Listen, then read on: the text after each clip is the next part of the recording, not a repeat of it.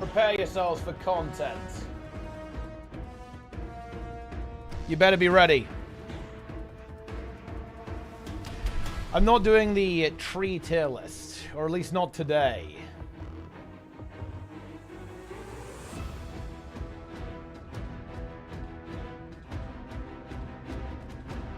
You can hear the voices. Guys, no trees. I am banning trees today. I'll be right back.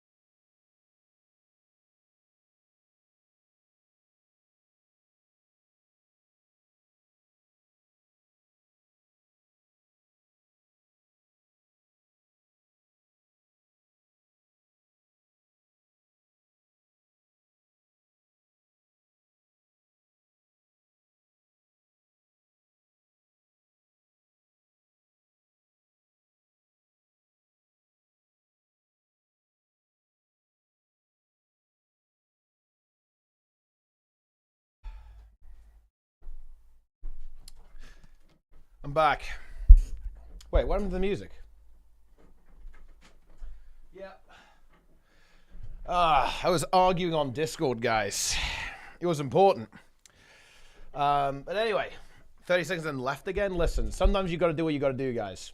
We're in. Yo. I'm logging in. I'm here. We've arrived. Hello, YouTube. Hello, Twitch. We've got content today. We have indeed got content. Bloom has come to the rescue, guys. Bloom, Guild Wars 2, God, Gamer, Juicer. Look at this video, guys. He's unleashed. He's leaked everything about Janthir Wilds. It's pretty good. This is a tree-free stream, although, funnily enough, it's not really going to be for very long, actually, because, of course, as you can see here, we, in fact, have a tree boss, actually, guys, which is the Titans. They're made out of trees, guys, kind of, anyway, over here. So it's kind of a tree-themed boss. Need your reaction to this Janthir Wilds review. Okay, what do we got?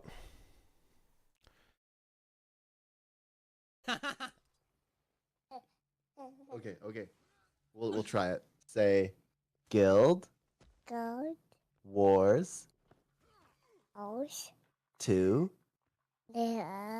is doomed. It's what the fuck? That's crazy, actually. That's actually crazy. React harder. Yeah, I'm actually trying to figure out how I want to do this, because I don't want to do the thing where I like stop and pause the video, because that I fucking hate that, to be honest. I kind of want to talk about exactly what's going on here, to be honest. But yeah, it's actually a very good video by Bloom. He's good at this stuff. I mean, you know, it's his job. So to be fair, he better be good at it. But yeah, this one's pretty cool, actually. Look at this world boss, guys. Full video, guys. Full video. All this beautiful content. We're just gonna shamelessly leech off, you know, off this stuff. It's going to be good. World boss not meta. Yeah, we will talk about that. I'm a little disappointed, you know. I also do think, and by the way, guys, this is not just me. Bloom points this out as well. I actually think this is a bit of a cheeky one. A bit of a cheeky one, in my opinion. From ArenaNet, they kind of implied that the second map would have a meta event on. It doesn't. Which, I don't know. I definitely wish that they would just be straight up about this stuff, in my mind. Like, just, you know, just say it. Just say that there aren't any meta events. And look, the thing is, in my opinion, that's very marketable. Say that we're making a more exploration-focused expansion. Say that we're making, you know, we want to make it about the world and the smaller stories there. We want to make it grounded. We want to make it down to earth. Honestly, that's very marketable, in my opinion. I don't like that they kind of didn't say this until now, basically, which is slightly bothersome to me. But that's how it goes. These things happen. These things happen. And yeah, there's this one's actually pretty cool. You have to fight this bear, and it like does the Matthias mechanic on you guys. Check this out, right? So look, Barbed Veil has grabbed someone. Break out a fire spell before time runs out. If you don't break the boss, it like fucking one shots you. Like it's like grab the commander guys, and they fail the fire spell here, and then it just like fucking destroys them, like instantly kills them. It's very funny actually. I like that. You honestly do love to see that. Like, absolute demolition right there, guys. From the bear duelist, using all the spears and stuff. And never come back to the maps. I mean, you know, okay, no, look. I don't, look, I will actually give my actual nuanced opinion on stream. I will admit, I was a little bit upset when I first saw this, and I was a bit pissed off. Typing in text on Discord, I will fully admit that. But now we're here on the stream, guys. It's like actual nuanced opinion. I think that, you know, when I actually think about some of the things that I appreciated the most about Soto, it actually was all of the smaller stories on the map, actually. I think that was some of the stronger parts of that expansion. And the thing is, I really don't have an issue with a more exploration-focused expansion. Right? That, you know, that's not a big deal to me. I was just hoping for one meta event, okay? Like, you know, I was hoping for one meta event on launch. I was totally fine with, like, you know, Grothmar on the first one, right? Let's go hard on the second one. And I'm also not really looking for the entire map to be a meta. I actually agree with this very common criticism that people had of Soto, that it really sucks when the map resets after the meta event. I really don't like that at all, actually. I think everyone who says that is correct. I think if every map is like Amatas and Inanios, that feels super bad. I don't like it at all. It very much like breaks the immersion when the map resets when you're randomly doing some like exploration or story stuff. I don't like that at all. But I do like multi-stage events, right? Oh, wait, do we actually, wait, is this like a new post? Oh, wait, what is this? Oh, yeah, this is like June 24th. Third new map? I mean, yeah, there is a third map. Yeah, that's happening later, though. In a third new map. That's right. Yeah. Yeah, like, there's a third map coming with the second quarterly update, guys. The second quarterly update is dropping the extra map. Very good from a gameplay. It fixed the bugs events. Which moments? Yeah, but that. Okay, hang on a minute. That's a band-aid, though. No, like you're saying, well, it's good because it fixes the bugged events, and you're not wrong. But maybe they should just fix the bugs, right? You know what I'm saying? Like that might be the a slightly better way to go. Dude, I actually kind of like that they made the sky scale really juiced. I was actually a bit worried about the sky scale being a bit useless, but it's really not. Check this out. I'm not gonna lie, this is gonna look so fucking goofy. And honestly, in the best possible way. Like, look how OP this is, guys. Look at this. Look at the fucking Warclaw, dude. Look at this. Oh. Oh. Oh. And you can just keep doing this. Like, it can keep, like, jumping in the air, like, all the time. Yeah, that's actually pretty cool, to be honest. Yeah, look at that, guys. Look at it go. New flying mat. Exactly, it's flying cat. Can have a flying cat, guys. Elden Ring horse. Yeah, apparently that was actually the direct inspiration. I believe Bloom actually directly asked the designer, and it was confirmed. Yeah, it's Torrent from Elden Ring. Very specifically inspired there. Which, by the way, guys, look, you can't do that. You can't take inspiration from other games. You fucking can't do that. That's not allowed. Yeah. Nice. Explain. Listen, this is obviously fucking fake. Why would I ever link Tigress?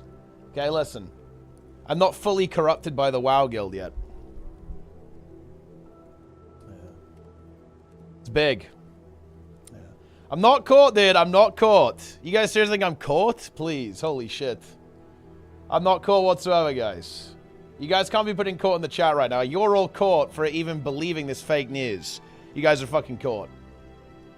Oh, yeah, Trig's into that stuff. Although I think he's more into bees these days. So it's not quite the same thing. Is that Janthir Wilds gameplay? It absolutely is, yeah. Some early access for the press from our wonderful friend of the channel, Bloom. It's going to be good content, guys. The skeletons look great. Yeah, it's definitely nice to have those, right? Like, it makes a pretty big difference when you have the little icons as opposed to, like, the generic ones. Even though the generic ones were honestly pretty decent. That was a big improvement from the last beta, to be honest. B-Trig. I watched Trig slavishly worship that bee lady. Yeah, there's a reason why he actually has killed it now. There's a reason he didn't stream the kill, though. You know, there was... We would have seen some pretty troubling stuff, I think, on that stream. He wanted to conceal it. After watching Bloom's video, I'm getting the feeling he shows it a little bit too much. I actually really like this marketing approach from ArenaNet, to be honest. Because it shows that they're actually willing to show stuff about the game ahead of time, and I actually really appreciate that. Like, this and, like, the video that Lara did about the Homesteads, I think is a really good advancement in ArenaNet's marketing, actually. I want to see more stuff like that, to be honest. This is good. This is good. This is a good video, right? And, hey, look, ArenaNet didn't even have to make it, right? Blue made it all on his own, so I think this is pretty high tier overall, to be honest, but yeah, there you go. Dude, it's got green circles, guys. You have green circles in the open world boss. The Fight the Giant Bear event is fun. I mean, yeah, fighting the bear definitely looks pretty cool. Look at the bear just, like, leap around all over the place. Didn't partners always play the EXPAC a week in advance as content-making meme? Not for expansions, no. For patches, though, yeah. Creators, like, partners get some early access sometimes. It spoils quite a lot. Wait, I mean... I don't think it's a problem that it spoils a lot. I mean, look, I don't want to... I don't want to be that guy, right? But... If you don't want spoilers, don't watch the video, no?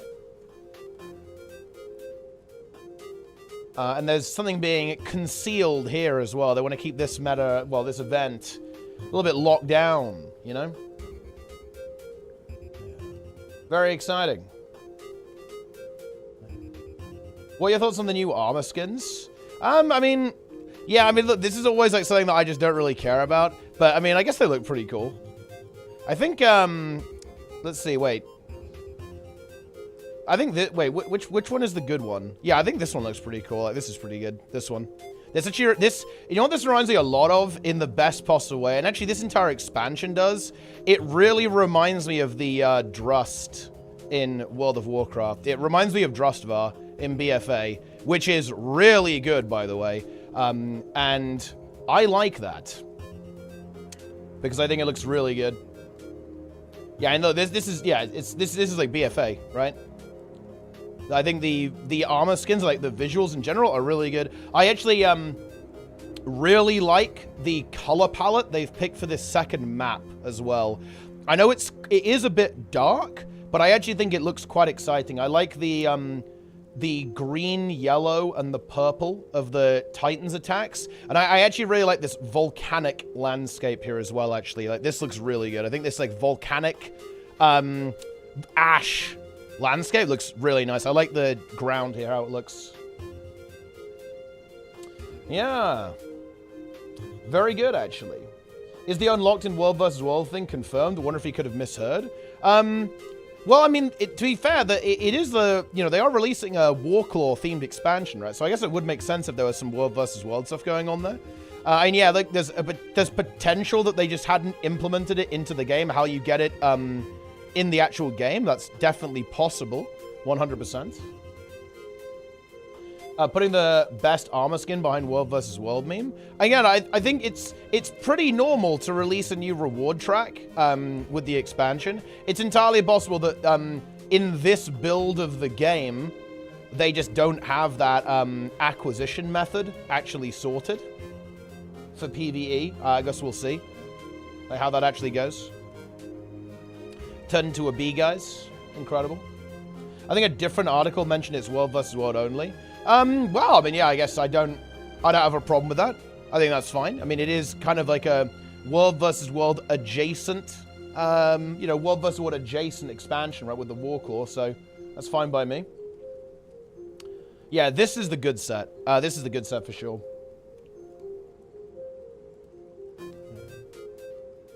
Wow, look, the Warclaw. Let's go. But yeah. I think the big news here, guys, the big news is actually the open world stuff, right? Yeah. This one. Yeah, this one is pretty. Is this like is this the World versus World set? Yeah, that is actually pretty good. Look at that. That is pretty cool. You're like a chess piece. Ah, yes. Not bad, actually. XDD tree. You can become a cone. I guess it is a little bit tree-themed.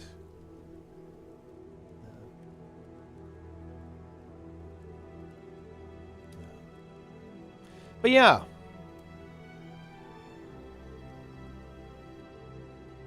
Well, I think it looks pretty good. Out of Elden Ring. I mean, I guess it does look a little bit Elden Ring, yeah. Maybe that's what they were going for.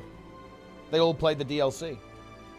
The environments look good. Yeah, I actually do think the environments look good. To be honest, look, people are really traumatized by Ananias, man. I actually really like how Soto looks, to be honest. I am a bit of a sucker for a green expansion, though. I do like a little bit of green. I also like big trees as well.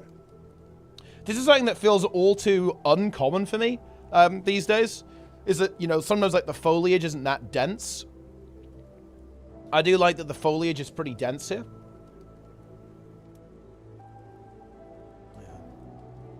Hearts. Wait, where does it say that hearts are back? Oh, there it is, yeah. Hearts!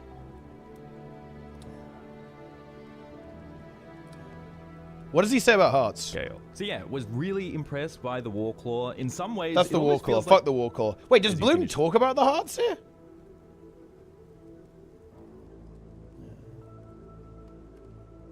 I must have missed that, or like erased it from my mind when I was listening to this.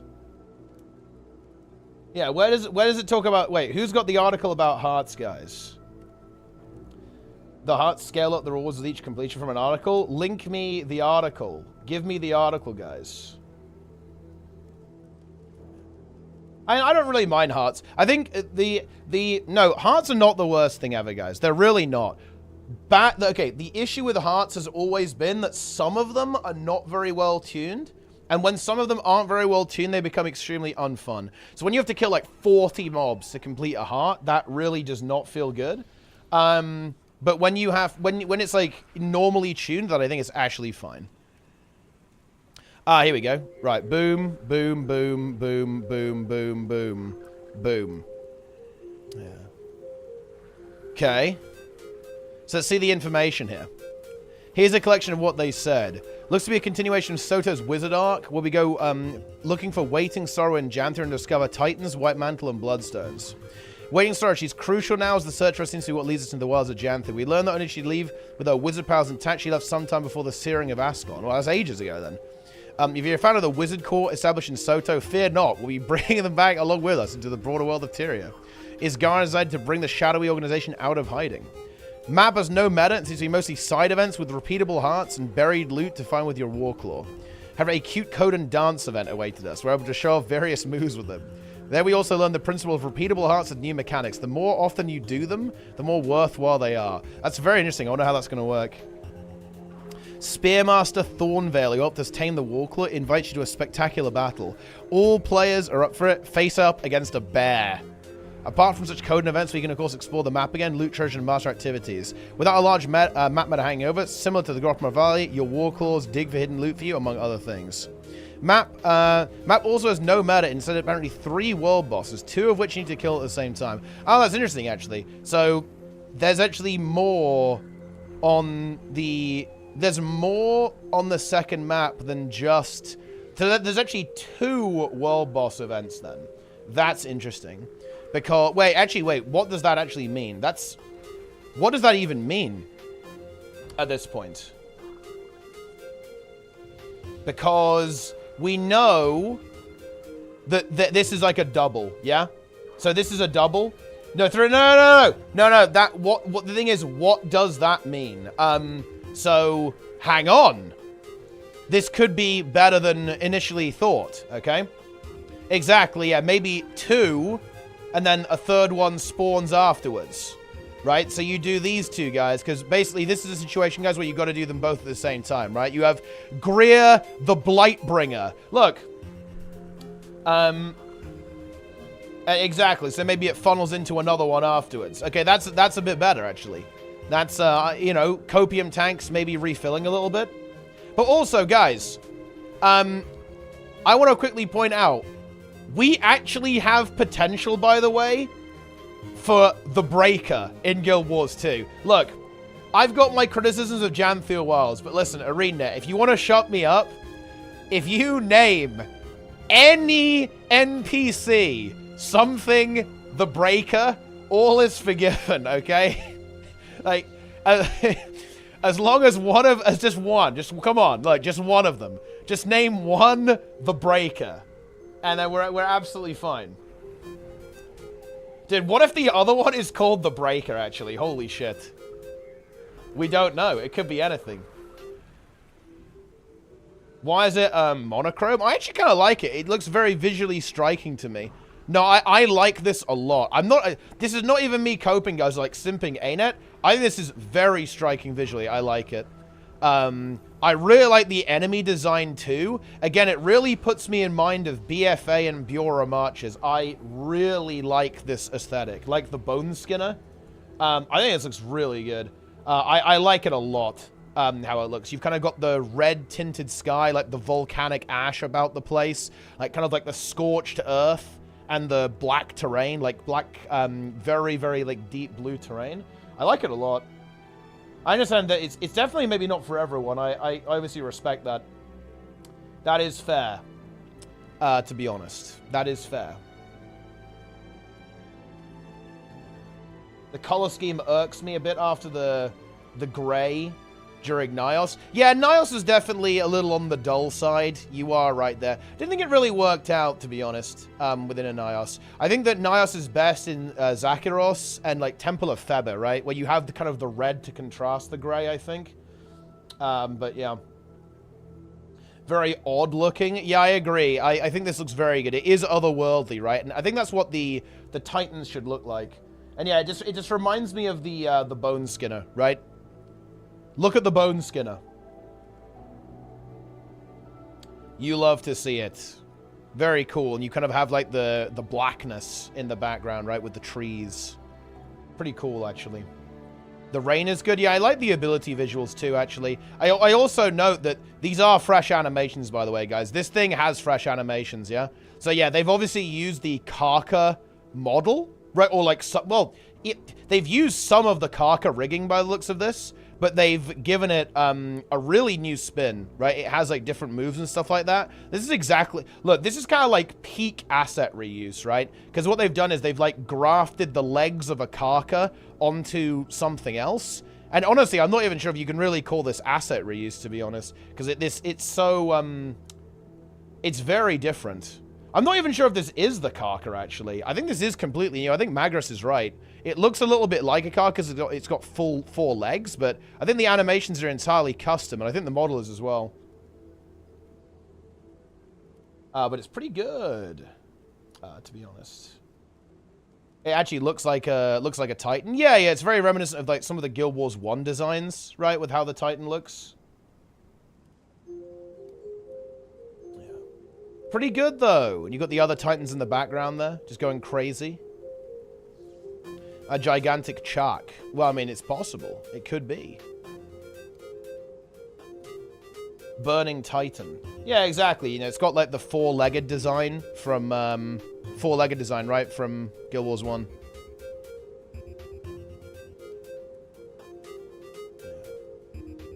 Yeah. Interesting. Very, very interesting.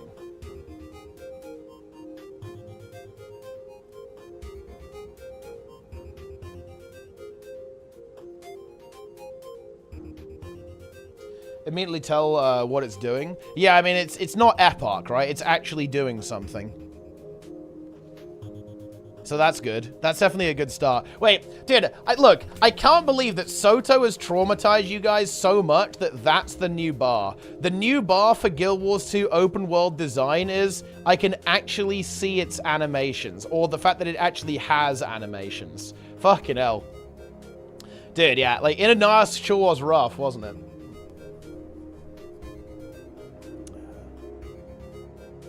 That's something.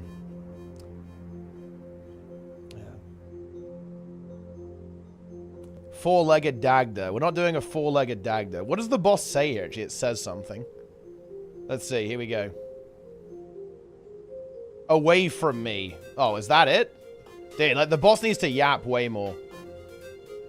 Blobs with the tier 1. Very nice. What do you think about the spear icons? I mean, I'm not gonna lie, it's not something I particularly care about, but, I mean, they look pretty good. Guild Wars 2 skill artwork is, in general, fairly strong. He says I'm gonna break you. I don't think he does. Would be good, though. I love visual color during convergences and diners if I can't see. Yeah, the bosses are too small. That's the issue, right? In convergences. So, like, you need to... If you're gonna have, like, a boss like this, where you've got, like, 50 people fighting it, you need to have, a lot of people. It needs to be big, otherwise you can't see it. Stuff like the Demon Knight is no good because you just can't, you know, all the effects just cover him up. Yeah. A lot worse to a world boss compared to something like Shatterer or Tequaddle. I mean, Shatterer is not a particularly good world boss. I mean, Tequaddle's alright. I think, so, I guess the thing here, and I can't really judge this, right, until I see the entire thing. But what I'm a little bit worried about here is that this is a boss that isn't really going to require any coordination. So from what we've seen here, look what actually happens in this fight, guys. So what's happening in this fight is that you have every 25%, there's probably going to be a Defiance bar that you just have to break the Defiance bar, and it just like fires out a bunch of attacks at you, right? There's not like a mechanic that's really going on. I actually think this part is actually kind of cool, to be honest. So where you want to like mount up and like run through the little rings. And I assume that does something that allows you to, like, CC the boss, right? A little bit more. I'm not sure if that is even going to be optimal. Like, realistically, using, like, player abilities is probably the way to go here. I guess we'll have to see, like, how strong the Warclaw CC is when we actually log into the game. But, yeah. Has multiple mechanics at different phases. Yeah, but when I'm talking... it depends how the word mechanic is being used there. When I talk about mechanic, I mean something like the tail on Su-1, right? Or something like the bomb mechanic, or... you know, the bomb mechanic, or like the spear gun mechanic on Triple Trouble. That's what I mean when I say mechanic. Like, it's just like firing off a bunch of attacks is...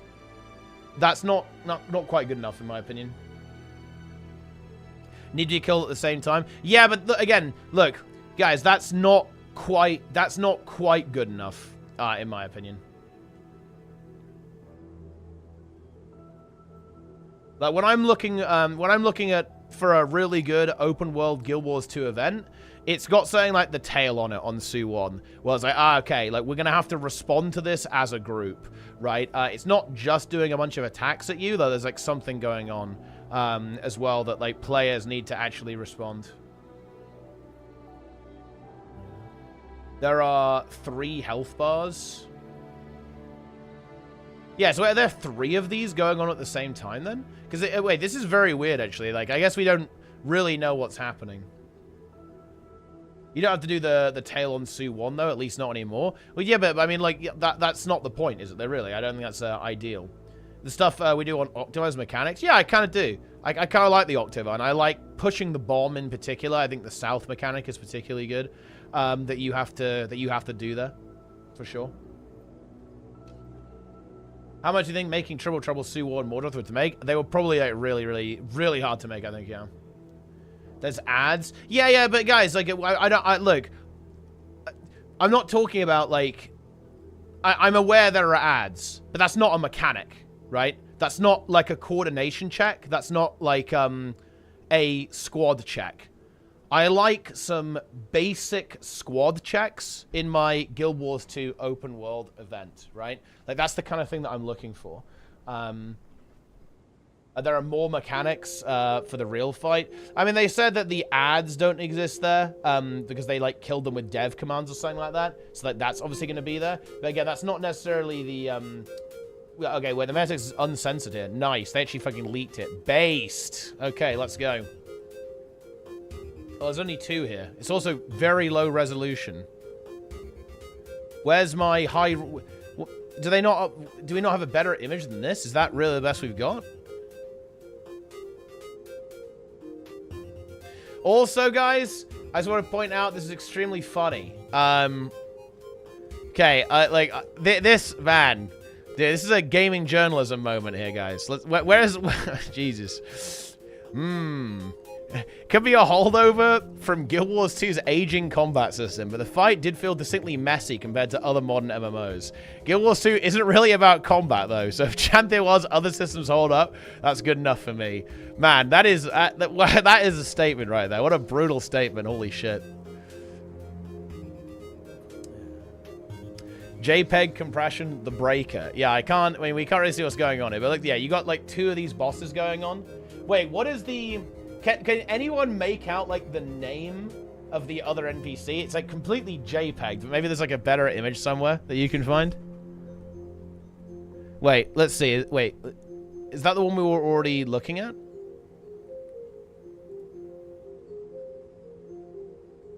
Oh, here we go. Oh, dude, wait, oh, that's very interesting. It looks like they were supposed to censor it, huh? But these guys just forgot. Based. But yeah, we can't read this one. It's also very low resolution as well. 3 world bosses.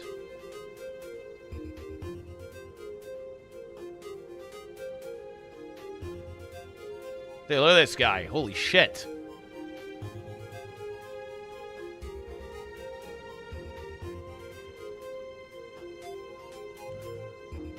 Let's see, what's this? Is a new world boss who becomes a particular problem. He tries to drain the bloodstone of its magic. We don't see the entire fight, but there's one part where the Warclaw can play a big part.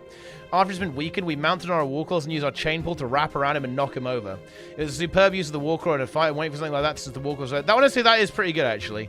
I like that. That's, like the Silken Court, right? In the new WoW raid. We also had a preview of how the stack indicator is being updated. The more minor update was that it's a more vibrant green, which makes it easier to see the middle of a fight. The most significant upgrade is an icon showing how many people need to stack in it. For this example, 3 people need to stack in it. 3 little people, green icons were shown. 2 people didn't require there have been 2 icons shown. This is an excellent update because the question of how many people need to stack something was there no real way to tell in the game. I mean, I actually kind of like the swirly indicator, but that one, they couldn't get it to ever work properly, I think. So I guess that makes sense.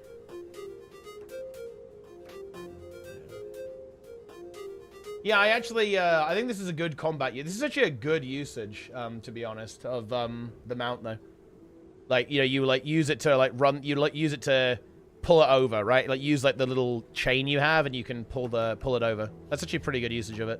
That's much better than how it was done in Soto. Holy shit! So that's actually pretty nice. I like that. Pretty good. Dude, I can't believe people are breaking to repeatable hearts, man. Like, I kind of have to sim for hearts here. I really think that the problem with hearts is the implementation. It's not actually the hearts themselves. The fact that hearts,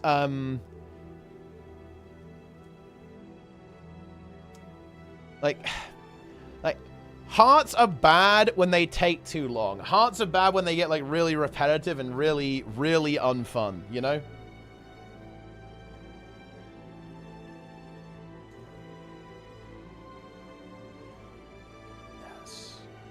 Bloom! I'm probably going to talk to Bloom later, by the way, guys. I'm going to bring him in. Community broken into Crotus mods. Honestly, yeah, I get that. That could have happened. But I definitely think that, you know, hearts, when they take too long, it does not feel good. You know, it definitely does not feel good. Oh, wait. Oh, wait. So the Titans don't split up. Oh, they don't split. It would have been pretty funny if they did split, actually.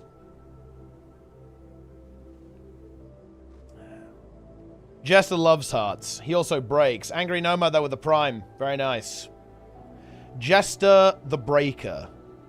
This thing's got resolution as well. Nobody's corrupting it. Corrupt the resolution. Boom. There we go.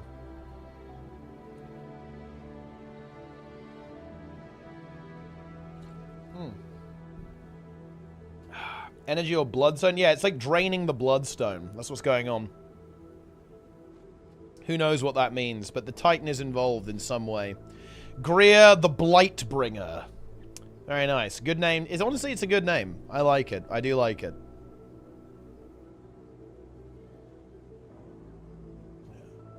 These maps have mini dungeons. I think mini dungeons would be good, actually. Like, kind of like how the EOD maps have. Would have been pretty good.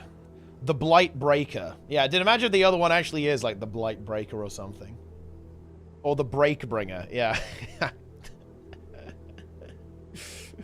It's very good. So yeah, so basically now you got to CC him, and then you get on your mount and like pull him over. That's pretty good, actually. So I assume you can mount in combat on the Warclaw as well, then. Because otherwise you wouldn't be able to do that. Look at this putrid CC, guys. These guys need to learn their lesson. Yeah, then you like go through the little circles, and then it pulls them over, I think. Honestly, that's actually kind of neat. I like that. That is very very Tinderly. So you have to like go around it. Look, Blue missed it. What a fucking noob, dude. What an actual noob. Look at this. He needed to go. You're supposed to go through like the blue rings, I think, to pull him over. And then Bloom just ignores it. Actually trolling. Crazy. Yeah. Yeah, he's caught. He is caught, actually. Unlocking World vs. World through World vs. World? Walk through. I realize there will be, because it will still have its own masteries for World vs. World. It's not going to work the same in World vs. World, right? So I imagine there'll be like some benefit to it. The Breaker will be a raid boss. I mean, that would actually that would be pretty good. The Breaker. I like how they didn't show us the other one. That's interesting. It's interesting they didn't show us both world bosses here, right? Pretty interesting stuff.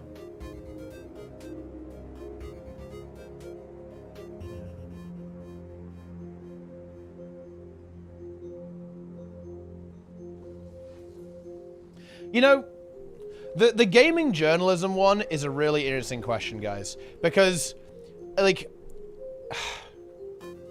you know, I look at an article like this and I go, man, this is really interesting. Because this was written by someone who doesn't really know the game very well. But is that, maybe that's actually a good thing, right? Like, maybe that's actually good. You know, in some sense, that's where most people are coming from, so maybe that's even, like, the most useful opinion, even. Just kind of an interesting, interesting meme there, you know? Have some of the quest progress. It won't be the same as the Warclaw, because World vs. Warclaw doesn't have traditional masteries. Yeah, it's kind of weird, yeah. They said the World vs. World online method would give World vs. World tickets, including retroactively. Hell yeah. Tickets for me. Love to see that. They should add the chain binder mechanic to also. You could use it like pull over siege golems or something, right? Pull them over. Someone needs to zoom and enhance this image so we can see the name of the other Titan, by the way, guys. It's time. This player was playing Necro too. Good choice.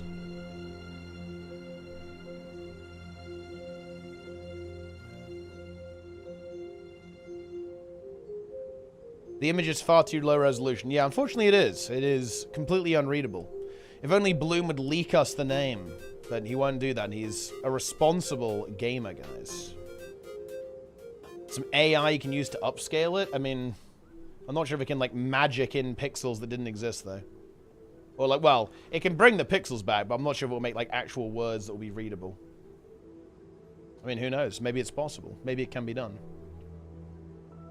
Look at it firing out. Look at it just... Guys, look at it absolutely demolish all the gaming journalists. This is why they can't make the game hard, guys.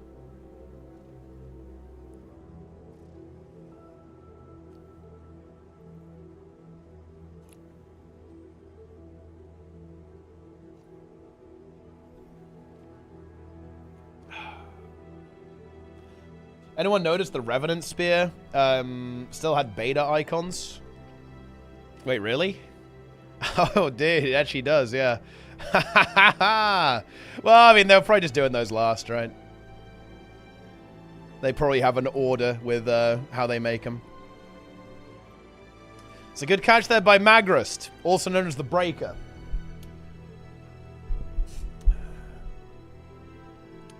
Imagine having to do a meta with 50 gaming journalists. I mean, yeah, that's going to be a little bit rough.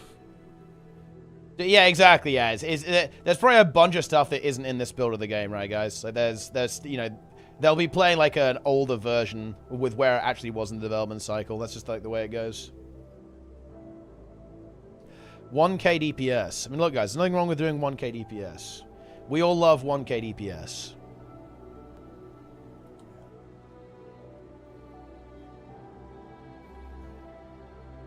Very nice.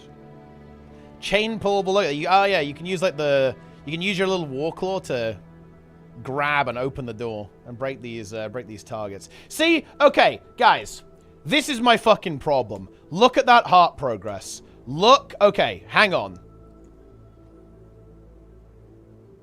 Wait, okay, that might just be bugged to be honest. But look how much progress he gets for like doing some of the activities here. Okay, look, it like barely moved. See, this is a problem. Like, to be fair, they probably won't have it tuned like that on launch, okay? But this is where things really go wrong, in my opinion, with hearts. It's like, bro, don't make me do 50 of these targets. I beg you. Please. Please, no. Yeah, but that's probably unintentional, to be honest. Like, they probably, like, they probably, like, turned it off even so that, like, they couldn't, like, leak all the rewards. Or maybe they wanted to, like, you know, they're probably just tuning it, right? They're going to be tuning it. Does look nice. I do like the Aurora, guys. Looks pretty cool, actually. I like all the little codon structures. They do look pretty good. And here's the Giga Bear. Defeat Silent Lock in a sparring match. Let's go. Let's see. Crowd excitement. The crowd is getting fucking hyped, dude. Okay, that's what that is.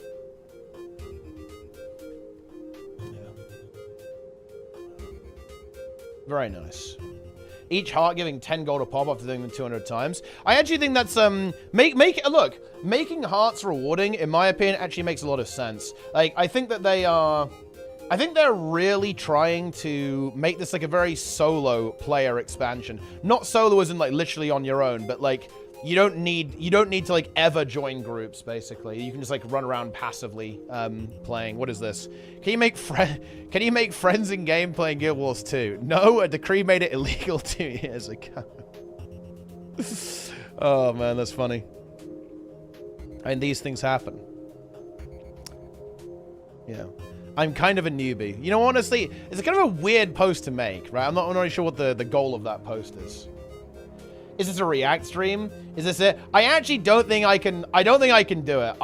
I'm sorry, guys. I genuinely can't do it. I'm not going to watch this entire video. I'll probably, like, sum up my thoughts and skim through it a little bit, but I can't do it. I can't listen to Bloom's video on stream. It's, I actually can't do it. No, I can't. Also, Roy in the chat. Mystic Coin Heart Rewards. Yeah, that could be a thing, yeah. Why not? Because I am fundamentally opposed to doing it. That is why. Dude, holy shit. Like, wait, whoa, guys. Ranger Spirit is gonna slam. Are you guys seeing this? He has no might. Probably some... Well, I mean, it looks like he has a decent build on, actually. He's got like, the, you know, DPS Signet. He's got Sikkim. He's got no might, and it's critting for 11k. I mean, it's gonna be pretty juicy, to be honest. Yeah. No, I can't do it, guys. I can't react to his video and then upload it on YouTube. That's fucking cringe. I can skim through it, though, and we can talk about it. That is what I'm willing to do.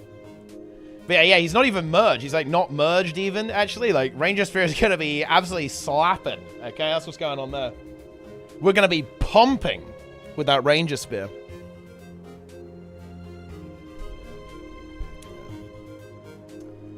But yeah.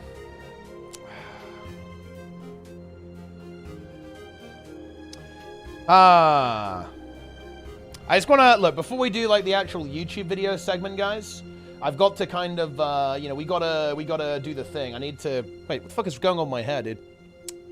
I've got to do that. We need to gather all the information, guys. It's actually very interesting. Looks like we've got some different graphical settings going on here, which is quite interesting. So if you look here, guys, on Bloom's screen, this Titan, this might be like post-processing, right? Maybe Bloom has post-processing off here, or some of the settings. Because you can see here that there's this other screenshot, and this has like a slightly earthier color to it, right? Like more like a yellow sulfurous haze. Whereas with Bloom's image here on his game, it looks a lot darker, and you kind of have that ashen tone as well, actually. Which is pretty interesting. Yeah, this one looks more like a tree, right? This is more tree-like. I mean, it definitely looks tree-like. And I believe this actually is a... Turns out that, yeah, exactly. I was just about to say, yeah. That is like a feature of Titans, right? From, you know, that is a feature of Titans from Guild Wars 1, is that they do adapt. 40 gifted subs from Nudge Meme. I might miss a day of streaming, but he does not miss a day of gifting, apparently. 40 subs to start off the week, already rank 1 gifters. Tree tier list. Listen, guys, okay? If I've got enough time, I'll do tree tier list. Okay, we can make that happen. I know you guys are hyped for that. I know you want to see that content. You're excited for the tree tier list. Maybe if you're well-behaved, we can make that happen. The area becoming corrupted when the fight starts. That also could happen. Yeah, maybe that's like a visual change that does end up occurring. Yo, Roy! Yo, Roy! Check this shit out, bro. I want an... yo, Trig! Yo, Trig! I want Trig's take on this. Yo! Okay, hang on a minute. Wait, I lost it. Okay. It could be a holdover of Guild Wars 2's aging combat system, but the fight did feel distinctly messy compared to other modern MMOs. Guild Wars 2 isn't really about the combat, though. So if Janthir Wilds' other systems hold off, that's good enough for me. I want the ArenaNet take on this, guys. I want the official ArenaNet opinion. Let's go. Let's go. Very, very, very nice. Roy hitting the gritty? Yeah. Guild Wars isn't really about the combat, though. You know, the funny thing is, that is kind of true, in a way. I think that, like, the combat is like the icing on the cake for a lot of people. I think, I think that there is an element of truth there. It's funny from my perspective, but, like, if phrased slightly differently, this is actually very true. People don't really engage with the combat system in Guild Wars 2 that much. It is mostly about systems for like the vast majority of players. That is kind of true, to be honest. How they define messy? I mean, it's very... I don't know what the point of comparison is to other MMOs. Like WoW's combat is fucking chaos, to be honest. I think Final Fantasies is pretty clean. I was watching Trig do the B, and you know what? I'll give them that, to be honest. Like, Final Fantasy is pretty fucking clean. They do handle telegraphing pretty damn well in that game, by the looks of that. But yeah, I like the home system looks pretty cool too. You can have like this little potted tree over there. Boom, some little plants, all that kind of stuff.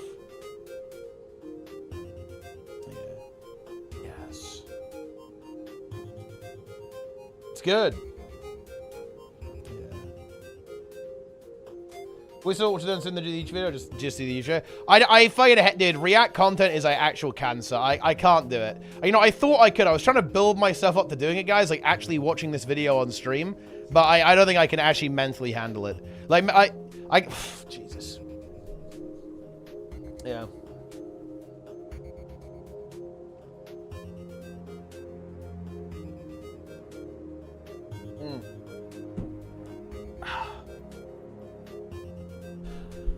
When's the Homestead contest? I will definitely do a Homestead contest. Yeah, I think I'm not gonna make stuff in the Homestead. That's not really my thing. But I will 100%, like, absolutely. I can't wait to see people create, right? I'm gonna be a consumer, right, of Homestead content. I will not be a creator. I will be a consumer, right? A leech, in other words. I will actively leech, in fact, from other people making things. Yeah. No, I'm definitely interested in what people are gonna make. I think it's gonna be really cool. What's interesting here, by the way, guys? What's interesting here is that it's multiple bosses with this bear. Like, notice this. There's actually a little bit of cope here. Check this out. So let me explain why this is the case. So if we go to the first time we see this event, look here, guys. They're going over to the event now. Look at this. Hang on. We're nearly leaping over. Take a look.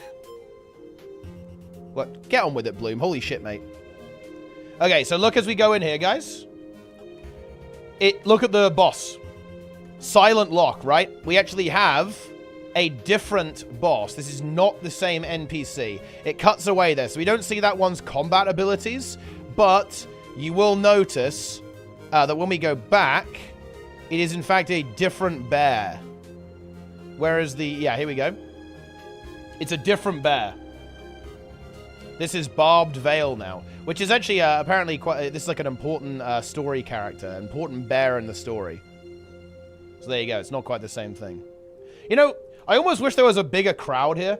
Look at this, guys. There's actually look. It's kind of there's this mechanic here, like with the crowd excitement, but there's not that many bears there. Look, when we see a shot, look, we're not drawing that much of a crowd, are we? They should get more bears in here, dude. You know what I'm saying, or what?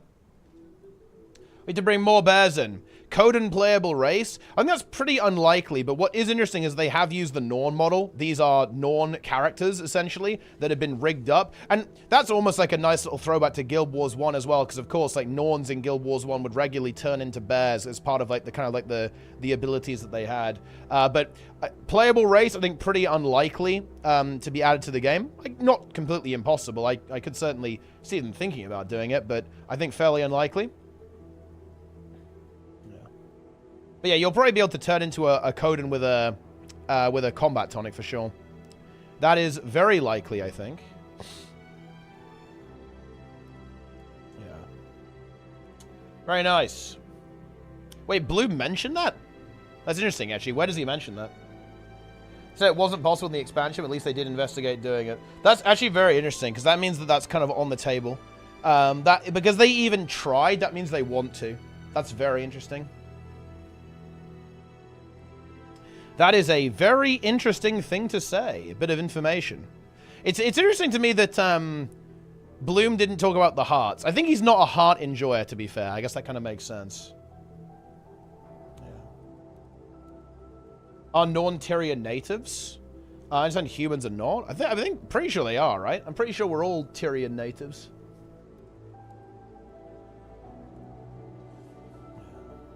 Bloom.avi.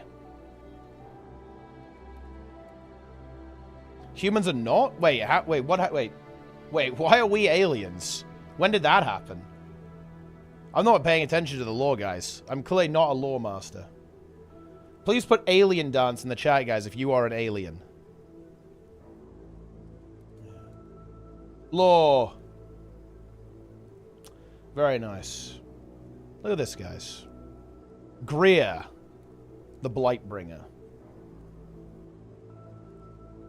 Yeah, I do like Alien Dance. Like, Alien Dance is pretty high tier, actually. I like that, guys. Keep putting that emote. That emote is good. I'm enjoying it. I'm enjoying that emote. Continue. Very nice. Yeah. This is a really important part of the expansion for me, guys. This here is very, very important indeed.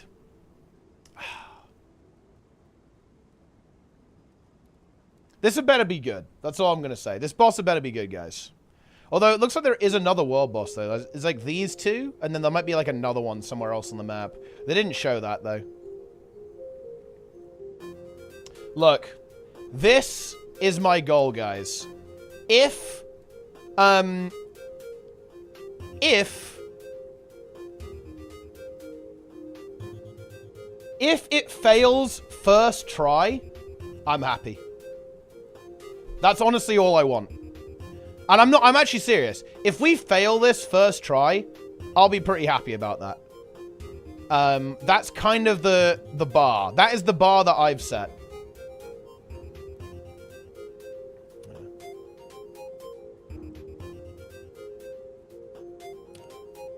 Boom.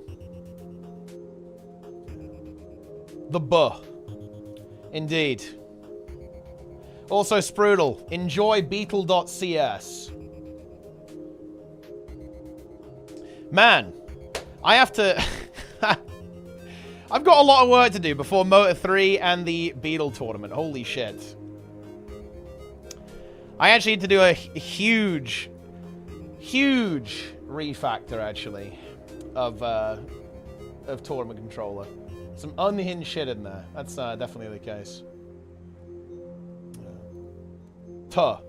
We have removed most of the cat emotes, guys. I am going to have... Look, in a couple of months, guys, we're going to just lock down and we will do a full emote stream where we pick our emotes. Also, shout out to YouTube chat, by the way, guys. For one, knowing the lore about how the humans work, but also to shout out to YouTube chat. New weapon. Yeah, they're adding Spear to the game. Nike with the world red... Dude, 94-month resub. Unstoppable Zojagar, Blight Pod rebirthing. This stream covered in a milky syrup, a new life, hideous and cruel, emerging from the womb of a loveless god.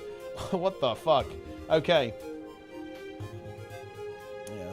If butt is out... And look, guys, we're going to work on it together. We will come up with the correct emotes. We have too many emotes right now, guys. We have too many emotes.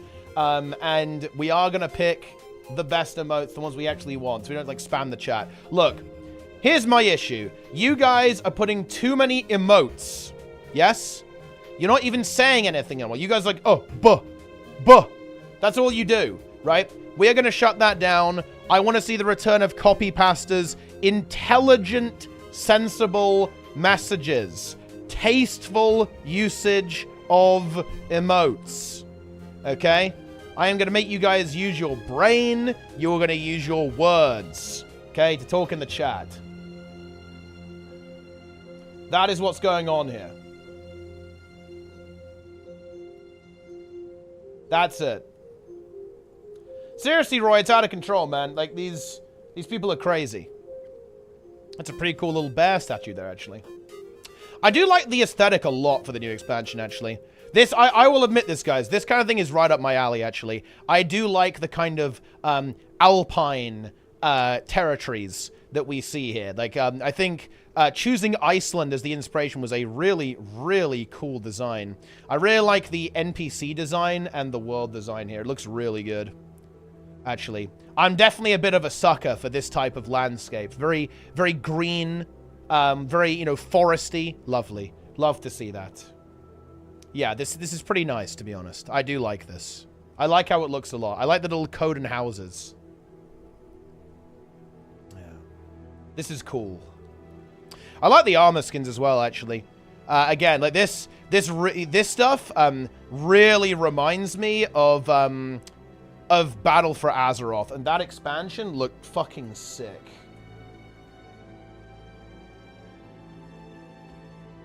Yeah, it looks really good.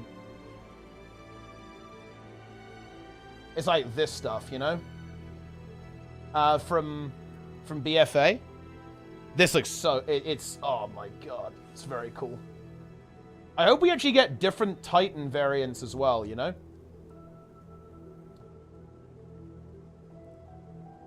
Very cool. Yeah, you can have a... It's a dagger. There's a claw dagger skin. This is not foci. These are daggers.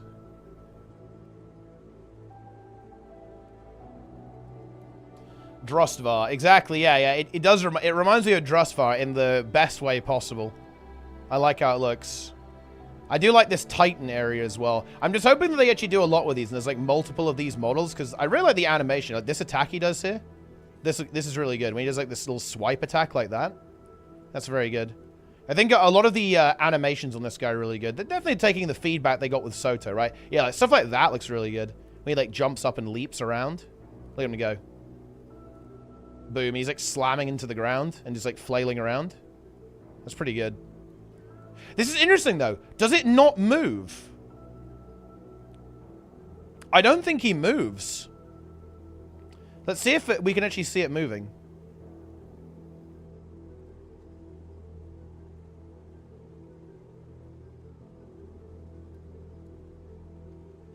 Yeah, I think it doesn't move. And that is actually a little bit of a point of criticism that I do have of definitely the strike missions in Soto, and some of the world bosses too, like Epoch, for example, is it doesn't move. And I think it is pretty cool when the bosses do move a little bit. Or at least have like a mechanic that causes them to move somewhere else.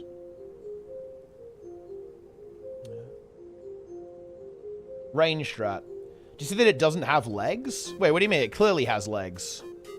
That was kind of a... Wait, what was that? Look. Oh, wait, it fucking T-posed. Well, to be fair, they probably fixed that by now. Look at it.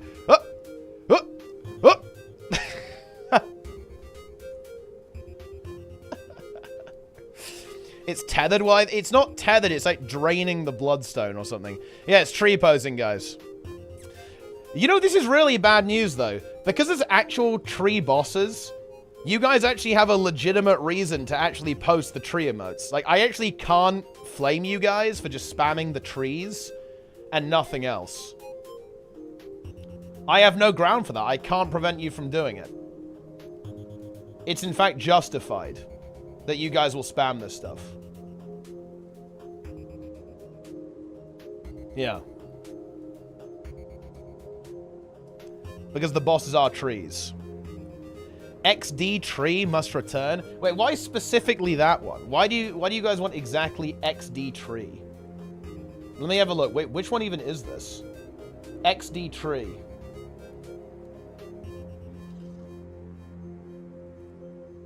Wait, which one is that?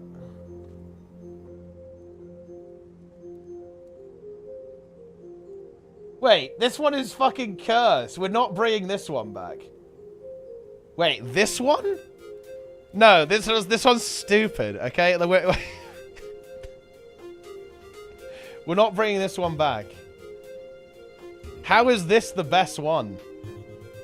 This is like the worst one. It's like easily the worst one. What are you guys talking about? Wait, how is this one S tier? Are you guys trolling? It doesn't even make any sense. It's just like the tree, but it's with like random stock transitions applied to itself. You guys are trying to gaslight me. How is this S+ tier? That doesn't make any sense. Yeah.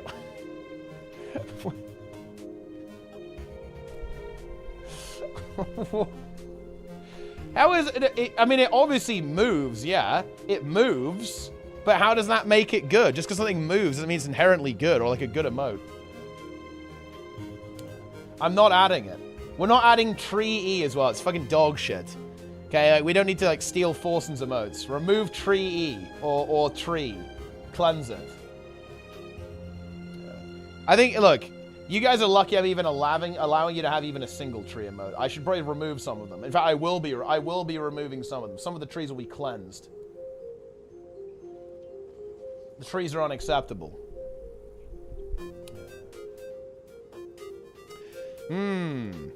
Alright. I'm gonna log on to my main actually, so I'm not just like building up random hours on the 0 to hero account AFK. We'll log on to the main, guys. Deforestation, yes. You're gonna be deforested. Enjoy that.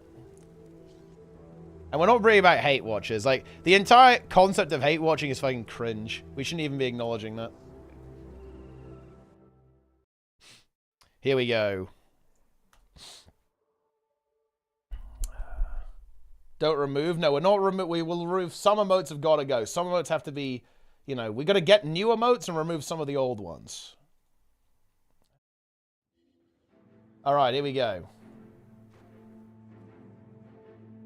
Yeah. Court. Remove the trees. I mean, look, the trees have got to go, guys. Okay, they need to be purged, if you will. Cleansed. It's the only way.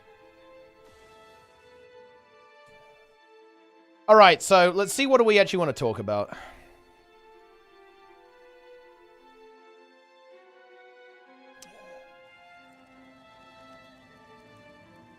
Don't touch the trees. Maybe I will touch the trees.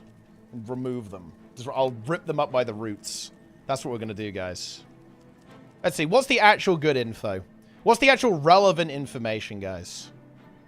I'm going to flame Bloom for not talking about hearts. I'm going to cyberbully him for that, guys. Hope you're ready to, like, farm daily hearts. You guys ready for, like, daily hearts? You better be ready for it. Like, that's going to be your gameplay. That's going to be your entire gameplay in Janthir Wilds. Every single heart daily. Like, they probably have, like, 17 hearts on the map. And you have to do all of them every day. Yeah. Enjoy that. Spear Temps are doing 55k on the god. Dude, Spear Temps are going to be busted. They're going to make it juiced up as hell. Yeah. Doing weekly world completion. Dude, the thing is, I actually need to do I need to do a full Corteria map completion before the expansion launch on the Zero to Hero. So that's going to be content. And the Legendary Spear collection as well. I'll probably do that tomorrow, though. I think I can do the whole thing tomorrow. I might just, like, slam a 12-hour stream and just do it all in one go. Take a look. Or maybe do it in 2 days. Maybe I'll do, like, 12 hours of map completion tomorrow and then, you know, like, finish it off. Because the thing is, I don't actually want to use Blish. You know, like, I'll probably tell people about it because it's definitely useful, but I think we're doing it vanilla, guys, okay? We're doing vanilla map completion. I don't really want to... I don't want to just, like, follow a line, you know? I'm just going to, like, run around, I think. We're going to explore the world. We're playing some vanilla Guild Wars 2, guys, okay? Like, some old school Guild Wars 2. He's definitely breaking. Like, you guys have no idea. Look, you guys think I like WoW Classic, okay? I like WoW Vanilla. Like, I'm not going to break to Guild Wars. Look, Guild Wars 2 map completion is fucking baby mode compared to, like, level 17 boar, right? Come on, it's not even close. Yeah. No mount? I will probably avoid using mounts, yeah. I'm just going to run around, I think. Maybe I'll use mounts to, like, fly hack up sometimes to get, like, a POI or something, but no, we're just going to run around. I prefer running around to using mounts. It's going to be swiftness gaming, guys. Yeah, just get some swiftness going, and then boom, away you go. I think the only sad thing is that you kind of just one-shot everything, right? Don't you? You just basically one-shot stuff in open world at this point.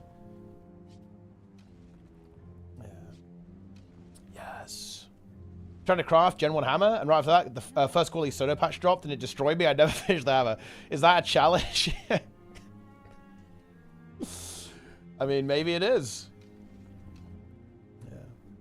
I'm going to run around. I'm going to run around with my firebrand, guys. I'm just going to do it on Frugal Fighter, dude. I'm just going to do that. We're just going to Frugal Fighter to victory. That's what's going on.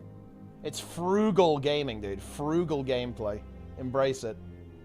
We love to see it. We love to see it. Oh yeah, that does actually remind me, guys. You should go and upvote Lara's thread as well. Although actually, maybe you shouldn't actually. Check this out. And look, I don't want to go there, but this is a big drama, guys. Okay, Lara is doing a 10th anniversary concert for C Major on the same day as the raid tournament. This is a big drama, guys. A big overlap there. Okay. Oh dear. Oh dear. Oh dear.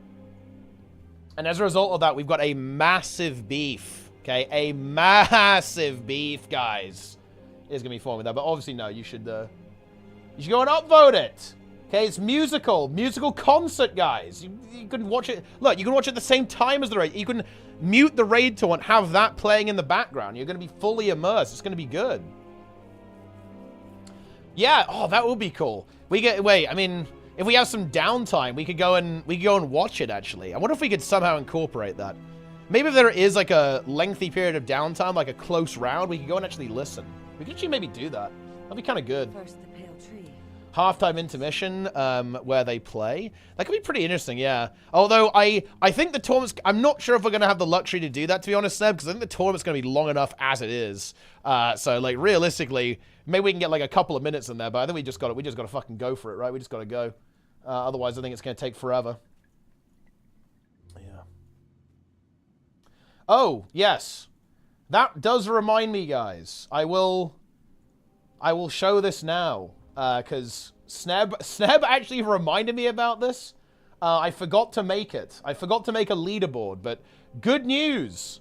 This time we'll actually have a leaderboard for the tournaments. You'll be able to actually you'll be able to see who's winning and like who's going up or down and who's safe from elimination by looking at the stream. There you go. Enjoy. Yeah. We did it. So now you can actually see how it, you know, see who's winning and, you know, without us telling you. Boom. There you go. I marathoned it. Well, I'm not gonna lie, stuff like this is actually kind of trivial to make. It wasn't that hard. The only thing that was, well, and the only thing that required like a little bit of effort was I couldn't be bothered to make a green arrow image, so I just had to, I just did it with CSS, but that wasn't that difficult, to be honest. Haha, there we go. I'll probably make the colors different as well. This looks a little bit weird to me right now. Basically, my goal was to have like gold, silver, and bronze for the top 3, and then like the blue is who isn't gonna get eliminated at the end of the round, basically, or well, who's basically safe into the next stage of the tournament. So basically, the way it works is there's 4 raid wings, right, and then the top 8 teams go into the knockout rounds, basically. So as you can see, like 1 through 8. Are safe, and then 9 through to 12 are not safe here. There's 15 teams in the main thing, but there you go. Yeah. Enjoy. The arrows aren't vertically centered. I think they are, or at least they should be. I think it might just be like a weird illusion. Maybe the red ones are slightly off, but they should be. It does look a bit weird, though. I don't know how to make it not look weird, though, to be honest. I haven't really refined it. Yeah. But yeah. It should be. It's just, like, offset by 15 pixels from this thing, which should be a constant distance, to be honest. It does look a little bit weird, though. I will admit that. Yeah. But yeah, there you go! Yeah. Where's the HS design team when you need it? Well, listen, I'm not just going to milk you for all you're worth, Noz, okay? Look, the milking is going to come in when I need to create the ultimate immersive beetle racing experience and the Helsith Multiverses tournament as well. So that's where the milking is going to come through. Need to move the green arrow to be centered from the top, and I guess so. Yeah, I could move it up. I think that's what's kind of causing this weird effect, actually, is because they're basically both in the same position, right? Like, the green arrow could move up a little bit, so that it's always in like the middle. I don't know, maybe, I don't know. I don't fucking know, dude, okay? Look, I don't design things. I make things work. This works, okay? That's how I view it as a success. When I need it to look pretty, I get Noz to do it, okay? It works. Top 8 going to be very competitive. I mean, yeah, the top 8 is going to be very competitive, to be honest. It's going to be very interesting to see what people can actually come up with. That's for sure. Very exciting. Very exciting time, guys.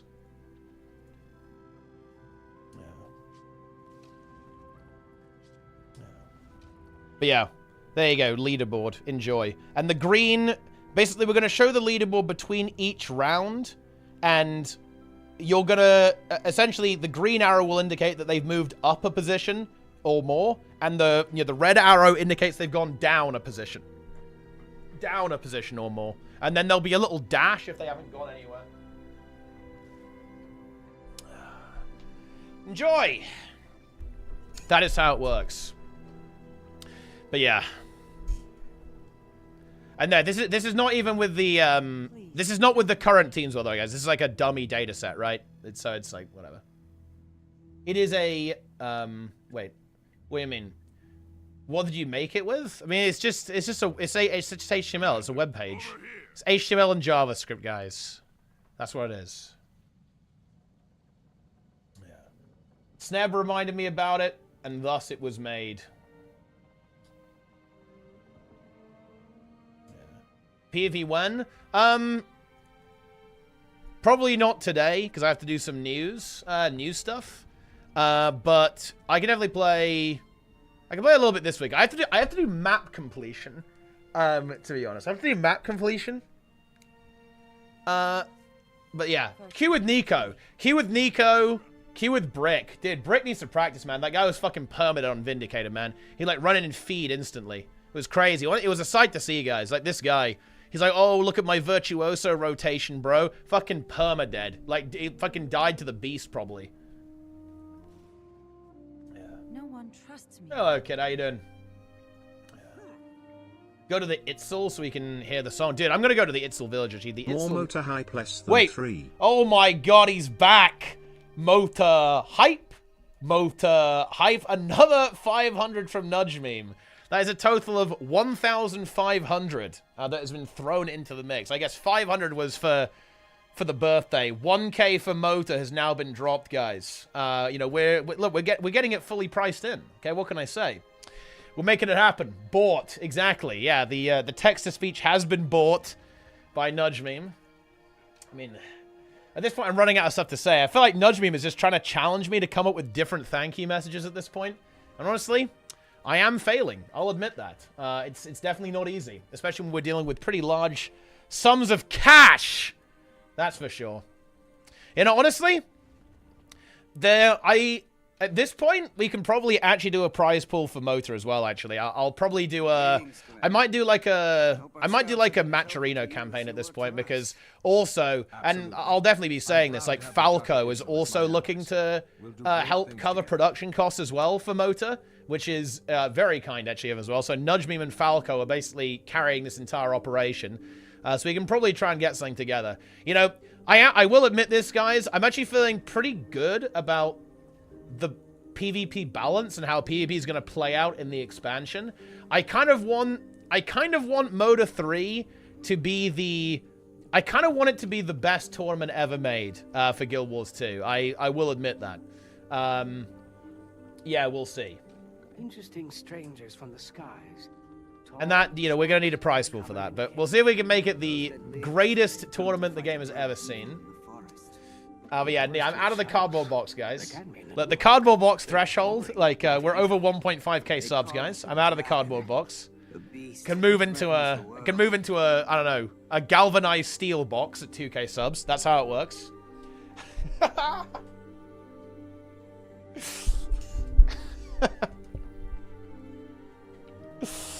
That's good. Yacht stream when? Oh, that's what I make my own MMO, then I get a yacht. That's when the yacht kicks in. Yeah. Yeah. It's good, though. I'm glad that you're enjoying PvP, by the way, Lura. And I think you've got a good mentality as well. Like, you're already identifying the things that you need to think about and improve on. That's very good. That's a good sign. I think you're doing a good job. I think the games we played yesterday were pretty good, actually. They're pretty decent, to be honest. It's definitely a wild ride. Like, some of those games, like some of the peepos, it's pretty wild, to be honest. Some of those games. And obviously we didn't play perfectly, right? You know, I don't think we can just blame the team. That's never a good thing to do. There's definitely some of those games that we could have won by playing better. But yeah, some of those games are a wild ride. It's hard to know what to do, actually. Like, there were definitely a couple of games where it's, like, very hard to rotate, I think, because, like, the entire team is, like, zerging everywhere. Definitely difficult to kind of deal with that. Play like shit and then blame everyone but yourself. Exactly. That's just a good call. Like, that's just normal. Always do that. You can always blame the team more. I mean, that is true, yeah. Like, blaming the team is an option. I'm not denying that, guys. It absolutely is an option. You can do that. Like, there's you can do that. All right. I think it's about time some YouTube content, guys. I think it's time. It's time to say hello to YouTube. Wait, okay, I actually want to leak this YouTube comment because someone's honestly very excited, and honestly, I fucking respect it. Can you show Revenant, Spear Revenant changes abilities? Question mark, exclamation mark, question mark, exclamation mark, question mark, question mark, question mark, question mark. Copy pasted twice. I actually can't, unfortunately. We don't see the balance patch just yet. We're going to get that on launch, I believe, is what's going on there. Yeah. But, yeah. Enjoy. Twitch ban for showing YouTube? Oh, fuck. Yeah, I'm not supposed to do that, am I? Oh, oh no. Well, I will admit that. I'm caught. I will actually admit that, guys. I'm actually caught. Unironically caught. It's such a stupid rule, to be honest, but whatever.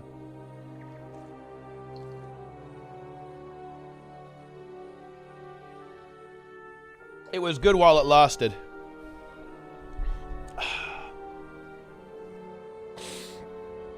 Best tank for the War Within? Honestly, they're actually pretty balanced right now, but VDH, Blood DK, and Bear looking to be the stronger ones for M+. And then in Raid, we're going to be playing Blood DK and Prot Pally, which honestly is like a very high utility combo. I think that's definitely a way to go. I could honestly see people playing double Blood DK, to be honest, actually, in some of the encounters, because it's just very, very good right now. Could definitely see people playing Bear as well. Yeah. Wait, what is this? I don't play this game, I feel so better. Tired of PP meta and grinding and farming forever. Buy ArenaNet, buy gw2. I would never buy another expansion ever again. Okay, look. No, that's not the best one. You guys think that's a good comment? I'm going to show you guys a real comment, okay? Look at this shit. Oh, he deleted it! No! He deleted it! Okay, so a guy posted on the raid tournament post, and he said something like, instead of running this, why don't you actually fix the game? Fix the bugs, fix the balance, and make some real content. Like, this poor little peepo, like, thinks that I work for ArenaNet, right? And he posted that here, and just, he... And he has deleted it now. But, I mean, yeah. He made a comment that just very... Tree tier list Wait. when? Oh. XDD tree. Oh, yeah, the Covenant, you guys would like that. Maybe we will do that at some point. But yeah, this poor little peepo thought I actually, like, worked for Arena and I could, like, fix the game or something. Oh, man, that's funny. That is funny, actually.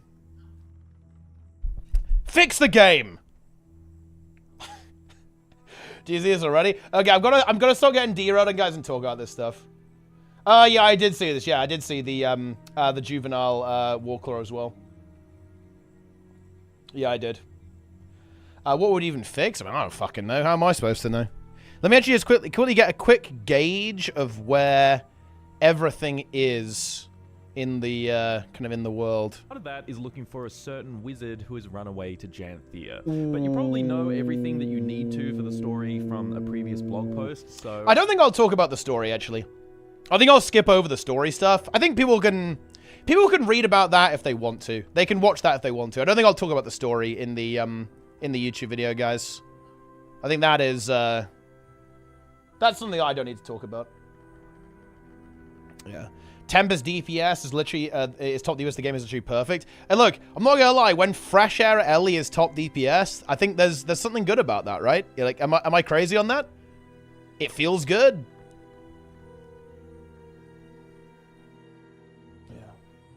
Janthir looks good. It actually does look good, yeah. Like, landscape-wise, environment-wise, it looks really good, I think. Get Warclaw cubs back in their pens before they eat the cabbages. Dude, they eat cabbages. They're vegetarians. Interesting. Technically, Power Axe Deadeye is 49k game trash. Yeah, but that builds dog shit. Okay, so no one cares. Doesn't matter. Who cares about Thief anyway, dude? Like, how many people play Thief in this game? 1? 2? Like, who cares? Not relevant. That's how it is. Holy power creep. It is, yeah, it is actually funny too, right? Because do you guys see that there was a post about Ice Wizard today? So water camping, like, Scepter Ellie right now does 25k DPS. And that's like, that's not even bad, right? Oh, man. I love that that's not even bad. It's kind of good. It's pretty funny.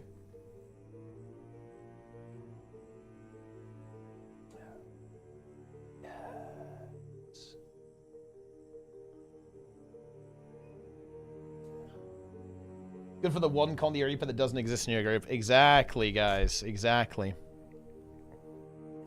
Right, we need this Reddit post. We need this YouTube video. Right, I'm gonna be right back, guys. We're gonna hydrate, and then it's fucking hello, YouTube, man. We're breaking out the YouTube video. We're fully activating here, guys. We're gonna go berserk. We're breaking out the content. Get ready for YouTube, guys. Prepare yourselves mentally for Janthir Wilds. Okay. Had to full prep for a bit to get the aliens out. Yeah, that's kind of like a weird thing about how that glyph works. Okay. Okay. By the way, guys, if when I get back the entire chat is filled with trees, it will enable tree tier list.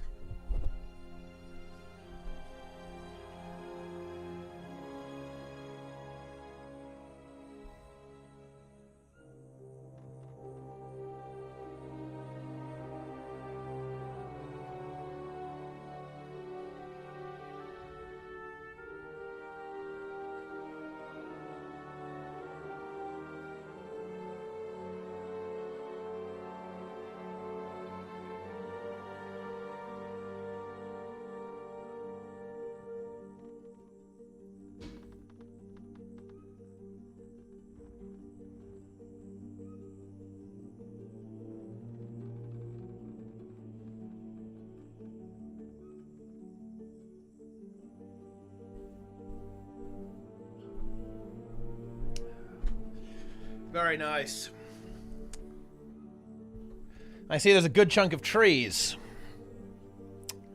Impressive. Very impressive.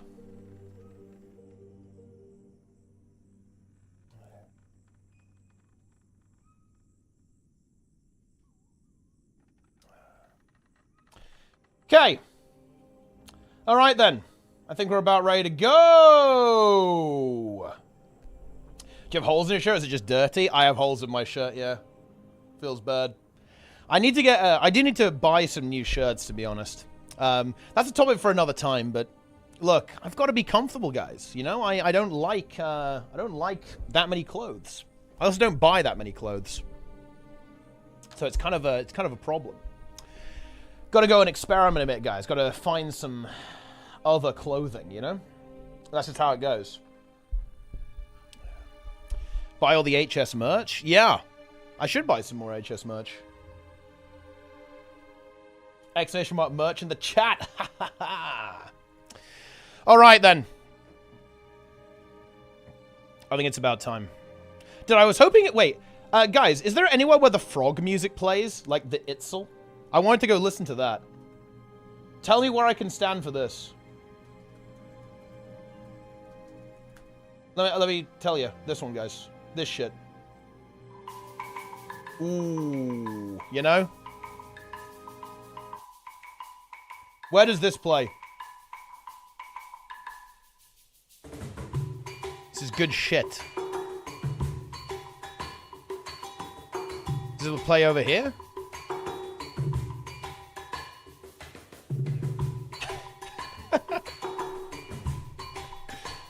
Jiggling. The Kestrel Village? That's over here, right? Dude, this... Look, listen to this shit. You guys hearing this? This is not penis music. How dare you guys say this is fucking penis music, dude? Wait, where's the Kestrel Village? What are you guys talking about? Where should I go?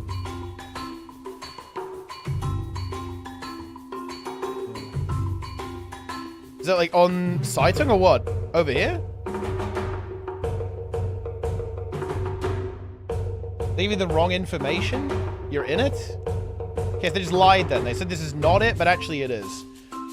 Guys, this music is 0% penis, by the way.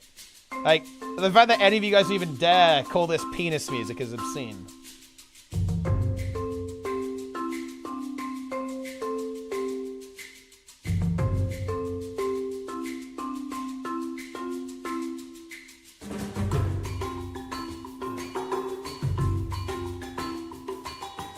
Peepo Jammer, indeed. This is Peepo Jammer. Who would actually listen to this? Wait, I'm listening to it right now. It's good.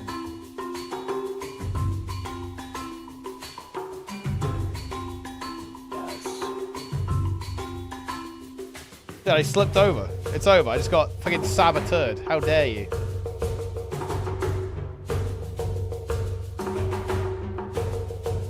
Boom. Got him. Right, what do we got here? Wait, I'm in combat. It's ruined. I don't want the combat music, guys. We have to get the setup right here. I need to get out of combat. Tengu!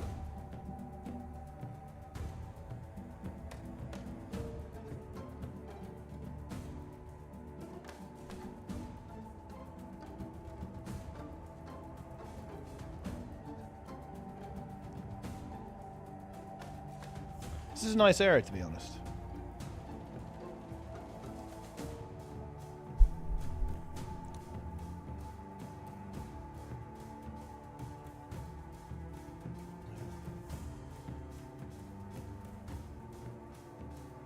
Right.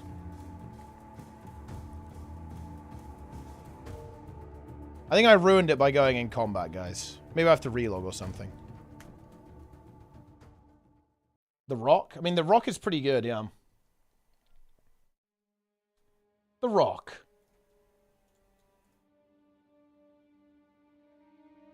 Okay, this is dog shit. I'm just going to The Rock, man. I'm literally going to The Rock. The Rock is the old faithful, dude. The Rock doesn't let me down. The Rock has never betrayed me. This is penis music. What is this? Wait. Wait, wait, why this song? I know where.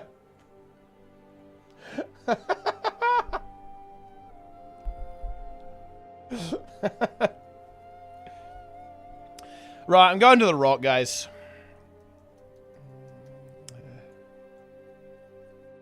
Let's go. I will ascend. The Shiver Peaks? Honestly, that's not a bad idea. Maybe it is time for the Shiver Peaks, actually. Just trying to find some good music, guys, to listen to while we do some content, man. We bust out the content. I'll go to Eye of the North. That seems pretty good. Eye of the North is pretty good. I'm loading in.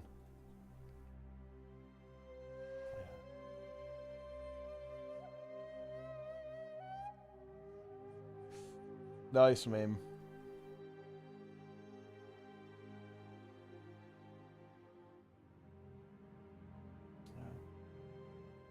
Boom. I've loaded in. The Sky Scale. So you get this. This is just a mastery. These are Path of Fire masteries. This is an Icebrood Saga mastery with the stealth. So that's what's going on there. And Bond of Life. This one's also Path of Fire, right? So these three are Path of Fire. This one's Icebrood Saga. It's like masteries you got to get. Easy. Right. Let's get this done. I will shamelessly leech Bloom's YouTube video here as well. But I will not fucking react to it because I will mentally implode, to be honest. I will not survive that. Do I have all of my tabs arranged in a way that is satisfactory to me? I do! I don't think I really need, like, this journalism stuff, to be honest. Like, this is... I mean, look at this shit. This is no good. This is not really that good. I mean, this quote is funny. This quote is actually pretty funny. I'm gonna highlight that. We can come back to that later. Okay, because that does actually makes me chuckle a little bit, guys. It absolutely does.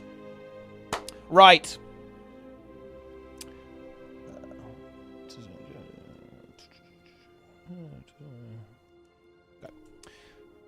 Right then. Wake up, everybody. It's a big news day today. And here we are shamelessly leeching of some early access footage from the one, the only, our beloved Bloom. Definitely check out this video as well, actually. There's a bunch of information in this video, a bunch of footage to take a look at there as well. I'm going to be giving you guys kind of the edited highlights. We're going to be going over some of the things that I think are interesting about this video. But anyway, so we have got some pretty interesting details about Janthir Wilds. I'm not going to talk about some of the story stuff that they go over here, but actually there are some story details that have been talked about as well. The big stuff we know about now is what the meta event is going to look like, or rather not going to look like. In fact, what some of the content on the open world maps is going to be. kind of about some of the visual design, all that kind of wonderful stuff, and also the Warclaw. But actually, I want to get right into this straight away. So the really big news, in my mind, is the direction that ArenaNet is taking the open world in Janthir Wilds. So we already knew that the map was going to be very heavily exploration focused, right? And that's absolutely fine. I think that's a really cool part of Guild Wars 2's open world, you know, from stuff like Tangled Depths to like the mini dungeons in End of Dragons and the Path of Fire stuff. Love a bit of exploration. But I think there was always the expectation that the second map of the expansion was going to have the kind of the more traditional Guild Wars 2 open world experience. And yeah, enjoy this Warclaw jumping. It's quite powerful, as you can see here in the background. But here is the deal, actually. There are no meta events on the launch of Guild Wars 2 Janthir Wilds. We're instead going back to, again, kind of almost like the core world almost. So in other words, there's going to be event chains that are going about the place. Hearts are back, by the way, and there's a different spin on kind of daily hearts. They get more rewarding the more you do them, which is kind of interesting. We'll see how that one goes as well. But we're going back to a more core Guild Wars 2 design with world bosses instead. Right, we've got world bosses going on. So, for example, in the first map, we have this event that we're seeing here, where we basically fight a Coden in a sparring match. And this is actually kind of interesting, actually. There's multiple variants. You can see here, this one is called, what is this one called, actually? Yeah, this one is called the Silent Lock, right? And this is one. And then if you go over here a little bit later, we actually end up seeing a battle against a different one. This one has a pretty cool mechanic, too. I like this. It has the Matthias mechanic, so it basically picks someone up. And if you don't break the Defiance part, it like slams them into the ground and insta-kills them, which is actually pretty cool, to be honest. So it looks like this is going to be like an arena where you spar against multiple of these Coden. But we were expecting a meta event in the second map. That is not going to be the direction that we're going here. So instead, there's going to be a world boss, much more reminiscent of core Guild Wars 2. And we actually haven't seen all of them here. There's actually 3 world bosses in total. This one is linked to another one, and a third one we don't know anything about yet. But they're going to be on spawn timers, right? Very similar to the core games. So you'll be able to show up. It's not going to be one that you're going to have to kind of like wander into. It's going to have that coordination to it as well. Right. Okay. I've got to talk about a couple of things here for a start. So, first of all, I actually do think ArenaNet was a little bit cheeky about how they talked about this, to be honest. I think they were probably trying to fish for feedback on this a little bit. I'm not sure. I don't want to ascribe motivation to this. But when they talked about Janthir Wilds open world, they said the first map doesn't have a meta event. And I don't know, maybe I'm crazy, but to me, and I think a lot of people read this way too, Bloom also interpreted it this way. I'm not alone in this. I interpreted that as the second map is going to have a meta event on it. That is, of course, not the case. And I do think Arena are a little bit cheeky for not just saying that outright. I would have much preferred them to actually say, yeah, we're actually taking a different approach to the open world. We heard a lot of feedback regarding the meta events in Secrets of the Obscure, how it really sucks where there's nothing to do on the map outside of the meta event, and how the map resets after the meta, so that kind of breaks you out of the flow if you're doing something else, right? Those are all very fair points of feedback and definitely criticisms that I would actually mirror. I'm not really a huge fan of every map just resetting all the time and being completely attached to the meta event. I will say it is possible to do both. If you look at some of the End of Dragons maps, if you look at how the Heart of Thorns maps work, they don't entirely revolve around that. There's other things to do, lots of exploration to do on those maps as well, lots of little mini activities. I really like stuff like the Zentajun mini dungeon, right, for example. I think that stuff is really, really fun. And the mini dungeon on Ekevald Wilds. You can have it both ways. I do want to actually point that out.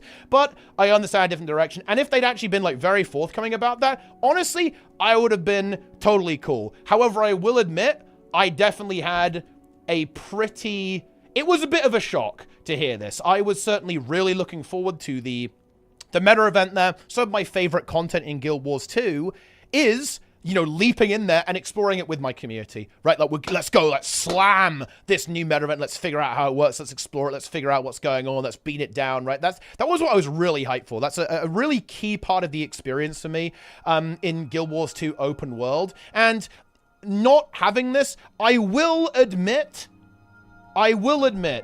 is a little bit of a disappointment for me. It's not something I'm super happy about, to be honest. I'm hoping that they will have more of a meta event style thing going on in the third map, but I don't think that's actually a guarantee now. And I want to talk a little bit about why I like meta events too. I do think that Soto has kind of been plagued by some relatively uninteresting meta events that kind of have kind of tarnished the opinion of these, and I understand why, actually, here. I like the meta events because they kind of involve a multi-step process that adds multiple layers of playing through it as a group. You know, some of my favorite things I've ever done in this game is stuff like the Dragon Stand speedrun, where we found out like the best ways to do all the little pre-events, and we were all pushing together across the map. You have that kind of teamwork element, splitting up and completing multiple tasks element that I really enjoy about Guild Wars 2 open world. You know, I think that doesn't always land super well. Like the Dragon's End pre-event isn't super great if we're being honest here.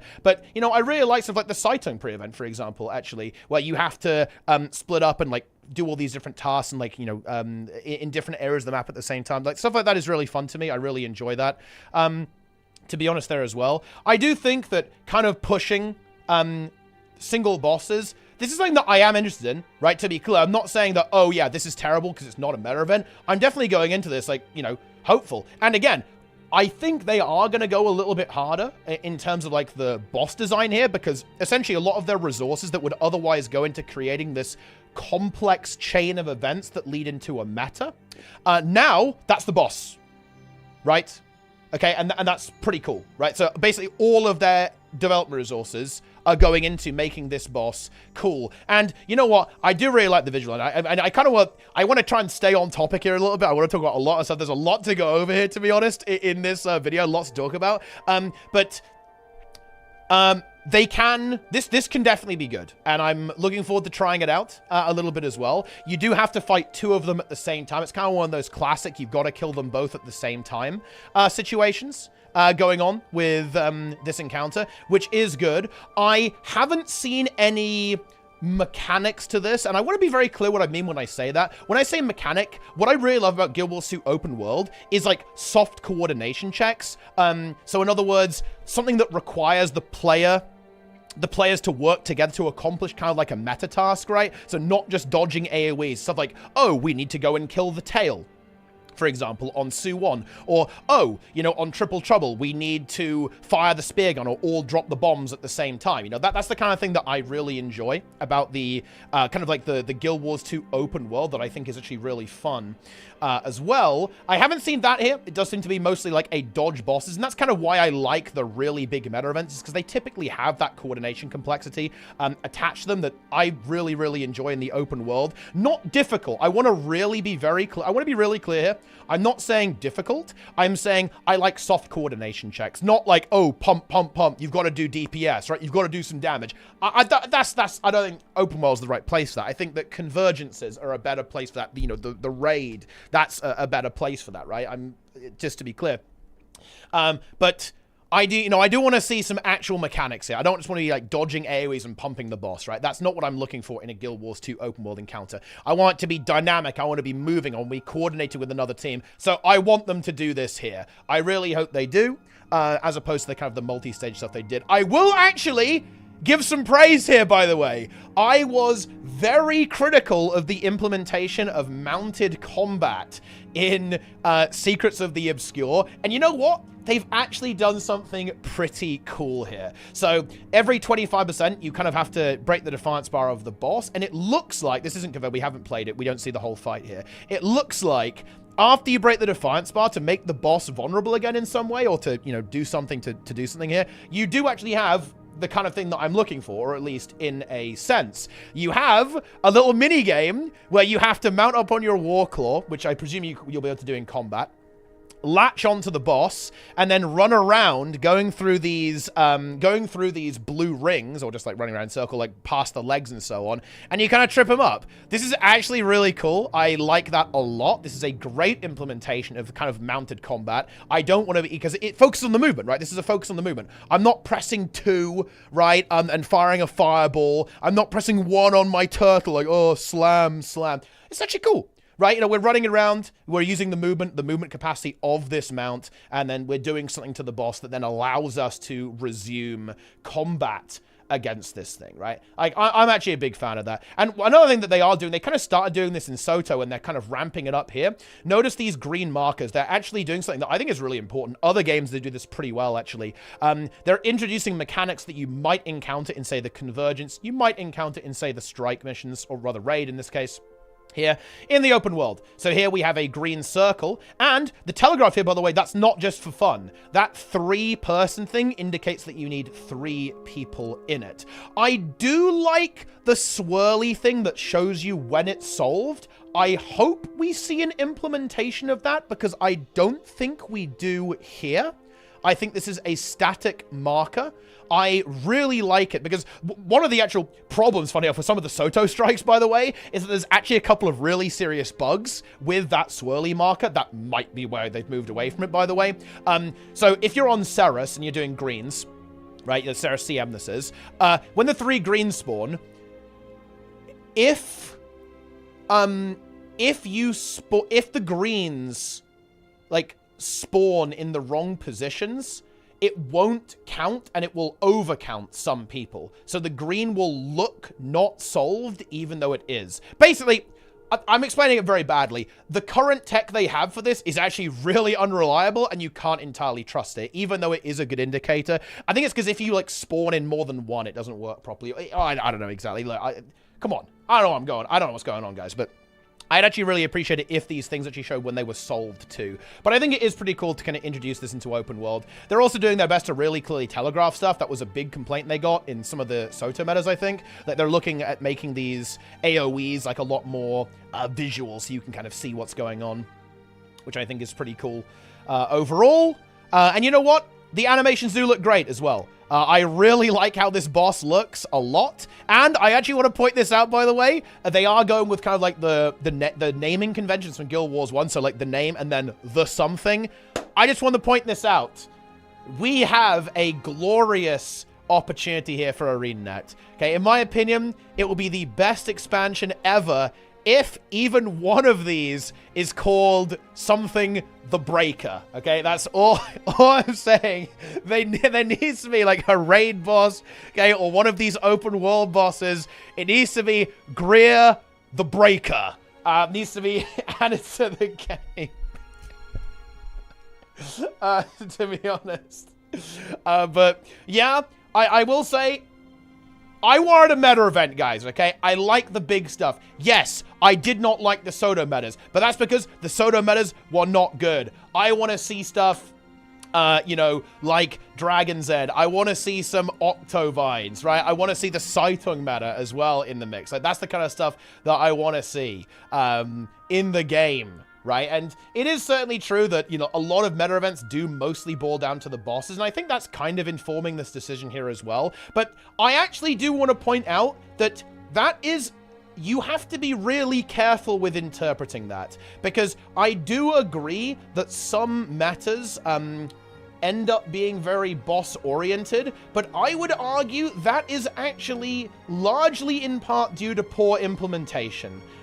In my opinion. Like, and sometimes they do drag on a little bit. Like, I do agree that, you know, having a meta event like Dragon's End be like 40 minutes, that's a bit too much. I think that your kind of goal is more along the, you know, the 15 to 20 minute mark for kind of like a larger scale event. I think that's more of an appropriate thing there as well for kind of like, you know, the kind of hop in, hop out gameplay that Guild Wars 2 has. But I do think there really is something to be said for these multi-stage events that kind of tell the story and weave the narrative as you move through them. I'm a really big fan of that. I definitely like the side stuff as well. And actually, some of the side story content in Soto, I'll admit this, when I was recording my review, I actually really enjoyed playing through it again. I did. And that is something I am looking forward to, because I think they'll go the same direction with a lot of the mastery points being, you know, you're going to have to complete all of the events around on the map. You're going to have to do all the little stories and so on. That's going to be good. But I do like the larger scale storytelling of the meta event. And these meta events, they are obviously going to have some story to them, right? You know, you're sparring against this bear here that you can see. You're fighting these titans that are draining the bloodstone, all that kind of stuff. I think there might be a white mantle world boss as well. That's the other enemy type that Bloom talks about in this video. There's a bunch of those things, a bunch of white mantle still about the place there as well. So there's some potential there for that third kind of mystery world boss that we haven't seen just yet. Bonus meme, Juvenile Warclaw, by the way, for Rangers.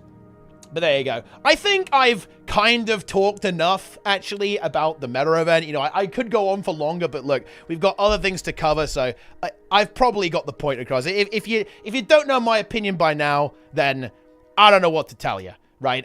You know, it is what it is. Maybe I'll come back to it later because I'm obsessed with it. But anyway, I do actually want to immediately talk about the visual style of the expansion right now. I like it a lot, actually. We see a kind of a show-off of a lot of the character models here and some of the skins that are being talked about here. There's like one for upgrading your homestead. There's one from just World vs. World, which is kind of cool, which makes sense because, of course, it is like a almost World vs. World adjacent expansion with the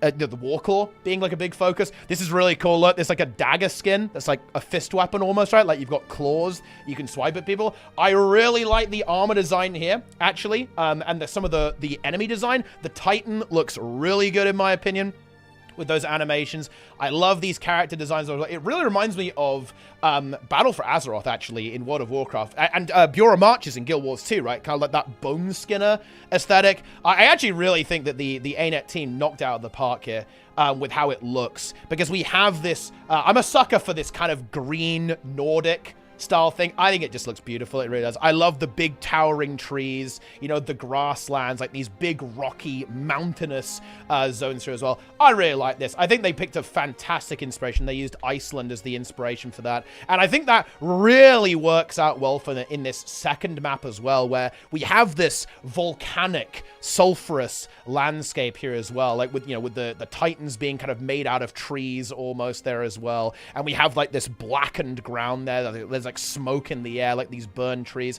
This looks great. I actually like this a lot. It's very striking visually. Like this is, when I saw this video for the first time, I thought, wow, you know, this is, ooh, yeah, this is, it's got my attention, you know, and that's something that I think is quite special about the landscape design, actually, with this stuff. It's very, very exciting to look at, in my opinion. Big fan of that. Like, all the homestead stuff here as well. I like the code and architecture. And there's actually a really fun fact about this, by the way. These are, of course, using the Norn models, right? And, of course, a variety of animations for the different dances. Kind of a cool little yoga event. Like, shout out to Soto there as well. We're going back to that. But, yeah, all the Coden look really cool. As a bit of a fun fact, Bloom actually asked if they thought about making Coden a playable race, and they actually did try, but it didn't work out. That, now, of course, that's like, oh, interesting. But that's more interesting than it sounds like. The fact that they tried is very interesting. It means that that could be on the cards in the future. You know, the players definitely want that, for sure. I think it's one of the more requested things, actually, is like a new playable race in the game. Not gonna lie, I think that's a mistake. I think content is king. I want more content. I think a new race would not be the best investment of dev resources, in my opinion, because it's probably pretty difficult to pull off. I think a lot of work would have to go into that to like make it work with all the skins, and all the new animations they'd have to make would be pretty intense, to be honest. But interesting that it's kind of on the cards, actually, in that regard, actually. So that could be a feature that's going to go down there. But yeah, I mean, overall, I mean, this is not surprising. This is barely even news. I don't really think that it was ever in question that the Guild Wars 2 expansion would have a strong art direction there as well. I'm definitely looking forward to hearing the music as well, actually, of the expansion, kind of hearing all the tracks and stuff like that. I think that there could be some really cool stuff in there, actually. Kind of, you know, with all that, and all the sound design as well. Because the Titans actually speak as well. This guy, yeah. Look at this. Oh, look at that. Okay. Look, what does he say? The scantlings gather at my feet with intentions of descent. I invite you to fail. Yeah, that's going to be fun. To hear these Titans kind of yapping at you as you're trying to beat them down. Yeah, that's pretty cool. I think this is going to be a very thematically interesting expansion, I think, with some pretty cool characters. You know, I'm not going to get into the story again because, you know, I kind of want to talk about gameplay systems, right, and all that kind of stuff. If you want to get a couple of spoilers on the story, read into it yourself. I'm not going to do it here. We're going to link all the articles, obviously, but I'm not going to spoil you. We're here to talk about gaming, guys. I'm here to talk about, like, this giant tree titan, all that kind of stuff. That's what we're doing. And actually, speaking of gameplay stuff, I want to talk about the Warclaw. They actually juiced the Warclaw insanely hard. Look at this thing. And you know what? I'm actually glad they did this, to be honest. I am, actually. I will admit that. Because I was really worried that the Warclaw would be kind of mediocre, pretty weak mount, actually, in the game. Like, we've already got something like Sky Scale and the Beetle, right, and all this kind of stuff. Some really fun mounts to use. But yeah, as you can see here, they have given it the ability to, like, mega jump, and there's, like, a cooldown on this jump, but you can almost fly with this thing and leap into the air very, very heavily. It's kind of interesting. This was actually, Bloom asked about this, and yeah, this was actually inspired by Torrent from Elden Ring, the mount in that game, of course, which I think is really interesting to see. That's where the devs are kind of looking at stuff. But yeah, it looks like they've also made it pretty fast as well. I don't use the Warclaw that much in PvE, but this feels kind of fast, actually. So maybe it actually goes a little bit quicker as well in this game. Or maybe it's just kind of like adapted to the terrain a little bit with like how fast it can run around there as well. Looks pretty cool. There's like, of course, there's probably going to be a skin in the Wizard's Vault, right? In fact, no, there is a skin in the Wizard's Vault that you can use for your Warclaw there as well. It's pretty cool. And yeah, you'll be able to kind of traverse this terrain. And there's a lot of verticality, by the way, here. If you look around, right, you can clearly see on these maps that, you know, there is some height to this, right? You can see we're on the end of this cliff. There's updrafts over there. There's going to be a lot to climb on. And I definitely think that they really thought about making the Warclaw good. And I think they've actually succeeded here. I'd be pretty surprised if this was not actually pretty fun to kind of like leap around on, right? Like all over the world on this thing. So I think this is very solid, actually, with like the way they've actually, the way they've kind of approached this, I think is pretty good with that Warclaw design there as well. So that's kind of that's definitely pretty exciting stuff, in my opinion. It is very interesting to me that this was actually, look, you can see here they censored this part of the event here as well. Like, ooh, oh, what's going on? I don't know. But yeah. And the fact that there is a third boss, I guess I'm going to go back to this, guys. Look, can you guys tell I wanted to talk about the meta event? Look, like I said, this was the big one for me. I was 100% like, let's go, second map, big meta event blast. This was like the big, like, killer feature of the expansion launch for me. Like, outside of Spears and, like, the new relics and stuff. Like, this was, like, big. I was, like, very, very excited for this, right?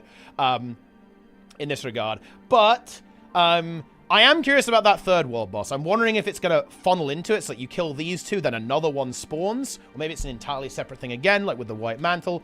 We don't actually have any idea about that whatsoever. But my expectations, I am going in. I want this to be good. This had better be good. I want to see some really engaging like encounter design on this boss. It had better be good, to be honest. Or I'm not going to be happy. Oh, yeah, I guess like kind of a final thing. We're kind of getting to the end of all the things that I wanted to talk about here with this video, actually. But some of the Homestead stuff, I'm actually really happy about this. They're really leaning into it as a reward structure for the game, which I think is actually something that Guild Wars 2 really needs. Guild Wars 2 really struggles to reward its players, I think, because there's no vertical progression, so it's kind of hard to offer players something that's interesting to them, I think. But I like this a lot because it's almost like the essence of horizontal progression, if that makes any sense. And in this video, it's been confirmed, by the way, a bunch of materials and stuff you need for decorations is attached to gameplay, right? It is going to be achievements, collections, events, all that kind of stuff. That's exactly what I was hoping for. With this system, actually, is like tying it to the world, right? Like tying these items to the world. Obviously, there are going to be microtransactions. That's no surprise. This is obviously going to be kind of like the killer marquee monetization feature for the expansion as well. I have no problem with that. That's Guild Wars 2. But I'm really happy to actually hear that there's going to be stuff that's tied to the in-game, like the in-game actual gameplay, like actual, like playing the game to get stuff. There was like, yeah, look, yeah, Bloom, you left us, mate. He talks in this part of the video about how like, oh, I just disappeared for like a year. Ooh, yeah, get back on the grind, mate. Should definitely sub to his YouTube, actually. Like, he's a very, very skilled video editor and content creator. I'll probably be chatting with him later about this stuff, actually. I'm going to bring him into the mix, kind of get some juice going. I want to do, like, the interview. want to interrogate him about this stuff. Squeeze him for all the extra information. But yeah, big fan of actually how they've actually handled that with the Homestead stuff. I like that. And yeah, oh yeah, I just wanted to go back to this. This is from the story, but obviously we can't see anything. Big fan of all these character designs. Look at this code, and right, look at this big boy. You know, got this crazy kind of like animal skull gauntlet thing going on here. I think they look really cool. These bears, you know, they're going to be all over the place, guys. Look, wait, Rye Lichen, dude, that's a good name. That's basically fungus in some sense. They name themselves after fungus guys. Here enjoying the homestead. We've got Keith in the mix too as well. Ooh, spoiler alert, guys. But yeah, art direction really, really good. Let's see, is there anything else I actually want to talk about? Hang on a minute. Here we go. Oh yeah, we did talk about hearts actually. Well, I kind of briefly talked about hearts, but you know, I'm actually, you know what, guys? I'm almost gonna defend hearts a little bit here, actually.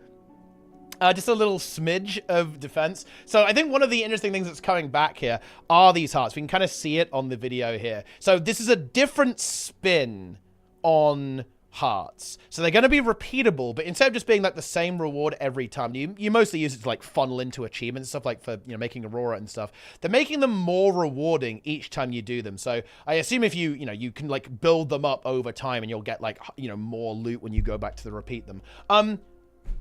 Here's the thing. This expansion is all about, in my mind, exploration, not necessarily playing in really big squads. It's about just doing some chill content and playing. I actually think hearts can be good for that, and making them rewarding is actually pretty cool. You know, I was thinking about this the other day, actually. If you don't really like meta events and you'd rather just kind of go out in the world and play stuff, rewards are kind of mediocre, unless you're doing stuff like fishing, right? It's not great. Like, it's weird, actually. And considering that Guild Wars 2 is a game where players aren't necessarily, like, wanting to do that all the time, I think the majority of players do enjoy that type of content, but I think, you know, where Path of Fire really did fall down a little bit is it didn't bring that kind of replayable, explorable content, if that makes any sense. I think Hearts are an attempt to actually do that, to be honest. And I don't hate it, actually. I think when people go, oh man, Hearts, I can't believe I have to do this, I view that as an implementation issue, not an issue with the system themselves. Think about the Hearts that suck. Right? It's the ones where it's like, why do I have to do this 20 times? Why do I have to kill 50 NPCs? Please, no. Those are the bad ones. Like, the ones that are pretty okay and, you know, just kind of give you something to do and, like, you know, doing a little crazy activity, right? Interacting with some NPCs. It's the ones where they don't overstay their welcome. Right? Where you're not pressing F 50 times, right? Where it's just like, do a couple of dialogue options, do a little bit of this, do a little bit of that, maybe do an event at the same time and it completes the heart simultaneously. And I think with some good design, I think Heart's just going to be a bit of a kind of a nice reward structure for players to go through when they're not doing meta events, when they don't want to do meta events. Or rather, you know, a larger scale group content, kind of blending in with the heart, almost like guaranteed events, right? Essentially is what they are, right? Think about what a heart is. It's basically a permanent event that you don't need to wait for it to spawn or something like that. And I think that's kind of their goal here. And I think it actually can work, by the way. I do think the tuning is important, though. They can't make them overstay their welcome. The rewards should be good as well, obviously. And I like the idea that they kind of build up. That's kind of cool, right? You know, it's almost like reputation, right? You're building your reputation with the Coden, right? That might be analogous to other games where you build up a rep with a particular faction, and then they like you more, and they give you more rewards and stuff. And that's kind of thing what they're trying to go for here a little bit. I actually kind of like it. I don't hate that. I would give that a chance, in my opinion. I think this can be good. It is just going to come down to the implementation of the system and how the tuning is, what those rewards look like, and so on. All that kind of good stuff. But yeah, I think that's kind of basically most of my takes on this. This is a very well put together video, by the way, guys. I really cannot recommend it enough. Like I said, I did not go over some of the story stuff that we're talking about here. I'm not going to do that. And of course, not every single detail. And you don't get to hear Bloom's wonderful Australian accent. So I'd highly recommend checking this out for the full details there as well. Like I said, all this and the articles that we're going to talk about are actually kind of, you know, kind of linked. They'll be linked there, guys. You can go and look at them. Yeah. I do like that the Titans here as well, kind of like they've adapted to their environment. It's kind of a feature, a bit of a throwback to Guild Wars 1. Like all the different Titans would almost like change based on where they were in the world to an extent with their appearances and stuff. Like the ones in the Domain of Anguish, right, were not the same as the ones that were in Tyria in like the Ring of Fire and stuff like that. This is actually really cool. Big fan of the enemy design here, actually. I can't wait to see all the other little Titans that are about the place. You can kind of see a couple of them about the place. And, of course, there's going to be more of this stuff, right? We're probably going to be seeing Titans in the raid, potentially, you know, and therefore the convergence as well as a result of that. Who knows? Maybe in the fractal as well, guys. But definitely think a very solid setup here, actually, in my opinion. They've very clearly acted on feedback, right, from Secrets of the Obscure. That's abundantly clear. And although, again, just to kind of wrap things up, we'll bring this up again, I really would have loved to see a meta event that has that multi-stage storytelling, like wider group coordination thing. I hope they can do it with this approach as well, right? I really, really do. I want them to go hard on the launch of the expansion. Oh, that is one thing that I do need to talk about, actually. Okay, so one thing that I was really concerned about, not a lot of stuff to do on launch in terms of, like, chase items and, like, stuff to do, like, grinds and progression, stuff like that. So this was talked about in this video a little bit, actually. So the main thing is going to be Homesteads, basically. That's like a lot of where the reward structures are. That makes sense. But there are actually a couple of collections that you can actually get started on for the Legendary Spear. And maybe even the Legendary Backpack, which is actually pretty cool. I'm not gonna lie, Legendary Spear should have been on launch, guys. This is still, in my opinion, an unresolved issue with the Guild Wars 2 expansions. Maybe that's just kind of the way this is going to go right now. I am feeling that the launch is lacking. It's lacking on content, in my mind. I wanted that spear to be on launch so we could go for it immediately. That would have been really, really cool. Kind of figuring it out and, like, discovering it day one. That's not going to be the case.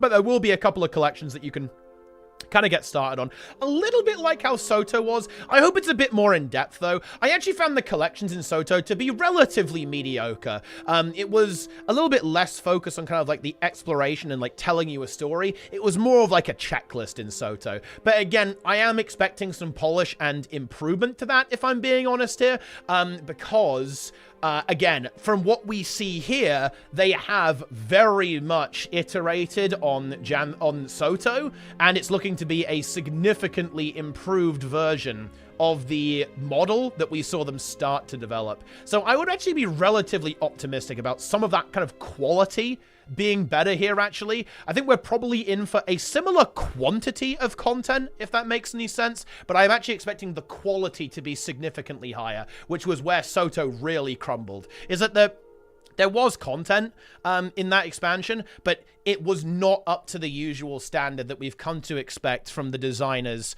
at Guild Wars 2. And I'm certainly expecting it to be a bit of an uptick, actually, compared to what we got with Soto there as well. I think that actually is just about it. There's obviously some more information out there, but I don't think I need to ramble on any longer. I do actually want to, I don't want to read you this quote from Dot Esports, actually, which I did find particularly entertaining. It could be a holdover of Guild Wars 2's aging combat system, but the fight did feel distinctly messy compared to other MMOs. Guild Wars 2 isn't really about the combat, though, so if Guild Wars other systems hold up, that's good enough for me. I just found that mildly entertaining. Interesting perspective on the game, guys, in that regard. That's content, guys. It is content.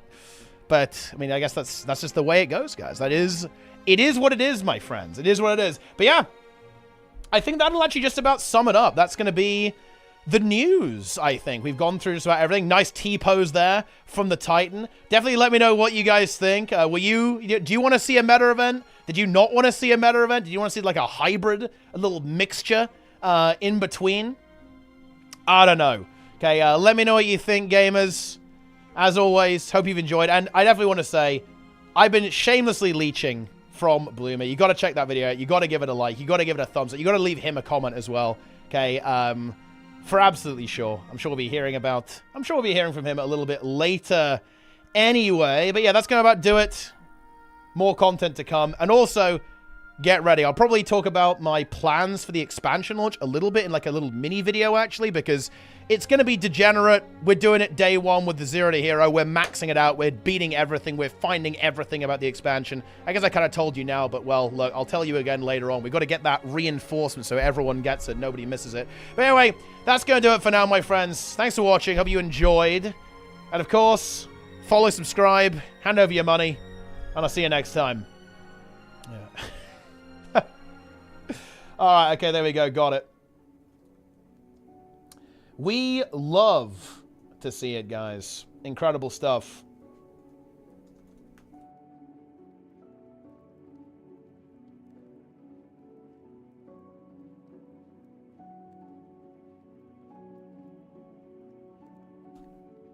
I think I covered everything there, right, guys? I'm pretty sure I got it all.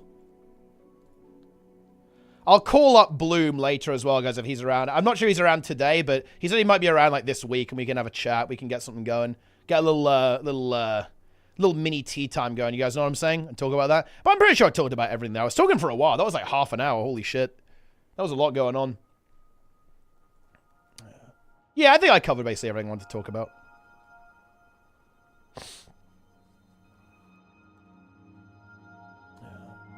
Was it the team acknowledged that in previous expansions, they had maybe tried too much, or definitely feel like the pacing and quality has improved? Yeah, that's definitely what I'm expecting for sure. That makes a lot of sense. Yeah. I didn't cover the dragon? Where's the drag? But there's no dragon, though.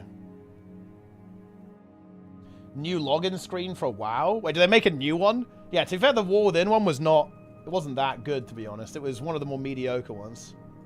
Where's the... What's it look like now?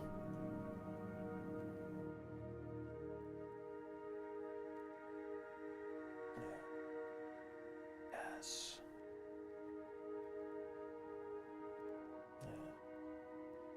It's a portal? Oh, is this evolved? Oh, yeah, I've already seen that one, then. I've already seen it.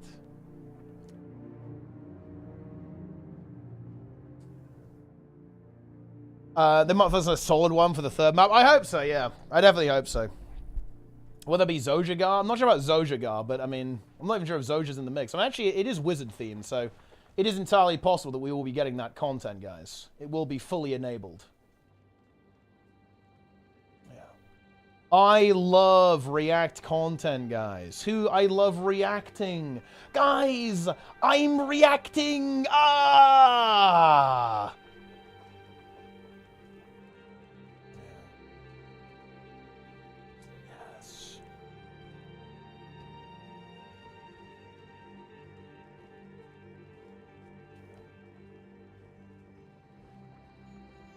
Fire Wizard.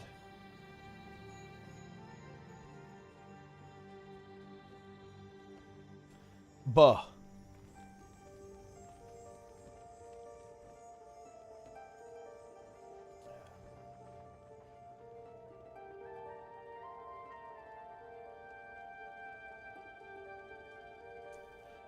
Ah.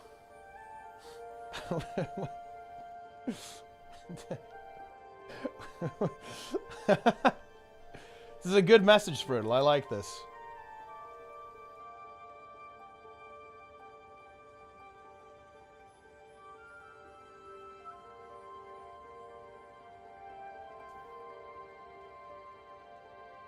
Take a look at this, guys. We have beetlerace.dll here. Cone versus Sprudel. And you can see here, guys, Sprudel and Cone racing around the track here, guys. Going crazy.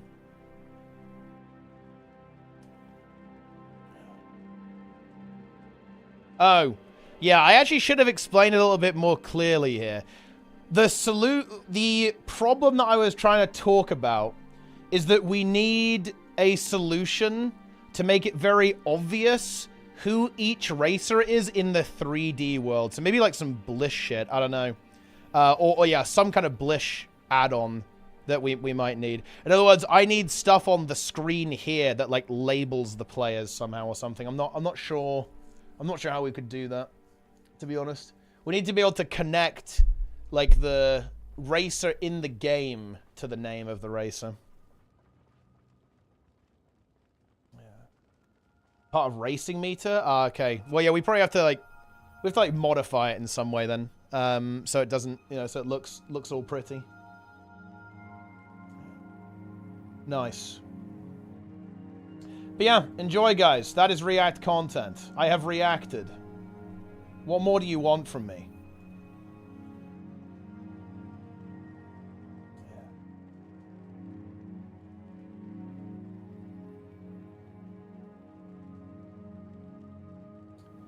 React to Boogie.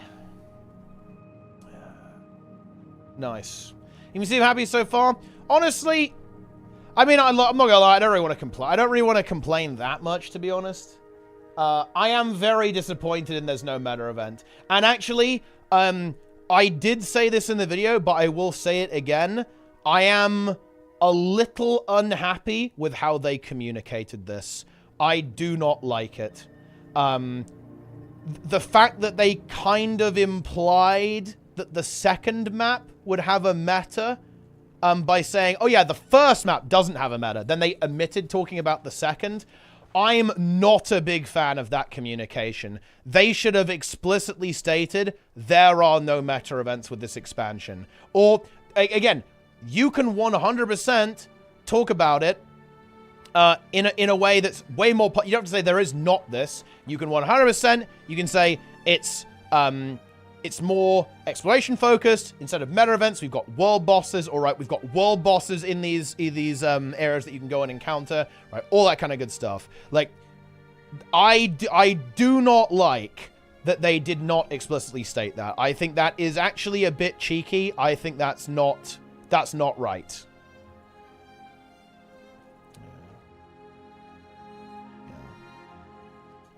But a very engaging world boss fight. Exactly, yeah. That would have been a perfectly acceptable communication. Like, they want to really focus in on making a really exciting encounter, right? That's a little bit more quickfire. There's a million ways they could have put this, in my opinion, that would have been really, really good and went down really, really well. I do not like the way they communicated that.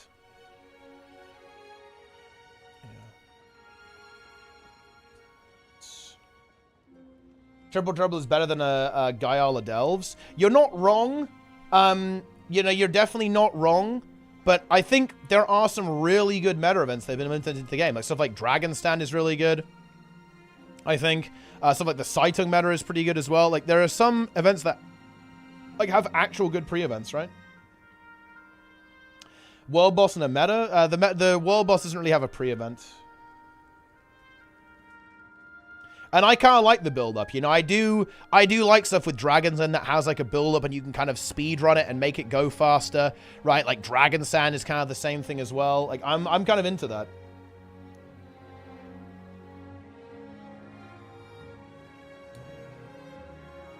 No meta event, never kept my event. It could be miscommunication in the early access conversation. And there's a small chance of that, but every media outlet is saying the same, right?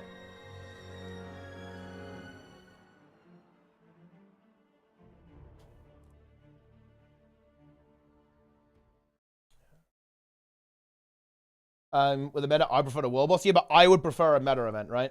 Like, I don't disagree with it. I think it's fine to prefer that, but I want a meta event. I like the meta events. I like stuff like On the Task, where it's a story and it's a big boss emerging and it's kind of in the context of the world. I like that. I think the idea of, like, forging a key for the Wizard's Tower, very exciting idea. The implementation was not good, though. A per meta event with a bad boss or a good boss without a meta event? Well, obviously a good boss without a meta event. But look, the thing is, guys, I am not in the acceptance phase, and I never will be. I'm not capable of it. Like, me as a human, I can't do that. I'm never gonna say, oh, well, I guess I'll settle for that. No. That is unacceptable. That is unacceptable. Like, I expect a lot from Arena. I know the game is good. I want them to do a good job. I want them to do the best they can possibly do, right? Like, I want a good meta event that also has a good boss. Is that really too much? Is that really too much to ask, guys?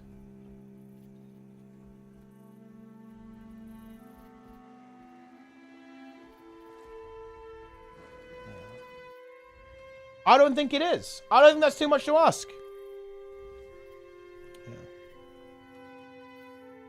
Yeah. Yeah, this is the thing that I'm not a huge fan of, right? Like, people are like, oh, you can either have, like, a good boss or like, a meta event. Why not both? They've done it before. Laurel better, or 35 gold? Yeah, the Laurel is really good. You want to get those Laurels, yeah.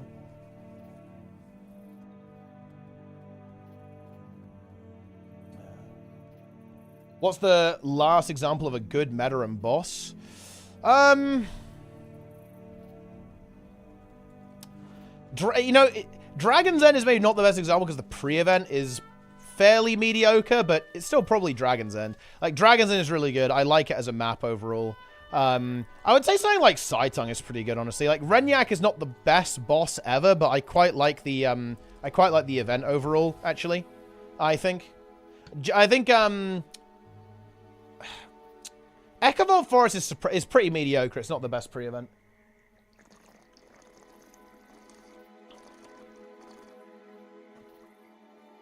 HOT don't really count because they're not really meta events anymore, to be honest. Like, they're just bosses. They're actually world bosses.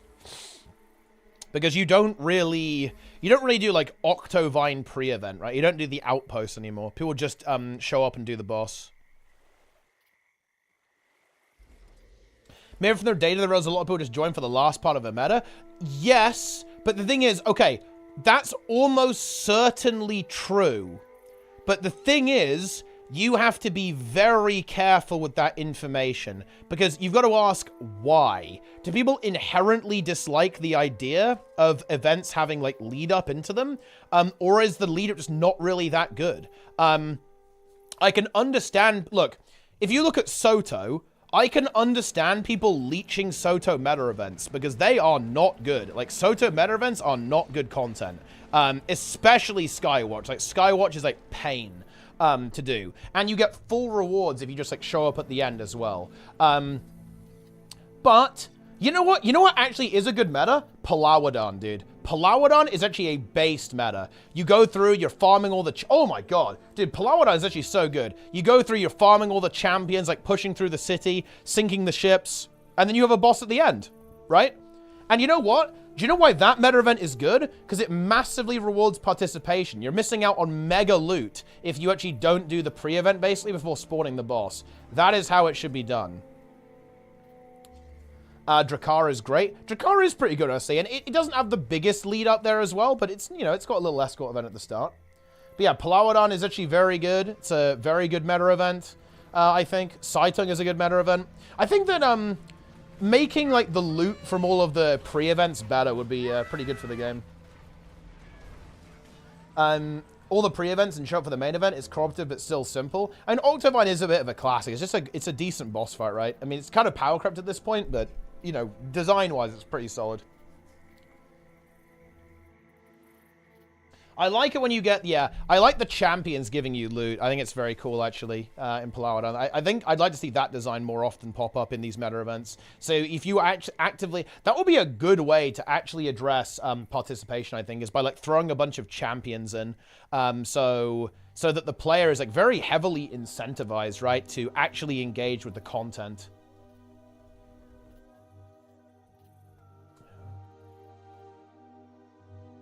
It's big. The Octovine. If you want to optimize, you can't do the full meta. One of the reasons why people only do with an Verdant Brink. That is true, but I feel like that's only because of the design of the metas, right? Like, the problem is that, yeah, this is what I mean. Okay, I feel like we've lost something here. You guys are right, but let's go a layer deeper. Why? It's because all of the rewards and all of the value is in the boss, right? That's why people do this. And if you just look at that data, you might go, oh, well, nobody likes doing this. And that, in my opinion, would be an inaccurate interpretation there. Like, people don't like doing the pre-events because they're kind of just wasting your time. in a way. But that is not a design problem. That is an implementation problem. Like, maybe those events shouldn't be wasting your time. Maybe they should actually be good, like how Palawadon is. Funnily enough, by the way, people actually kind of say this about Dragon's End, and that's not actually entirely true. This is kind of a currency issue, though, actually. So here's the kind of wonky thing that happens with Dragon's End. Dragon's End is actually pretty good if you do the pre-events, because you actually get a bunch of Imperial favor, but it's kind of like, it's not obvious why that's good, especially for new players. Why no love for Dragon's Stand? Dude, I have big love for Dragon's Stand. What are you talking about? I was like, yeah, Dragon's Stand is probably the best event they have ever done in the game, overall. Like, the boss is not as good as Su-1, but the meta event is better, right? Man, that one is so good, actually. Like, with the initial siege and escort event, then you have the blighting pod battle, and then you just, you know, emerge out into this massive area as well. Yeah, like, Dragon's Stand is the best map they've ever done, realistically. Yeah. That is dead only meta. I agree, but the thing is, that works when there's only... But that's fine because there's 3 other maps. Right? But I do agree with you. Like, if every single map was like that, that would be really bad. But that's not how it is it? Like, every map isn't like that.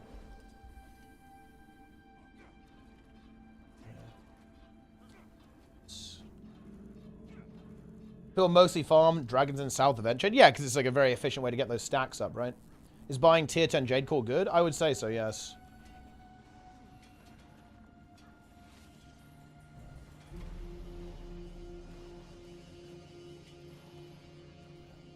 Incredible. Now people be more open to it. I think so, yeah. Especially because, like, leeching is kind of becoming a little bit more problematic as well.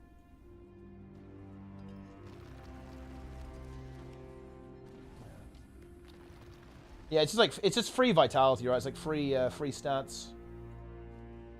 Free stats.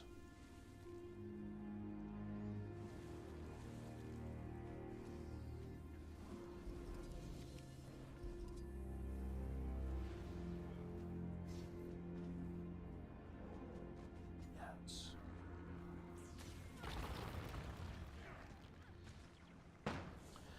I'm not really a big fan of Drizzlewood. And look, maybe I just haven't done it enough, Strax. Do you know what I don't like about it? I don't like the fact that Drizzlewood feels very time-gatey to me. Am I wrong on that? Like, again, I'm open to being wrong there. I don't know if that's true, but every time I've done it, it's always felt like a time gate, basically, you know? Like, there's not that much I can do to speed it up, essentially. You just have to kind of, like, sit it out and wait. And I really don't like that.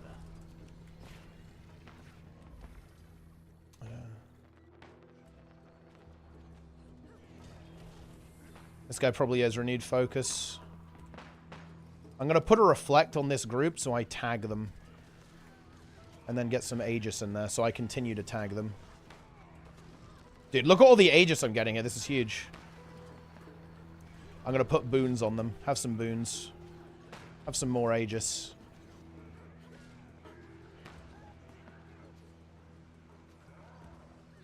It does cut you have a fixed timer to gain all supply drops. Your performance during that time will heavily impact the payout. Does it? I don't know. I like events that you can make go really fast. You know, that's what I like. I like it when you can go, you know what, if we do this event really quickly, really well, and we pump and we do the events fast, then instead of taking 30 minutes, we can do it in 20. Right? That's pretty cool, I think.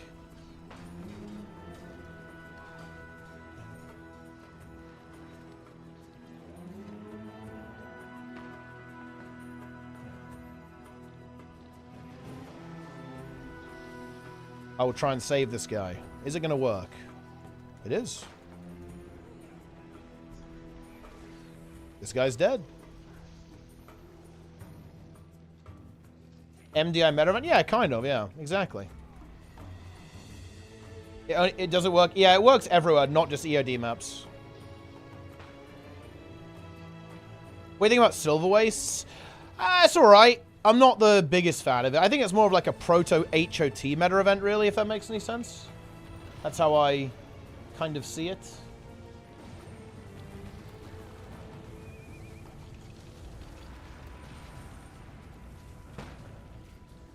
Man, people are really upset about hearts. Dude, I feel like I've got some hot takes. Dude, I'm like the anti-Guild Wars 2 player. I look at hearts and go, you know what?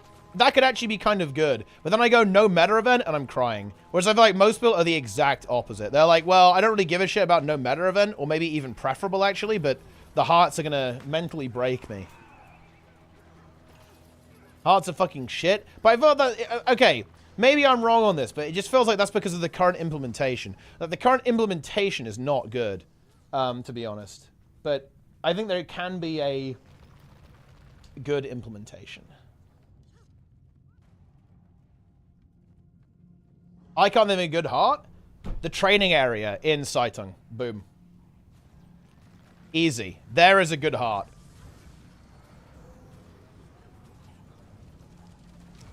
Chief Fungus. Yes, be invited. Way to end the South Meta prematurely. 6 out of 6 bases, pays out the remaining supply, drops and starts the Boschbus. Yeah, I just wish that... I also don't like that there's like a break. I don't like there's like a break between event that you can't like accelerate in some way. Right, there's just like these periods of downtime in the event that really break the flow for me.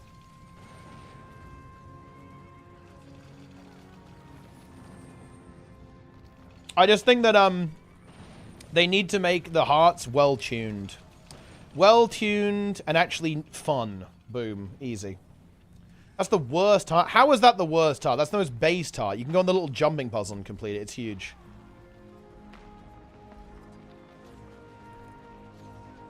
It's high tier, guys. It's a fact.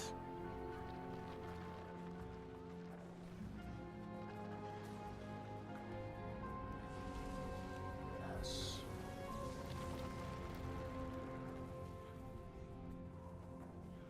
Incredible.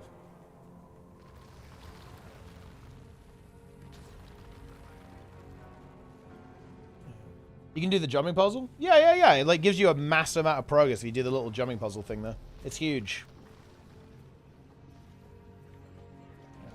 I think most hearts are pretty inoffensive. I think people only remember the bad ones, and there definitely are some pretty bad ones. There's no doubt about that. Hearts more like actual quests. That's kind of what they are, though, right? I mean, they're pretty similar to actual quests. Like, most quests in WoW at this point, like, have a bunch of different objectives. Like, you don't really... It's not really like, oh, yeah, you need to kill exactly 7 bears to get their asses anymore. That's not really how it works. They're pretty similar to, like, regular quests, I think.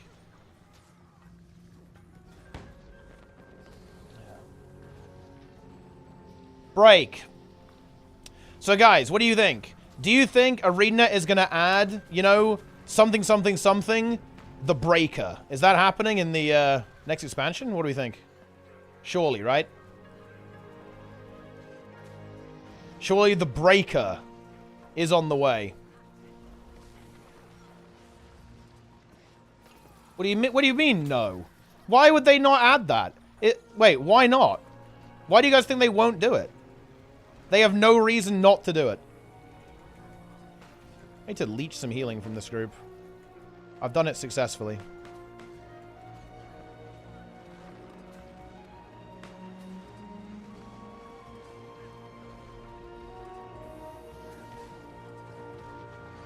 Boom.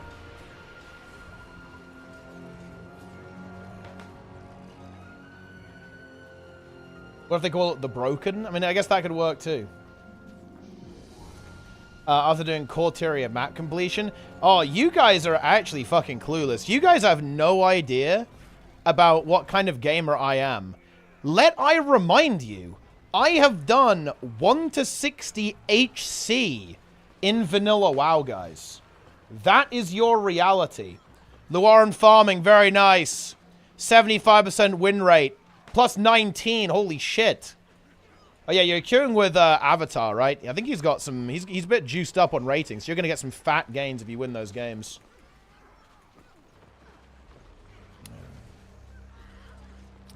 Avatar. Also known as Guffle TV. Also known as Held der Zeit.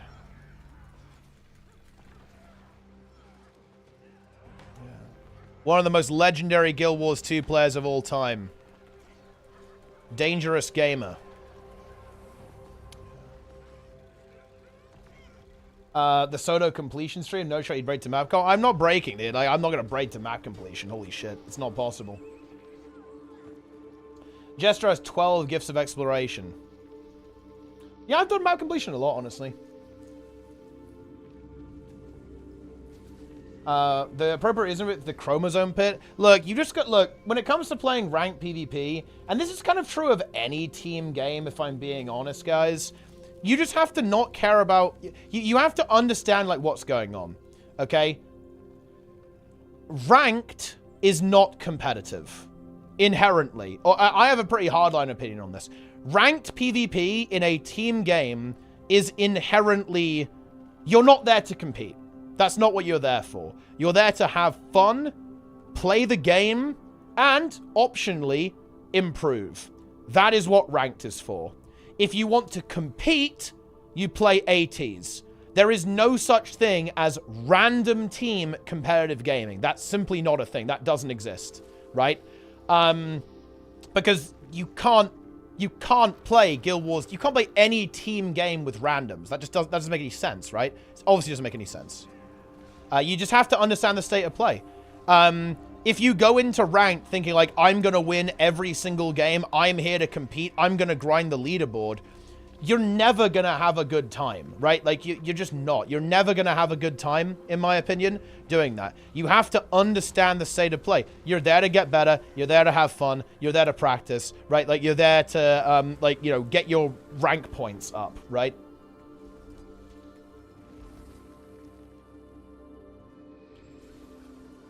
Yep.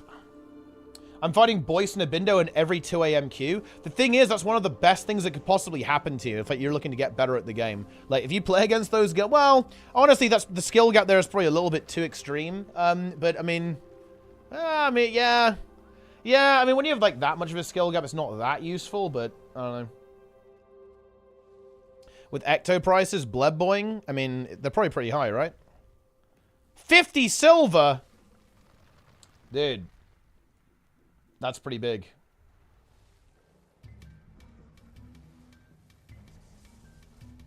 They lose because I re-roll support. Well, there you go. I mean, that's big. Ectos. What collection do you think are done best? Aurora, but what else? The Gen 2s. Like, Chukin Chumport was pretty good, I think. And actually a lot of those. Like, I think, what was it? Like, Hope was pretty interesting. Astralari was pretty interesting as well. That was pretty good. And I did like some of the stuff for Vision, actually. Some of, like, the collections where you end up, like, what is it? It's like the Sunspear one, where you rebuild you make two people friends, basically. Like, they both lost their families, and you bring them together. That was actually a really cool one. I think, honestly, quite a lot of the stuff in the Sunspear Sanctuary was actually pretty good. Like, Sun's Refuge was actually pretty decent, I think. But yeah, like, the Legendary stuff is pretty good, in my opinion. Legendary Armor was decent too, actually.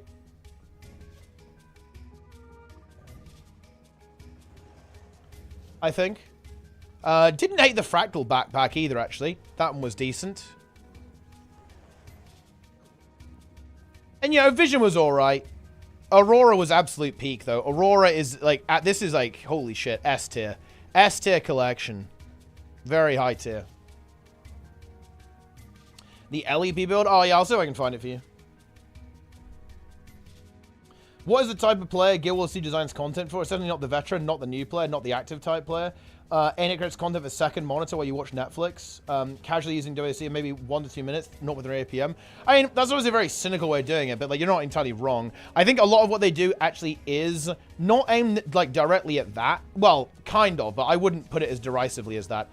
Yes. Guild Wars 2 is your secondary game. That is very much like the niche they're trying to go into. Like, the way I see it, Guild Wars 2 has identified itself as a game you play on the side after your main MMO, right?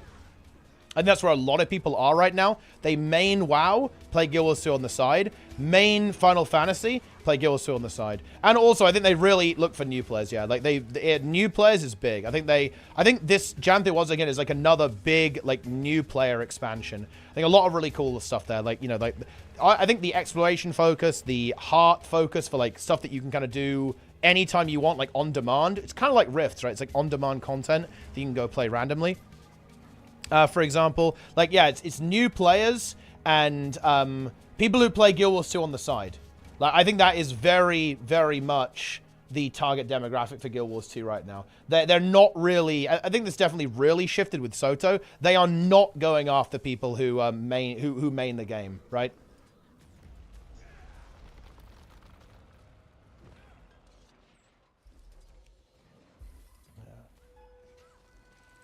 Holy shit, we're in. Let's go.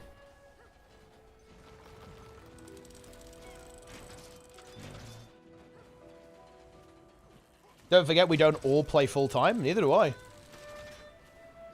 I actually really don't like this objection. I want to be really clear, guys. You have just suggested that I don't know what I'm talking about because I play games a lot. I need to make a video correcting this because this is actually very annoying to me. Actually, because of how incorrect it really is, guys. Like, when I was actually gaming, arguably at my most hardcore, like, grinding StarCraft 2 ladder, I would come home from a 14-hour day of, like, the gym, swimming, and school, and I'd have a couple of hours to play while being exhausted, right? Like that, and what I would do is I would just come home and, like, play a couple of hours of StarCraft 2 ladder before going to bed again, and then waking up at 4 to go and swim, right? The idea that I don't know what I'm talking about, or any kind of like implication or insinuation there, like because of that, is no. Let's move away from that.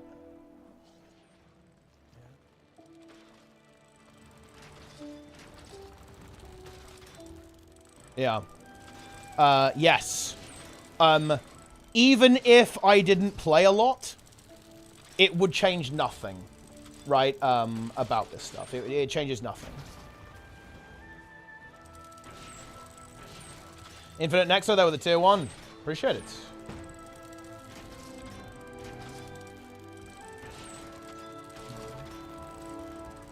Guild Wars 2 can be a main game if you aren't playing for rewards. I mean, anything can be like a main game, right?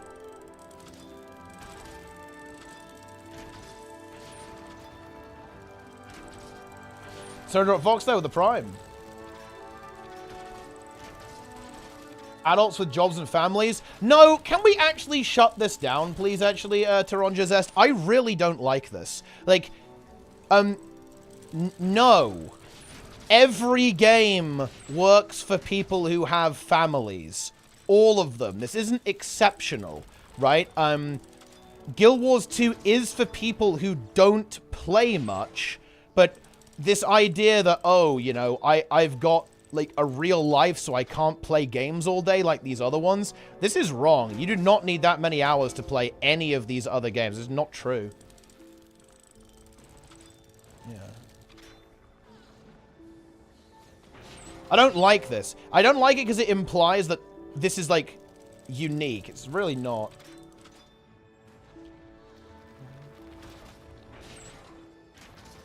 How's the funding for the event production budget look like? I'm getting boosted, so it's pretty good right now.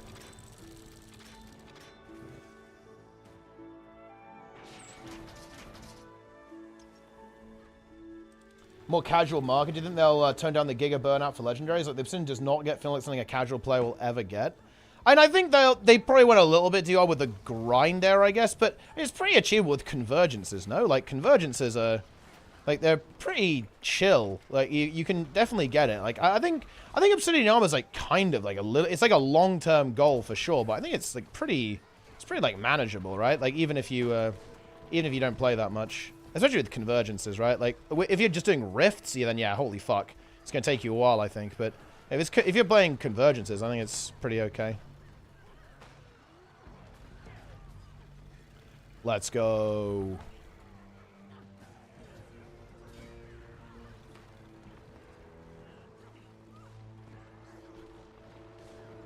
They were pumping. We getting him? I feel like we're getting him.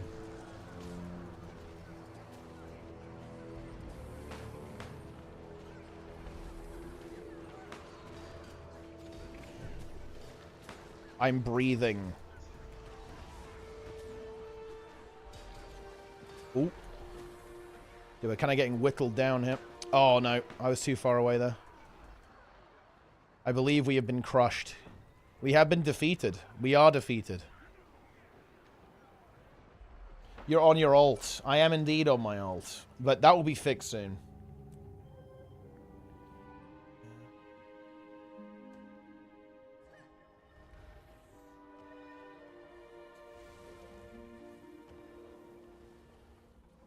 Oh, hype train. Nice. You know, okay, do you know what bothers me? Look, I'll tell you what bothers me, guys. When people say the game is playable for people who, like, have a real life, what they actually mean is that you don't really have to play the game. And this slightly rubs me the wrong way, because I like playing the game. I like games that are designed for you to play, right? Not, like, not play, right?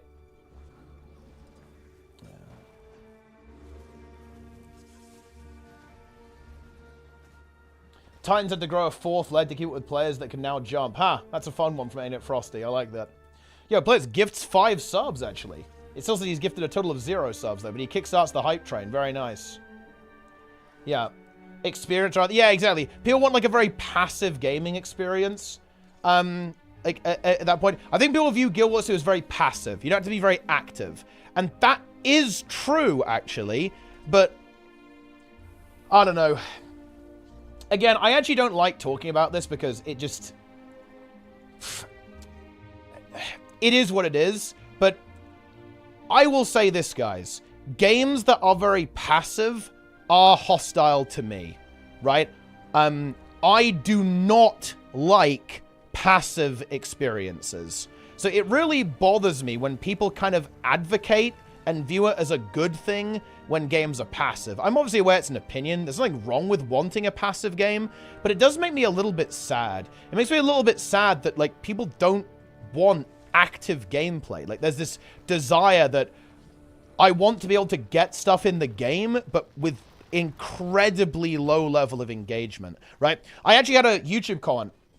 I had a discussion with people on YouTube. You know the Metatrain video? In the Metatrain video, people said, why do this? This looks like far too much effort to join a group and do this. And it's like, holy fuck. Is this where we're at? Yeah. Is this really the world we're living in? That's crazy. If you have little time, you can connect and play PvE for 30 minutes. You have a full gaming experience in a short time. Yeah, but you can do that in any game, right? Like, you can do that in literally any game. Like, that's very normal. Like, every MMO facilitates that. Like, every MMO has, like, a queue system where you, like, queue into stuff, right? Like, every MMO has, like, stuff that you can, like, jump in, jump out, bite-sized stuff. At the next relink, there will be, yes. Gonna fix it up on the site in no time at all. It's gonna be great.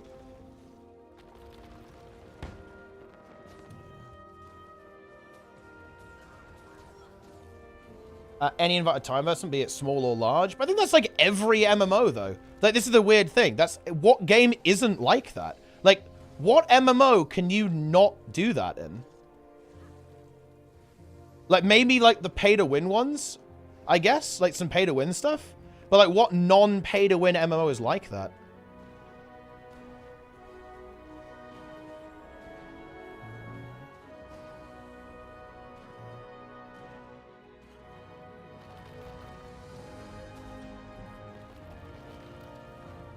Any MMO with a subscription? Wait, what? What do you mean? No, that's not. Wait, that's nothing to do with time. That means you can't spend. You know, you'll have to spend money on it.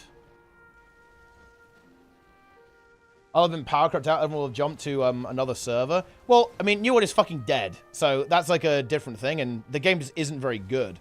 But you know, I logged in the other day. I'm not gonna lie. I didn't like hate the game or anything. I could start playing immediately. feel obliged to log in and not wasting money. Guild Wars 2. I mean, the thing is, though, look, I hate to say it, like, I view that as, like, entirely on you.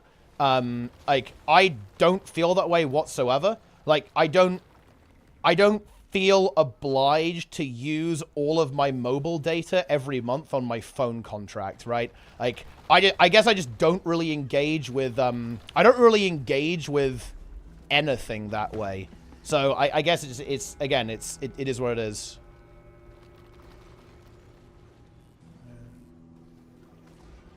But I mean, yeah, that's, if you feel that way, then obviously, yeah. But I mean, again, that's nothing to do with the game. That's to do with like your interaction with the business model. It's not really the same thing.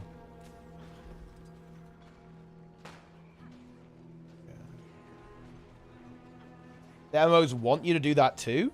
Do they? I mean, like, both WoW and 14 are like very much like you just unsub when you're done games right now.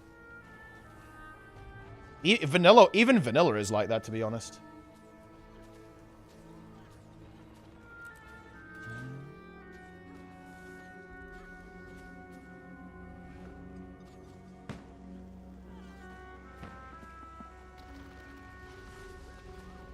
Ooh.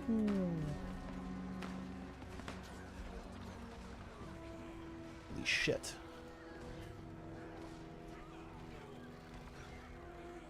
Pump.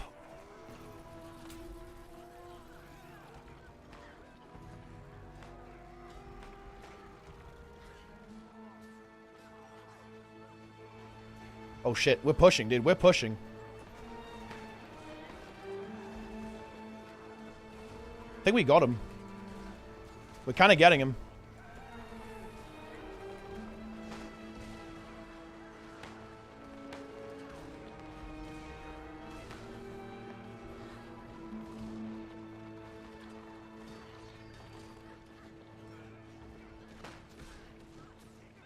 Dude, look how much damage Firebrand does. It's actually crazy.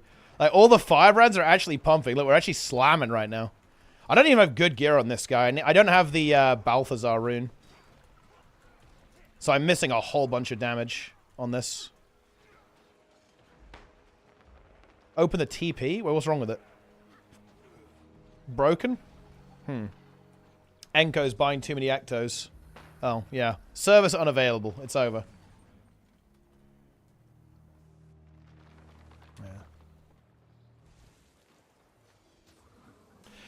Oh my god. Honestly, that's what I'm consoled about, guys, okay? Like, I'm consoled. Like, none of it matters. No meta event is fucking irrelevant. Like, I can play with Guardian, Spear, and World versus World, so it doesn't matter. It's fine. We're all good, guys. We're all good. Does not matter. Even a tiny bit. I'm fucking dying, though. I think my healer died. Fuck. You know what? These things happen. Yeah. GuildWars2.com. Wait, GuildWars2.com is down? What? What? Oh, that sounds like either some kind of malfunction or... Yeah, I mean, that's weird. Yeah, that sounds like some kind of, like, major fault, like, major outage that's happened to them. If their main site is dead as well.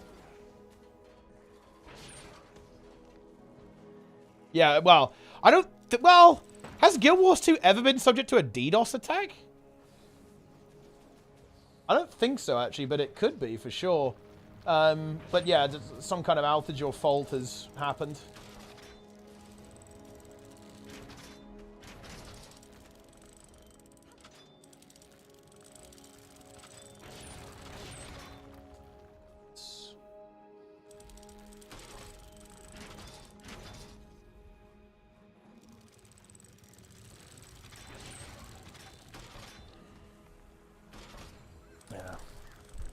We're free.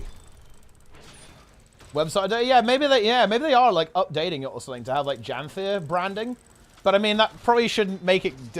I mean, I'm not gonna lie, that shouldn't happen. Okay.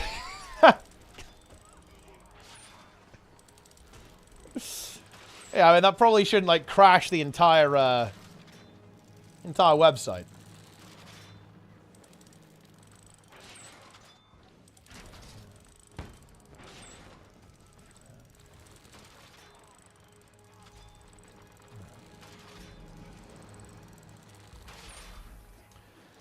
Oh, we don't actually have a healer. Actually, maybe this, I think, oh yeah, this Scourge is a healer, actually. Oh, actually, they're just around the corner. Uh-oh. Uh-oh!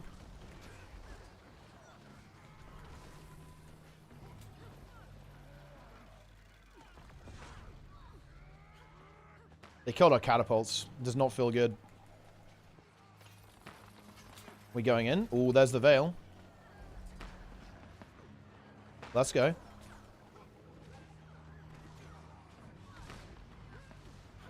Ooh, we got a big spike there, actually.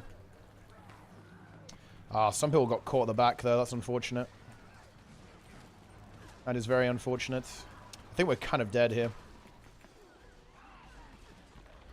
We got a couple... Yeah, they got a bit of siege on us as well, right? Which is not helping. But their damage output's good.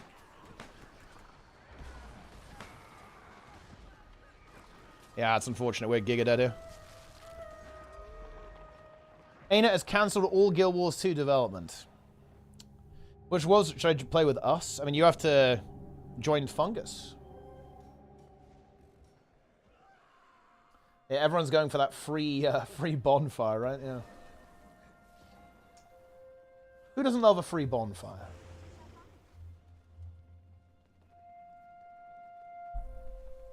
Yes.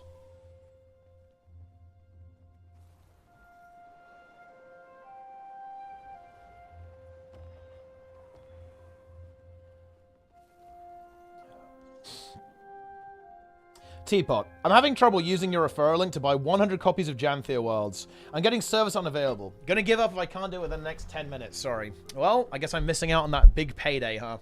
It's fine, though. I have Nudge Meme now. You guys are all obsolete. Project Slimy Fungus. Gulping Goliath is here. Also known as Count Depletula, by the way. Guys, buy Guild Wars 2 using my referral link. It's time. It's time.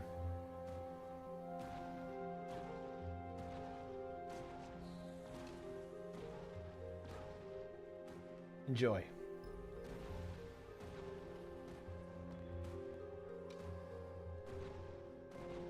How can I join Fungus? Well, I mean, if you want to play World vs. World, there is no trial. If you want to join, like, the try-hard Fungus, you have to do sub 1 minute Fungus Among Us. Realistically, sub 59 seconds Fungus Among Us is the only way for you to be accepted. You must embrace the power of Fungus.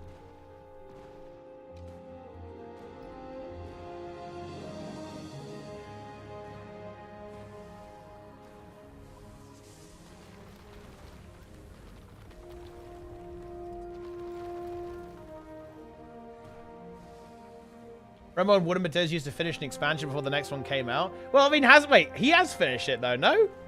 How has he not finished Soto? He must have done. He did Embodiment of Sin.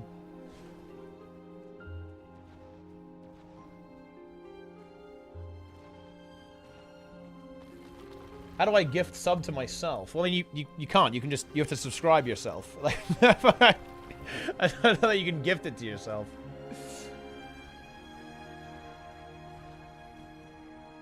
It's not possible.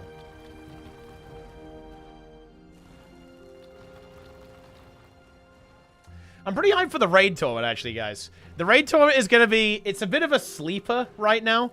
I don't think people are aware of it. But the raid tournament is going to be so fucking sweaty, man. Like, it is going to be mega degenerate. Mega degen. Oh, yeah, I wanted to check the price of Ectos, but that's literally impossible right now.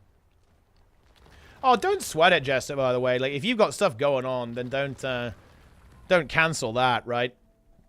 One invite. Okay, I'm adding angels. Honestly, I shouldn't add angels. This guy, he's gonna spread like his... Look, look. Jester linked me some stuff of angels that he was posting, and I'm not gonna lie, it was pretty troubling. You know, he caught Angels enjoying some posts of a Vulpera being pet. I've seen it. And that kind of stuff, it's troubling to say the least. It really is. Any high rolls? Oh, I can't even tell.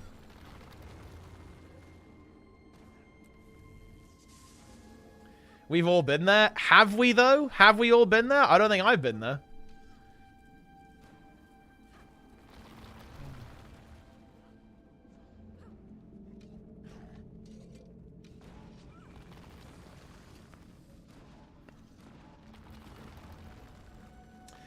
Hello, Inspector Norse. If they all have LCM? Then they all have LCM. Well, that's what they said anyway. Make an Elementalist for the Tempest runes? No, you can just buy those if you want. Apparently, ArenaNet got hacked. I'm not sure it's a hack. It might just be some kind of fault. I don't know if it's a hack, guys. But yeah, like a lot of their... The site is fucked right now. And some of their online services. But again, don't think it's necessarily a hack. Could just be something's gone wrong.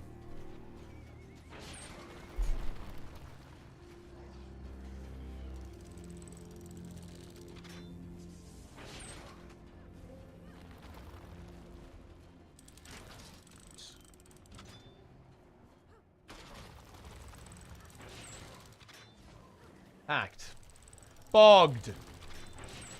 Can I buy them? Yeah, you can buy Tempest runes. Well, I can't show you now because the trading post isn't working, but yeah, it's purchasable.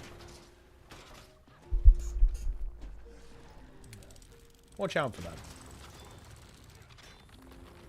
Do you want need betting the allegations? Look, I'm not into this stuff, Angels. Like, you can cope all you want, but I don't like this stuff. I haven't linked this stuff. I don't link it to you. I don't link it to anyone.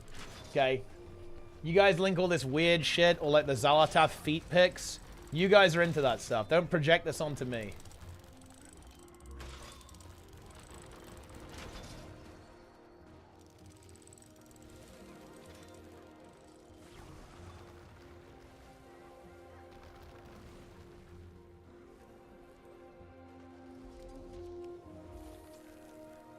Ain't it hacked? Guys, alright, do me a really big favor.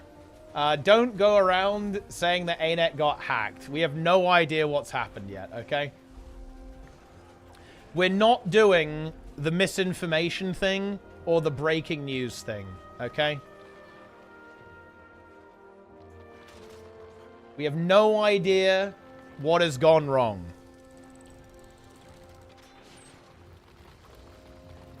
Thoughts?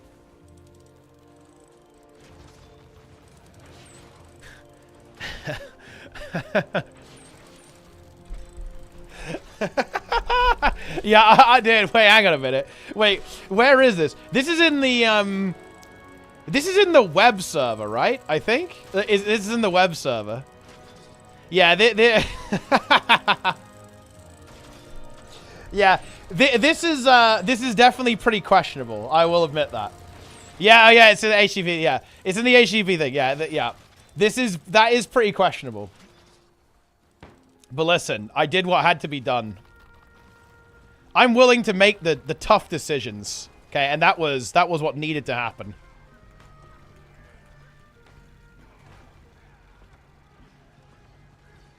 We winning?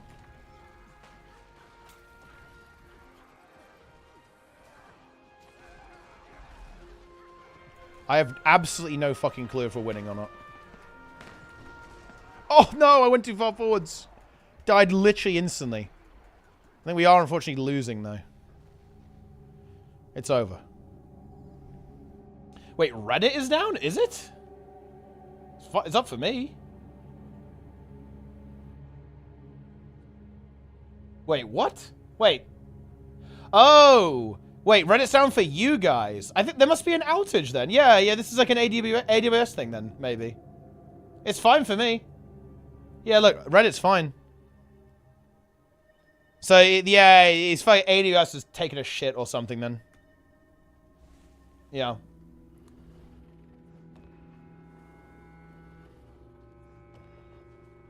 Yeah, I guess that makes some sense. Well, again, we shouldn't say that either. We don't know that. We don't know that for sure, right?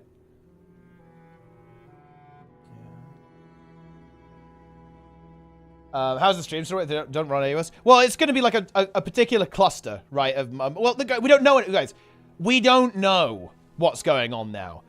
We shouldn't really speculate, but I mean, yeah, it could be a scenario where like a particular cluster has gone wrong, or like a data center has gone wrong, and that's like affected a variety of services. We don't know. The forums are fine. That's interesting, actually. The forums are fine, by the way, guys. People say the home nodes carry over. Not sure what's the maps we need for the decors. It's just like a bunch of stuff, right? It's like a bunch of economy stuff. It's going to be like planks, you know, wood, right? Like all the usual stuff. But there'll be new stuff in the expansion as well, right? They'll want like a lot of the new stuff to be very important. ArenaNet is done. And not just their website. Yeah, maybe.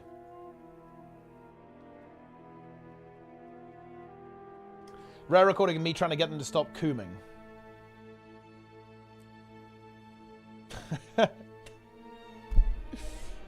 It's not possible, guys. The forums aren't fine. Yeah, they clearly aren't. They're dead.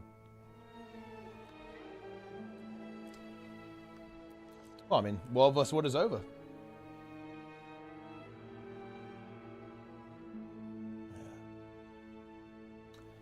Yes.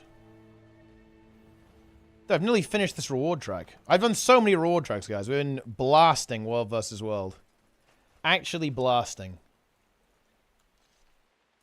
Let's see. Oh, Sunny Hill? We can go defend this. Let's go.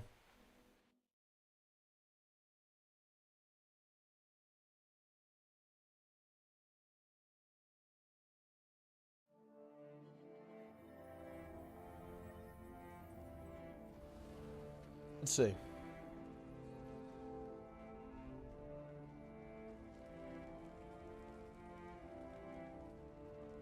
Holy shit! This is based!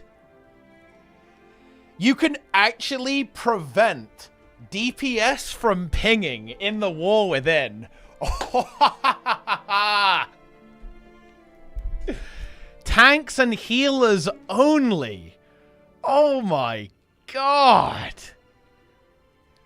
You fucking love to see that. Based Blizzard.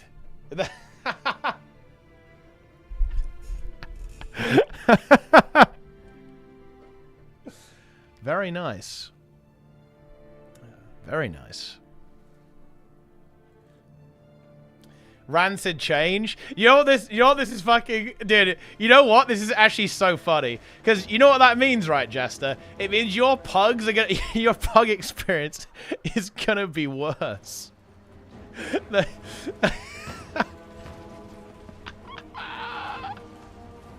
Because now the tank is gonna hold you hostage, like every time. Yes. 99% deplete rate. Very nice.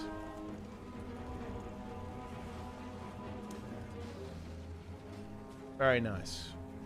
What's ping? You can do like an in-game ping in-game, like in MOBAs and stuff. It's actually a really nice feature. I'd like it in Guild Wars 2. Yeah. Is Reddit down? Oh shit, Reddit is down. Yeah, so it looks like there's some kind of issue with something else. I don't think it's Guild Wars 2. I don't think there's anything wrong with the Guild Wars 2 setup, guys. I think it's more wrong with some kind of part of the infrastructure. The internet has actually broken, guys. The internet is broken right now. You hate to see it. Yeah. We have minimap pings. That is true, actually. That is true.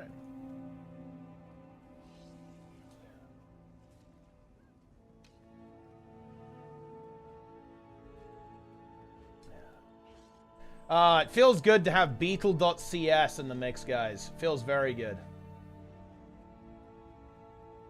We need to figure out some good design, though. Here's the Beetle overlay, guys. It is pretty cool, though. We actually have, like, we have the ability to 3D render all of the tracks, which is pretty cool, actually. So we can actually, like, see, like, you could, look, it even has the orientation, guys. Look at Cone. Cone is pointing in a certain direction. As you can see, that actually is how it works. Yeah, so Cone will move around the track. Sprudel will also move around the track. And yeah, this is pretty good too. So this progress bar here is how far people are around linearly, right? So obviously it's not immediately obvious who's winning here between Sprudel and Cone, but because of the way the races are set up, we can actually confirm that Sprudel is currently in rank 1, Cone in 2nd place. We need to make this look pretty though. That is the key. I actually really want to do this Beetle tournament. I actually really want to do the Beetle tournament a lot, actually. I am willing to...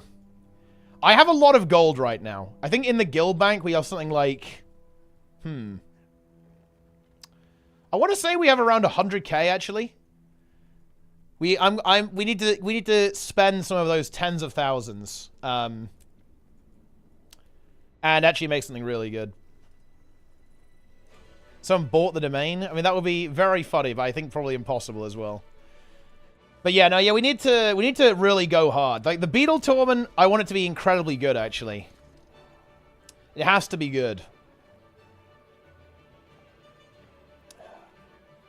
I'd actually want to really hype it, to be honest. I'd want to hype up the Beetle tournament a lot. It's probably the Beetle tournament is probably going to be the one that I'm going to put the most effort into, almost. It's going to be like either that. Well, no, that's stupid. Why would I even say that? That's not even true. I'm going to put maximum effort into all of them. It's I love all of my children equally. Okay, guys, it's not like that. But I do really want to try out the Beetle tournament actually because I think there's so much potential to make something actually really interesting. It really interesting in kind of like a way that regular tournaments kind of can't be, right? Like there's yeah, I don't know. It's hard for me to explain. You guys will know when I do it, okay? Yes, I need to round you up, Subi. I actually need to get you and some of the other people who actually aren't completely insane. We need to talk about the ERP4 rule set. One that you guys don't hate. And not even actually like the rule set yet. I'll pick that, and you guys will probably hate it, but that's intentional. I'm talking about like the fucking speedrun.com shit, you know? That's what I'm looking for. We need to figure out an actual rule set that people, you know, don't hate about glitches and shit.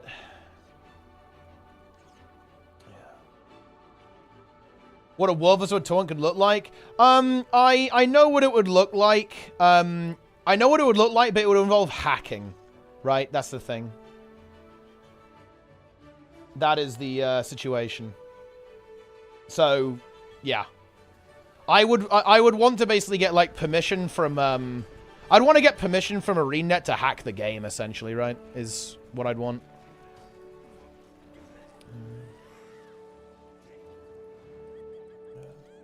ERP4 actually happening. It's probably not going to be called the ERP4, but that's the working title. That is the, essentially, a similar side. Everyone just left here, though, immediately. I guess we should leave as well. Moan leaderboard, then deal with speedrun.com drama. Yeah, I'm not particularly interested in wading into it either. I obviously have no problem with anyone there, but from what I've heard, it gets a bit fucking explosive in there, and to be honest, I don't really want any part of that, so I'd rather just come up with something that everyone basically agrees on, or whatever. Honestly, I just want a page on the Hardstuck website, and it's just got all the fucking rules. And actually, I'm curious about this, Subi. This is an idea. Okay, I am very likely to do this anyway, actually, by the way. But I'm curious what you think of the idea. I am very likely to just ask teams to send me everything they're going to do in the event before the event. So in other words, for ERP4, it's going to be all 8 wings, obviously, all with CMs. I'm just going to say, you guys have to send me a full video of everything that you're doing. And if you do anything new that you haven't told me about, then you're in trouble, maybe. I don't know. Because I don't know whether it's bullshit, right? I want to just say, right, look. I don't want any doubt. No room for interpretation.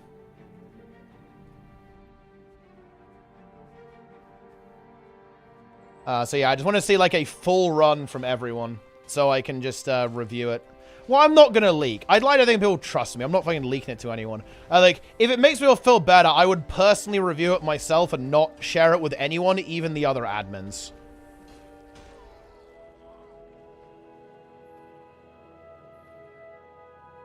Like, I will be fine with doing that.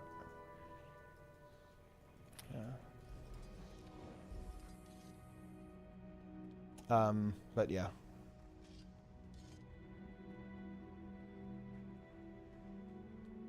Easy cap. Where's the action? Where do people go? I think the blue group just left, didn't they? 8 Wings on YouTube unlisted, not too bad. Exactly, yeah. It would just be unlisted, and then I'll just watch it, and then I'll okay it. And I'm perfectly fine with like just doing it entirely on my own. I don't know. Or maybe with Sneb or something. Like, the probability of Sneb leaking is 0. But, I mean, if people were really, really torn on it, I'd also be okay with, I would also be okay with just doing it all myself. That's also fine.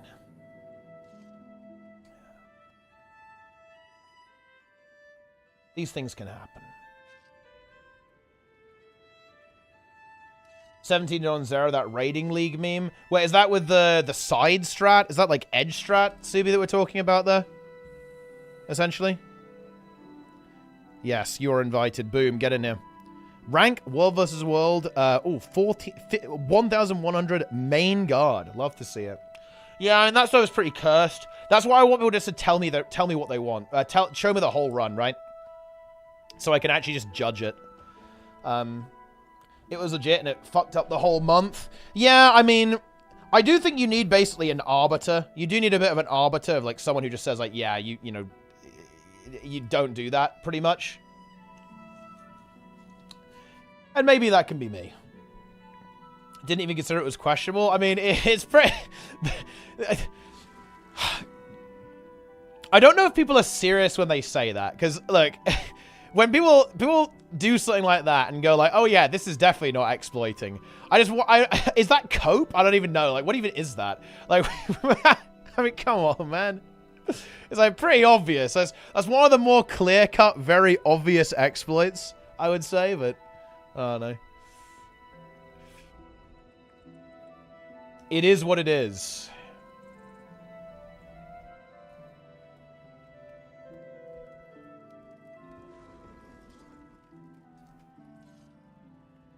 The strikers of tomorrow. I mean, it's the strikers of tomorrow, but, you know, You know, look, honestly, I think making a segment like this is fun. Like, I know it's like the strikers of tomorrow, right? But I'm not gonna lie, I feel like the old guard is still very dominant. Like, if I was predicting who's gonna do well in a raid tournament, it's still QT and SC, if I'm being real. Like, that is the, although I guess, like, the SC roster is pretty different at this point. Content in EB, nice. Yeah. Will Wing 8 be on LCM or CM? It depends on the difficulty, but I'd probably expect regular CM. Regular CM.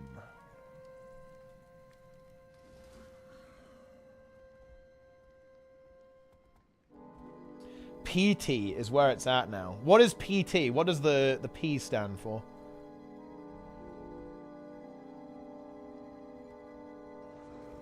MNF will win. Partition.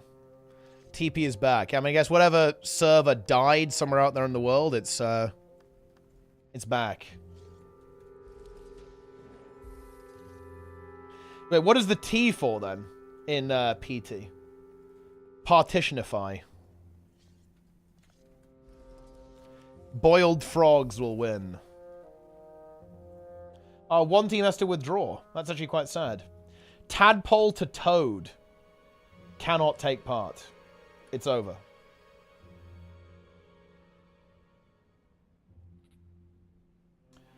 Tadpoles. I think there's a lot of teams that can win, actually. I think the top 8 is going to be pretty competitive. Or some pretty good teams. They expect the whole expert to be carried by housing. I mean, I think they're... It's not a bad guess to me. I think housing's going to do a lot of work. It is going to put the work in.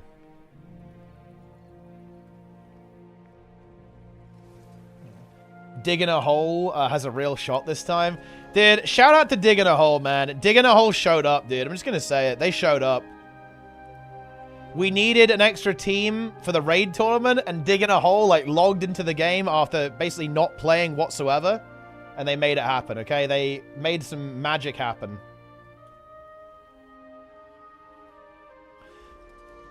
How much story content do you expect? Will it be Gala tier? I'm expecting it to be probably about 4 hours. And not much else. Dude, it's actually so crazy, like, how much harder the game was back then, dude. Like, you actually had teams wiping on Veil Guardian, guys.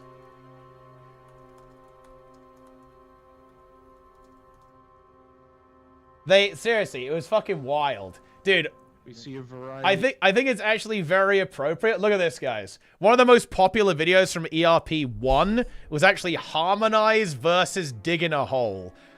Let's take a look at how this goes, guys. Okay? Dude, we have multiple wipes to the Veil Guardian coming through from both teams here. From Harmonize and Digging a Hole. Because you couldn't really, like, mid-strat wasn't really that much of a thing at this point, so you had to do this kind of cursed edge strat as well. And it was low man, so that obviously made it a little bit harder. But just look how, dude, look how much longer, like, the fight lasts. Like, this is, like, the really interesting thing, in my opinion, is, like, look how much longer the encounter is. Because you just didn't have, like, 60k DPS. Like, 60k DPS is, like, wasn't a thing, right? Was Distort Share a thing? Yeah. The Distort Share was still a thing in this.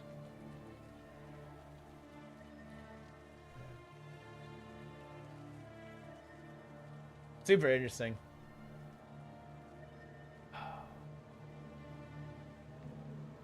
Man. Dude, the game was so much harder back then, to be honest. And the thing is, like, it was mostly because, like, your build sucked. Look at the boons, guys. Look at the boons they have. This is actually crazy. It's so fucking crazy. Look, they have no prot. They have no prot uptime. At all. Even like a little bit of prot. You would use like Earth Overload to give protection, guys. Like that's what you were reduced to. That's what you were like forced to do. And yeah, like out here, dude, out healing this was fucking sweaty, man. I think we missed a distort here. The tank died, and so they didn't get the distort off on the Chronomancer. So they end up dying, right? Because they don't have they need the distort to get through that. Yeah, no prot and 2 hybrid healers. Yeah, Conley Druid, right? Because you needed Conley Druid. And there's only 1 Druid being played here as well. So, like, 1 hybrid healer, pretty much, to actually pull this off. Yeah, and no barrier. No barrier, too. Yeah, no barrier. No barrier, like, no real healers, no fucking boons. Right? Like, that is some Guild Wars 2 right there. No alack. Now, you do have alack. Well, in these setups, you don't really have, like, perma alack, but you do have alack uptime. It was a bit weird because it was from Phantasms back then, so it was a little bit different with how it worked, but yeah. The healing power scaling was ass. Yeah, the base values were good, but the scaling was not great. Glorious. Yeah, this was Particlar, right? Particlar, he likes the little that was always like the thing he had on his stream. He had like a bunch of raccoons on his stream. Quite cute actually. He's a big fan. Pretty cool stuff. We stole their guild tag though. Harmonize HS. That look, guys, look at this. These players were good as well, by the way. These were not like noobs. Look at this, guys. It took them like 15 minutes to get past fucking Veil Guardian. Oh, man. Yeah, dude, that was so good. Yeah, he got into the instance and he tried to about face forward, but he actually went out of the instance by accident. Oh man, that was good. Fucking based. These truly were the good old days, man. Look at this shit. This is like the true Guild Wars 2. What is this clip? Okay, okay. We'll try it. Say Guild Gold, Wars O's, 2 there is us, doomed. two. It's over. Not it's bad. so. Not bad, not bad. Also, bonus meme. A dung beetle. The dung eater. Wait, is that what it's called, dung beetle? Because they roll on dung. Oh, that makes so much sense. I can't believe I didn't think of. Guys, I want to be clear, guys. Darren's didn't realize that dung beetles were called dung beetles because they, like, roll balls of dung around. That's seriously, guys. He actually did not realize that. He didn't even think about that. This is the reality of Gen Z. I want everyone to be... Guys, this is the reality of Gen Z. Think about that. Holy fuck, I'm so stupid. Yeah. I can't believe I didn't know that. Oh no. Oh no. Oh man, this is fucked. Nobody clip this, please. No one ever. It's too Please, late. Please do not. It's already clipped. Yeah. Are we being killed inside this tower? I think the answer to that is yes.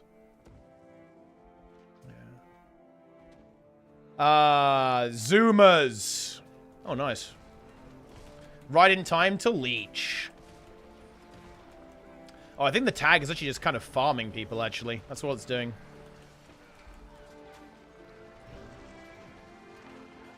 Yeah. Like, we've got... I really want to... I want to go really hard on the next raid tournament, or the next, like, really big one. I want to... When we actually bring back... kind of like the, you know, the ERP4 style thing. I want to go really hard on it and try and recapture some of the magic, you know? Like, for me, the raid tournaments have all been good. I actually really liked stuff like Ready Check Cup. I really like those a lot, actually. But it hasn't really been as magical as Elitist Raiding Party. I really think Elitist Raiding Party, it was so special, right? Like, it was so special. Even though the taunts were scuffed. Like, ERP1, my internet was fucking awful and barely worked. ERP2 was kind of starting to emerge from the primordial ooze, but it still had a lot of issues. And ERP3, we kind of did a pretty good job. ERP3 was pretty good, honestly.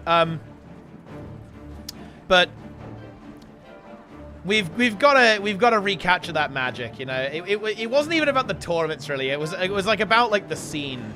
It's like where the game was. I'm not sure if it can be brought back, you know. It might be hard to do.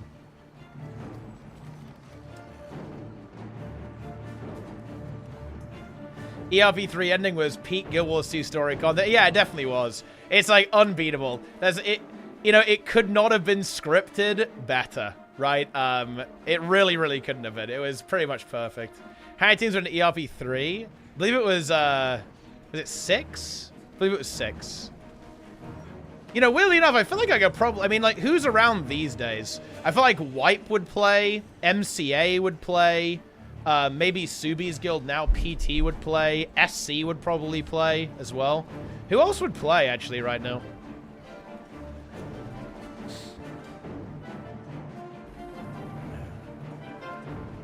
LN? Yeah. Yeah, I guess LN would play. VS? I don't know. Would they play? I'm not sure. I don't know. Like, that guild feels like almost like a bit secretive, right? I don't really hear about them that much. Oh, yeah. Grim would probably play. Like, DP would play. Dozer Pals would play. Yeah. Yes. They have to push us now. I'm not sure if they can, though, to be honest. It's going to be a little bit rough.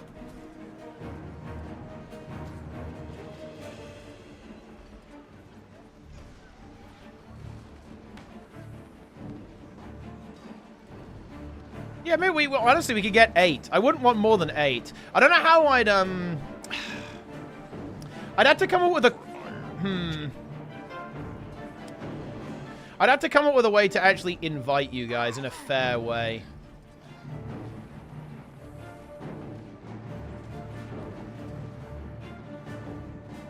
Because I wouldn't want to do more than 8 teams.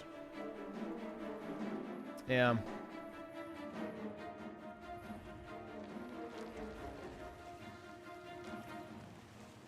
Don't steal Mela for Wing 8 prog. Mela is property of Fungus. It's over. Yeah. But that could be some pretty interesting teams, I think. But we'd have to, oh, nice, the Wizard's Vault is back. Love to see that. Ooh. Wizard coins. To the Janthir Wilds impressions video? Yeah, I did, yeah. Well, I didn't react to it. I kind of talked about it. I talked about what was happening. I discussed the video. I'm going to try and call up Bloom as well later. Either today or, like, later on this week.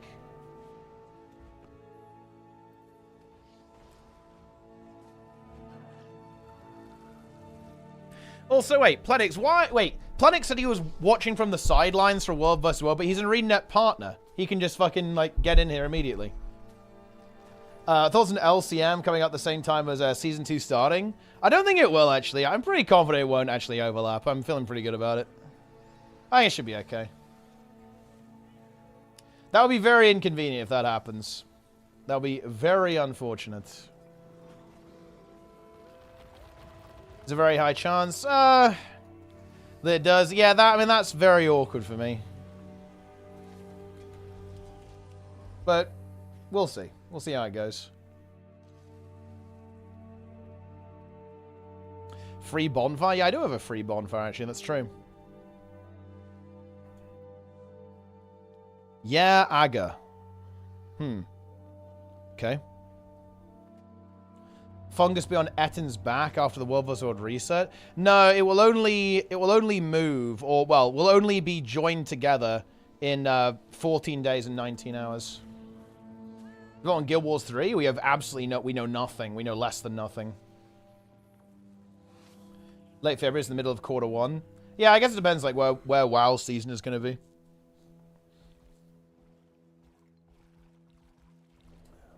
We'll see. And we'll figure it out. We'll navigate it one way or the other.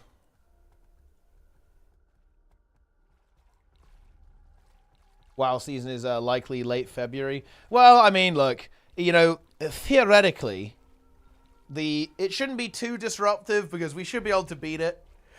Hopefully we can beat the Guild Wars 2 some a bit earlier, a bit faster this time. Unless it's bugged. If it's bugged, then it might take a bit longer. But if it's not bugged, then it's workable.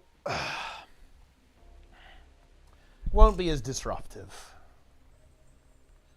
Although, honestly, if we get better at WoW, everything becomes so easier. Like, man, progression was like such a stamina test, right? I felt like, especially with Amirdrasil, holy fuck. Like, it took so long. It took so long, actually. With any luck, we'll do a little bit better. It's actually really weird. Dude, WoW is actually an incredibly based game, but you have to be so good at it to actually access, like, the best version. Like, if you want to play the ultimate version of WoW, you need to be able to, like, clear the Mythic Raid within a month and a half. If you can do that, WoW actually becomes so much better, in my opinion. Because then you just have so much more time to do stuff. But if you're, like, bogged in the raid for, if you're bogged in raid for, like, 3 to 4 months, like, holy shit. That is really rough. Yeah. I'm literally not even raiding. I have no, Hall of Fame guild. That's actually big. We can prove ourselves, and then we can recruit you. That's huge, actually. That's big. We will prove ourselves and recruit the Finns into our guild. Feels good. You honestly love to see it. can stay competitive with little effort compared to WoW. Well, it's more the that is definitely a really nice thing about Guild Wars 2. I mean, it just takes a long time. Like we were progressing Amirdrasil for like 4 months, right? It wasn't even about gear, right? It was just like we had to kill the fucking boss. We did get screwed over very hard by Christmas. Like nobody could play, so it dragged on a bit. A lot of sessions got cancelled. We had a lot of subs. That was kind of the issue.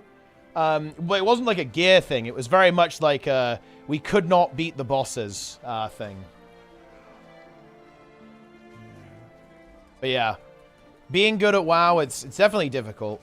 I want to get a lot better, so I can do stuff like the title very easily and like have a. I don't want to have like. I need to get way better at the game because I'm trying to balance like being a streamer with trying to play WoW a little bit competitively, but you have to be really good at the game to do that. There's a reason why not many streamers are capable of it, is because you have to actually be really good. I want to be able to like play M+ competitively, but still have time to like play on alts and stuff. Like right now, we're in a position where if we want to get the title, we kind of have to grind a bit. We're just not good enough at the game to do that yet. Like it's not trivial to get. Whereas if you're actually good, then it does become trivial to get, essentially. And it's kind of the same thing with raid, right? Like, you know, you want getting through the raid to be relatively trivial, something you can like bang out in like a month, maybe 2 maximum.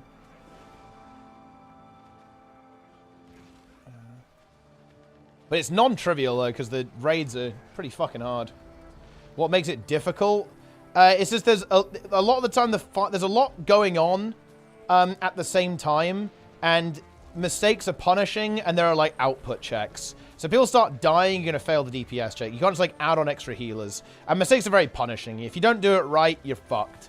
And it kind of it requires like a lot of teamwork, if that makes any sense. Like, so you have to be very coordinated, right? Like everyone's got to do their own little piece of the puzzle, and if anyone fucks up, you just kind of lose. A lot of the time.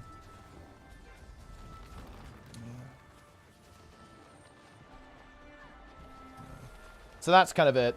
And at the same time, you just have to pump. You have to do good damage and good healing, obviously. The tanks need to not die. You got to do the mechanics right. It's just that. And there's just a lot of stuff, right? There's like a lot of mechanics. So there's a lot of stuff going on. And the funny thing is, they're making the fights harder as well. Like, the second to last boss in this raid, dude, it is going to be fucked up. Okay? Like, yeah. The Silken Council, dude, is actually a fucked up encounter. I think it's actually harder than Tindral, to be honest. In fact, it's certainly harder than the version of Tindral we fought. Maybe not as hard as 3 Second Seed Tindral, but it's definitely harder than the version that we fought, for sure. It is gonna be brutal, actually. With like the level of coordination, how punishing it's gonna be if you fuck that up, it's not gonna be good. Yeah. You can play with your save for a couple of mistakes. Exactly, yeah. You do need a DPS check. DPS check is very important for exactly the reason you described. Yeah, it just makes the fight punishing. It like enables the encounter to be punishing. Same thing with healing checks, I feel like. I really like healing checks in WoW because it's like, if your DPS are being idiots and just tanking it, then the healers fall behind and you die, right? Like, it kind of like, it puts a... It means your healers need to heal, obviously, but it also means your DPS and tanks need to manage their cooldowns appropriately as well. It's like a very good, like, team skill check, I think. It's like, you need to use your healing potions, using health stones, right? Using your defensives, all that kind of stuff. What caster are you main of the war then? I'm going to be playing tank. It's going to be Blood Death Knight for the raid. So basically, I'm literally the main character.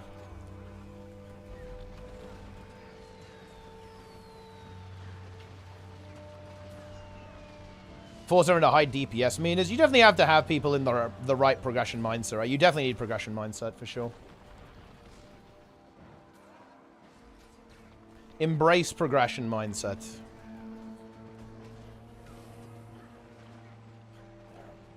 Healing check needs a DPS check. Oh, it doesn't work. Yeah, of course, because then you could just like take an extra healer, right? And then that's no good. It just nullifies the heal check. Watching back up Rackle, yeah, that was a glorious moment. And what the best part about it is they were like that we were like milliseconds away from death multiple times, which is always fun, I think. I wasn't, it honestly wasn't my best pull, but it wasn't my worst either, overall. There are a couple of clumsy moments I had for sure. But I played very safe. It was actually one of the runs where I played very safe.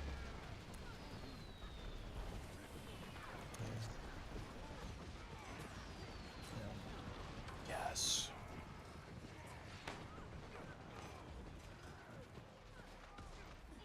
And that's how it goes. Seeds.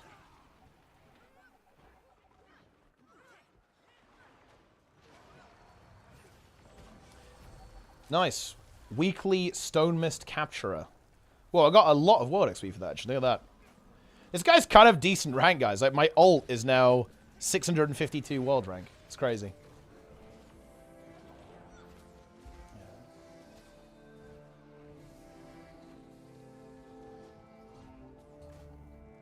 Very nice.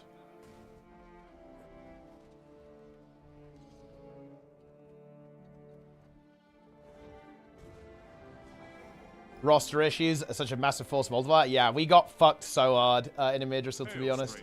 But I'm hoping that we have a pretty consistent roster now. We also have competent subs, and I think that's really useful. That we have people who are not just going to feed if they drop it as well, which is kind of nice. Pretty good.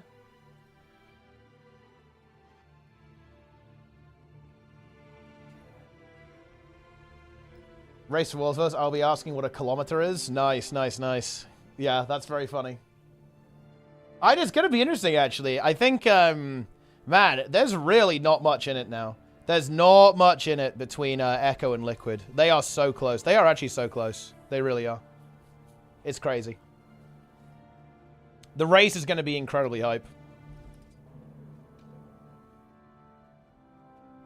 Can DK tank on all stances Blood Frost? They kind of removed that. That doesn't exist anymore. Like, now it's just like, you know, you're blood. You are blood. You are a blood Death Knight.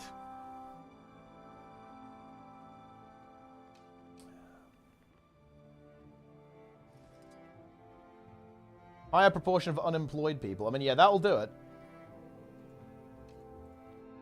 It is so funny. You know, people think... this is so interesting. I guess it's because it's the thing that's, like, the most forward-facing. But you know how people judge Guild Wars 2 basically entirely through Ceres? People feel the exact same way about Mythic WoW. Like, people think that, like...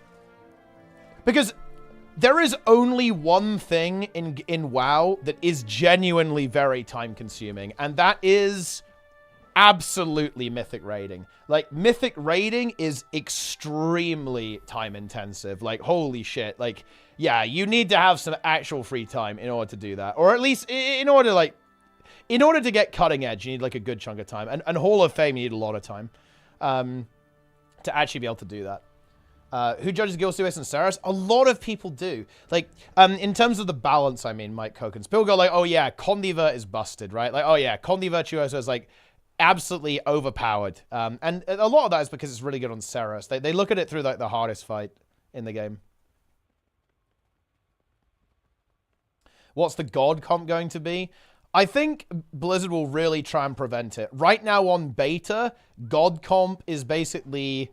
It's like Affliction Warlock, Vengeance Demon Hunter, Augmentation Evoker, Mage, and then Druid. Resto Druid. Or Resto Shaman is like another one that's also pretty good, I think.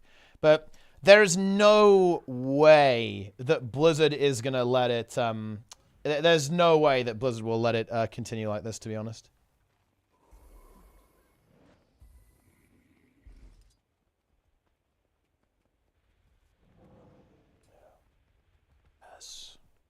Did the comps take a little break? Honestly, I respect it. Yeah. He still thinks it's Org. Dude, I'm sorry, man. It's Dogmentation Evoker. It's actually crazy. It's a bit wild that you think it isn't Dogmentation Evoker. Yeah. That's what it is. It's not the first time. Yeah. And it is definitely kind of like an overpowered build, for sure. But to be honest, I think it's just because like Guild Wars 2 encounter design is just not good. That's the issue. It's just Guild Wars 2 encounter design is just not very good. They don't really. They need mechanics that only melee players get, and they need mechanics that only range players get. Oh. Yeah. It makes tanks tanky. Yeah, it makes tanks tankier and your healer healier. So you can pull bigger. Your tank lives more and doesn't die. It's just good.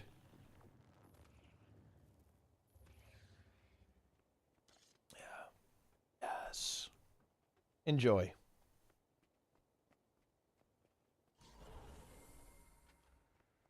And it is a little bit busted. Convert is overpowered. But I think it's more that other builds are underpowered, to be honest, and Convert is very stacked. And more importantly than that, fight design. Guild Wars 2 encounter design is not good. Unfortunately. Even Ceres could be improved. Like, okay, think about this, guys. Imagine if half of the players got the Despair. Okay, 2 versions of Despair.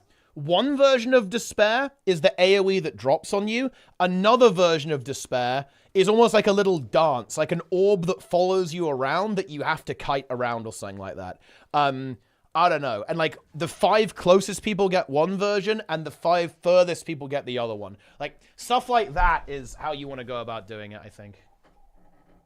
10% phasing on Ceres. Yeah, I mean that's a lesson to learn as well. That is definitely frustrating. I think it's very annoying when the fight essentially becomes like semi-unplayable if you miss a timing by like 1 second.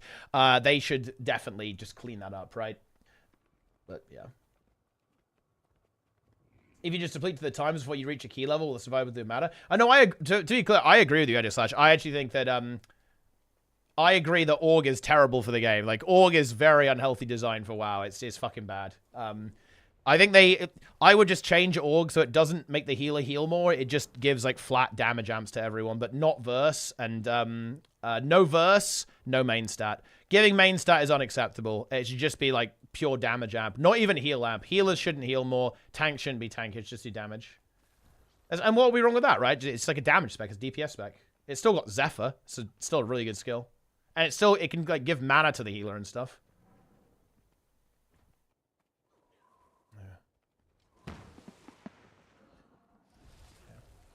If you drag such Samrock at 6-7%, does an extra CC and skips away with. Nice, love to see that. That's good.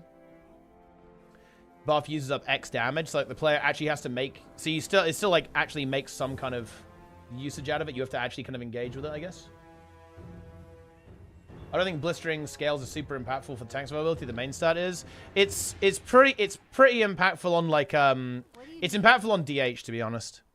It's not that impactful on like plate users. But it's noticeable. It's like a couple of % of damage reduction on DH. It's pretty nice.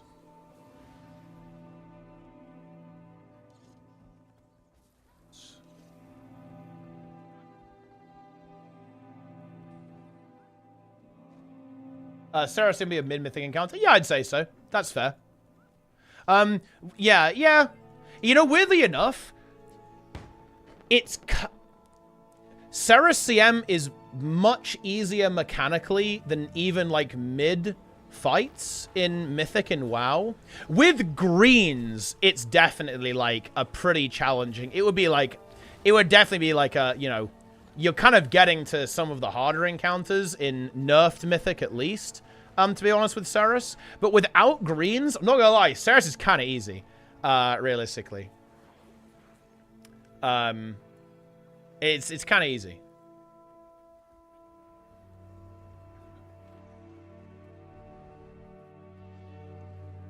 How does EOS compare?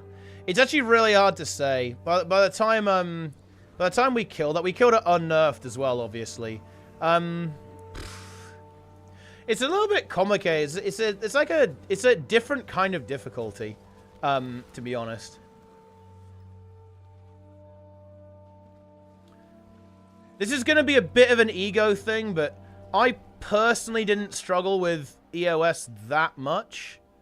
But it's definitely challenging. I think unnerfed EOS, it's like definitely one of the, it's the same as like one of the harder encounters, I would say. in the last raid we did for sure.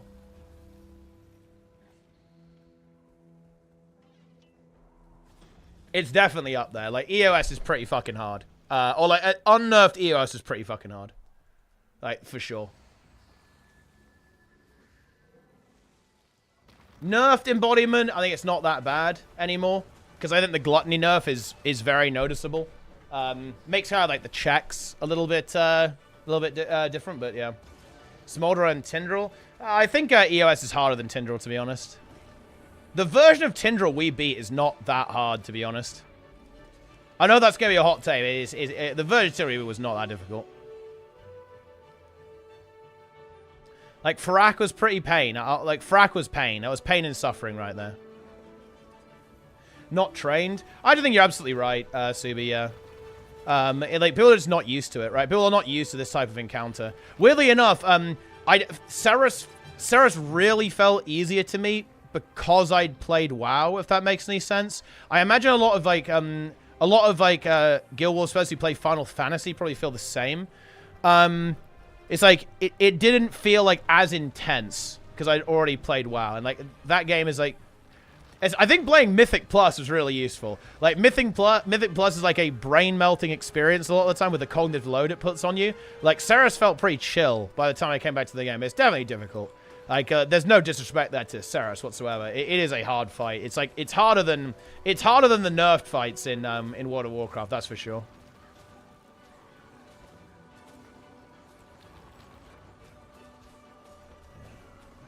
I'd say it's definitely pretty comparable to, it's probably not quite as hard as Farak, but it's up there. It's comparable, to be honest. Like, Farak just has a lot of stuff that can go wrong, to be honest. Like, it's a long fight, and each phase is kind of painful. It's also just fundamentally different. Like, WoW raids having 20 people, it makes it so much harder. Because if any one of those idiots fucks it up, then, you know, it's over, basically. You're just fucked.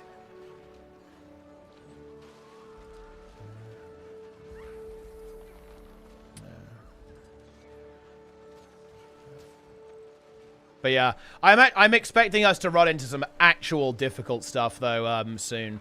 Because to be honest, again, dude, this is like ego moment, and partly this is because I play tank. Tank is kind of easy in raids and WoW in my opinion, but I haven't actually felt the raids to be that hard yet, or not like, you know, mega difficult. I found Mythic Plus to be much harder than Mythic raiding, at least from the tank perspective.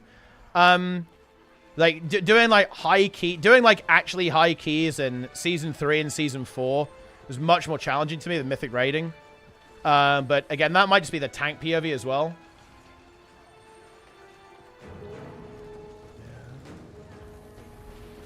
I do want them to make tanking and raids harder, actually. Like, tanking and raids is too easy. I actually think that's why a lot of tanks end up raid leading. It's because tanking is easy in raids. 2 minute explanation of the different types of content in WoW. Yeah, basically, Mythic Plus is basically infinitely scaling fractals, and then raids are raids. Boom. Easy. And they have 4 difficulty settings, like LFR, which is like story mode almost, normal, which is normal mode, heroic, which is harder than that, and then mythic, which is like, you hate yourself. Boom. Enjoy.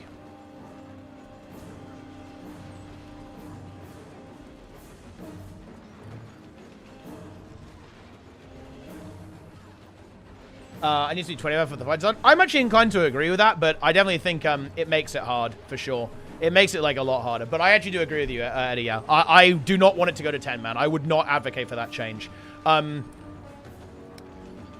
would say it is a necessary part of what Mythic raiding is. To have, like, the type of scale and, like, the amount of stuff going on at the same time, like the overlaps and so on, I think you do actually need the larger roster size in order for Mythic raiding to function correctly. With like all the different classes and utility you can pack in, I think you do need that. And there's also now delves. Delves are like solo dungeons now. Kind of interesting. I think we're dying here. I mean, this is definitely a pretty ambitious siege, I'll say that.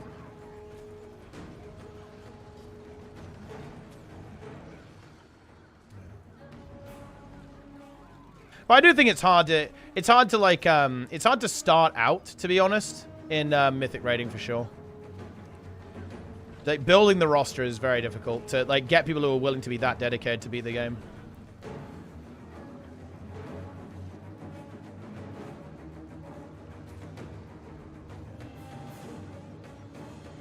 Missing RNG elements from classes and encounters and stuff makes it not mentally taxing, but stuff in why you have to RNG on encounter and class design. I mean, maybe. I mean, like, WoW rotations definitely kind of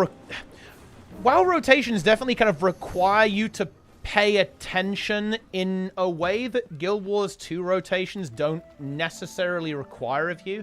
Like, there's definitely, like, cognitive load that happens on WoW rotations that isn't there in Guild Wars 2 rotations. Because, like, okay, I got this proc, so that changes my rotation because I got that proc. So I need to do this, then I need to do that, right? And then, okay, my CDs are coming up, so I need to hold that. I mean, there's, like, yeah, there's, like, some additional complexity that comes in for sure in WoW rotations, but I don't know that bad, to be honest.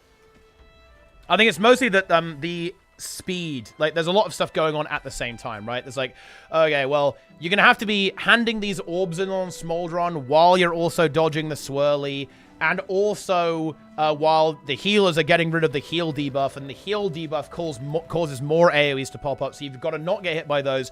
You've then got to get in the position to bait the AoEs so you don't cover the entire arena in shit, right? Like, it's like stuff like that, right? And all the time, you know, you've got to, like, do your shitty rotation, right? And, like, do enough damage to do it. And the healers have got to heal. The tanks have got to not die. Oh, yeah, the tank explosion's going off, so you got to watch where the tank is so you don't die to the tank explosion. You've got to press defensive for that, right? You know, it's like, the reason why it's hard is because it overlaps, right? There's, like, stuff going on at the same time, basically. Georgius in the chat. He's here for the money. He smelled the expansion referral link. Need to use add-ons for high-end WoW content, or is it not necessary? Kind of depends what you mean by that. It's definitely going to give you an advantage, but it's not mandatory, to be honest. The only add-on I consider mandatory is, like, Plater, because, like, the nameplate system in the game, vanilla, is pretty mediocre, to be honest. And I think if you're a healer, you're definitely going to want to use if you're a healer, you're definitely going to want to use an add-on as well, for sure, to, like, make your raid frames better. Although some people probably do play vanilla. Oh shit, got the 20% pay rise. Very nice. But, you know, it's like, add-ons are really not a big deal in WoW. Like, you know, stuff that changes the UI. It's not like, oh, I've got to install this shady DLL. It's, you click install on the add-on, reload your UI, and it's there, right? It's not gonna crash your game, or, you know, you've got to do some, like, janky ass shit. Like, the add-on flow in the game is totally different. It's a lot more like Blish, right? Like, it's very much like Blish is how the add-on flow works in that game. Can't be actually on WoW. Funnily enough, you actually can. Someone did replicate it, actually. I think it was probably Magras, actually, because he's a fucking maniac. But yeah, no, there was a Reddit post about it. Someone actually did, like, make this kind of wonky-ass add-on that basically replicates, like, action camera. Oh, that direction with, Nexus, though. I would like it way more if there was a replacement DPS meter. To be honest.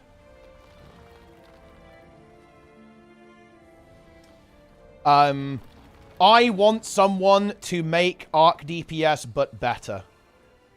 Okay, I'll tell you, it's a small thing, but it's actually a major thing. Look, I'm WoW-pilled on this. The fact that I have to restart my game to install Arc is fucked up, okay? That is unacceptable. Okay, and it's also unacceptable because I know it's not necessary. I know, okay, in a video game, I know there's a bunch of DPS meters that are hot-loaded and do not require, to be restarted in the way that Arc does. It's just so fucking annoying, to be honest, but yeah, I don't know.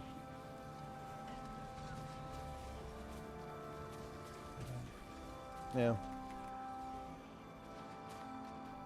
That's how it is.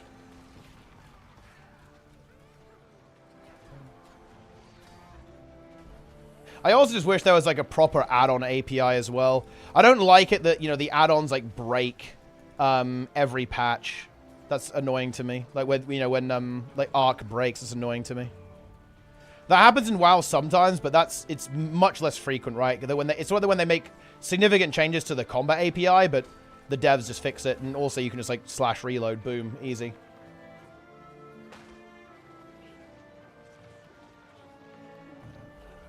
You love to see that.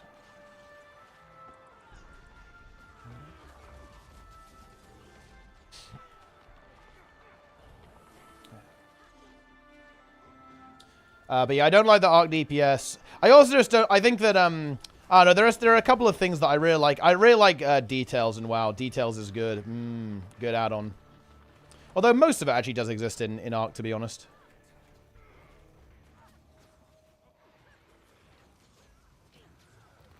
gw2 API. Well, you wouldn't use the web API, right? Like you would never use the web API of something live, like Guild Wars 2, right? Or well, combat. You'd use like you do what Blizzard does. Blizzard has like a direct combat API that you can just like access and hook into.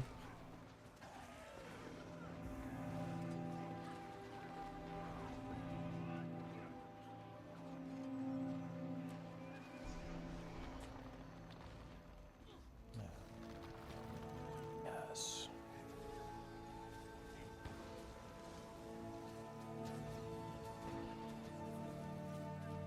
Tanks get barely pressure aside from one tank burst. I would have standard AoEs that would be super deadly to DPS healer just to increase DPS uptime. And that's what you end up doing. You end up like min-maxing to do that.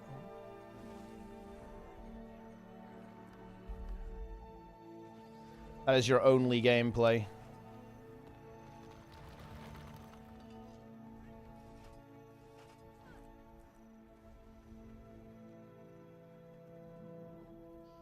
But yeah. It's very interesting, though. Dude, unit strat Ceres ruins Ceres, no joke. I'm going to force Fungus to not do unit strat just for this reason. Like, unit strat Ceres is way too fucking easy, dude. Actually insane. Unit are too good. They're too good at the strats, man.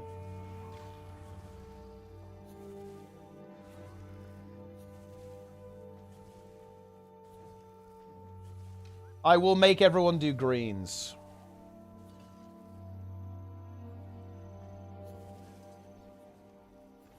ArenaNet won't supply users with the combat API because they need to pay for a server. I don't think they would, actually. No, they definitely wouldn't, actually, because, okay, so, Subi probably knows what I'm talking about here, but a lot of the information that the game receives is actually already human readable. It's just not exposed, if that makes any sense. Like, the way that the game actually handles all of like the combat data and all of that stuff, it's already human readable.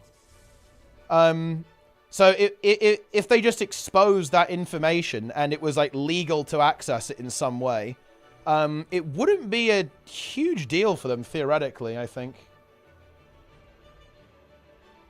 To do that. They wouldn't need to necessarily pay for a server, because it would all just be from the client. Like, the client has the information. The client already has the information you'd want.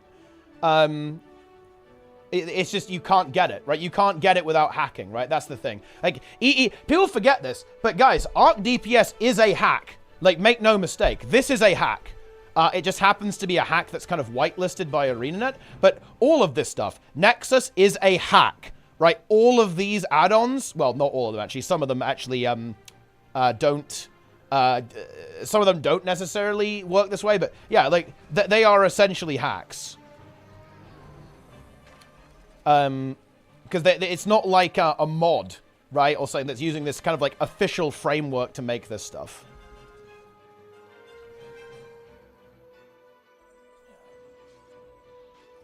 Can just be a problem, and it's healing too, right? I think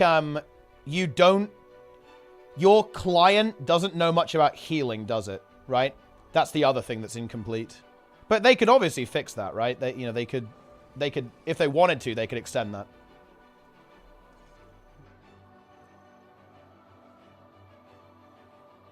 Ooh. DLL. auto-clicking for specific things, which is I've never heard before. Yeah, they kind of went back on that a little bit recently, and because like people were doing some like crazy macroing stuff with like Mystic Forging, but yeah. Hey, see you, Angels. Your cart does anything about you, though? Yeah, it absolutely does, yeah. I don't think I even have fast load running right now. Will the server to share data with allies? Yeah, there's, you know, okay, here's the thing. That is actually a line I don't think should ever be crossed. The only reason why add-ons are problematic in WoW is because they can talk to each other.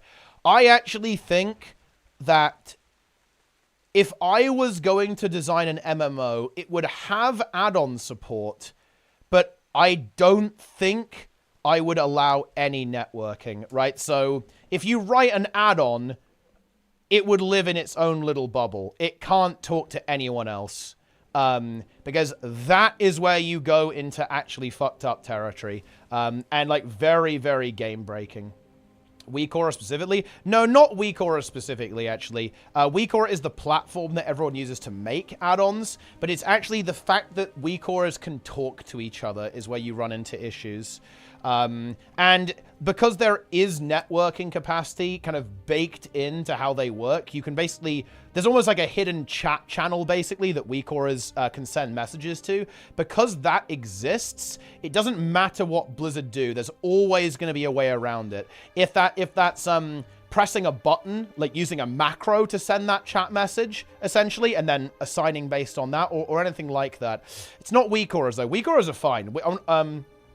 Yeah, Weak Auras are more like the platform for this, not the actual problematic part inherently anyway. But no, I think networking is an absolute no-go. I don't think add-ons should be able to network in any way. I actually think the stuff you could do with Blish is mega abusive. Actually, I think I've told us on stream, Awesomeness was actually writing software that auto-solved greens on Ceres, guys. Seriously. In Guild Wars 2. Yeah, that was using Blish.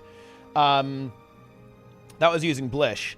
And yeah, you could absolutely do some like really, really game-breaky stuff. And it's all enabled because of networking, right?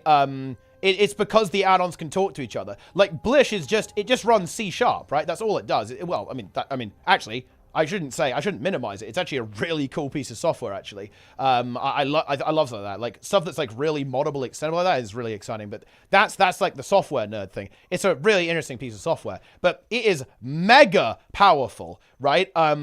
Because here's the situation, guys. Check this out. If I write a Blish add-on, okay, and this is what happens. Check this out. Each player who gets the green circle presses a key. That key communicates with all the other Blish clients, right?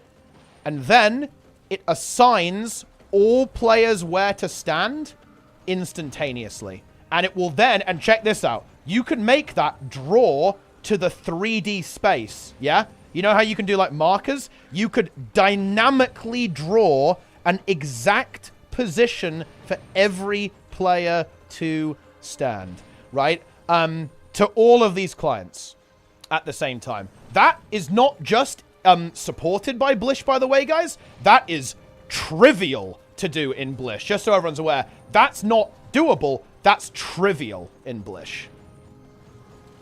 And you could do that for every single mechanic in the game very, very easily. It's already been done. You've got timers for HTCM. You've got timers for Ceres that also work, similar to DBM. All of this, again, is it's not like breaking Blish. It is implicitly enabled by no, not even implicitly, explicitly enabled by Blish.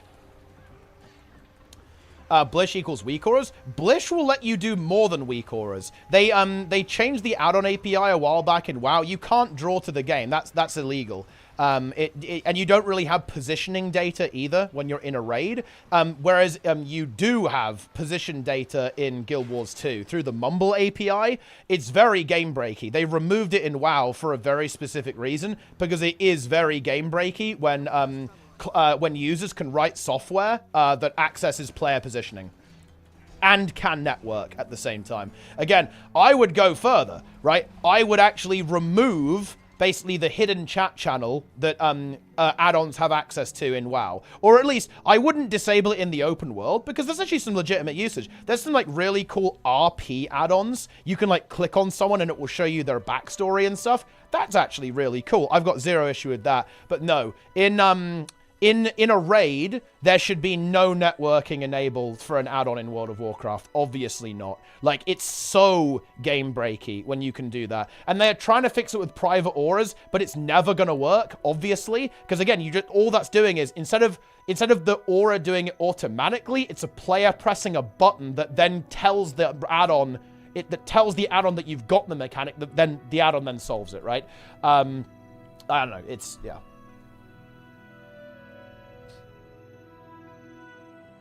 Wait, really, Noisy Toy? Wait, what?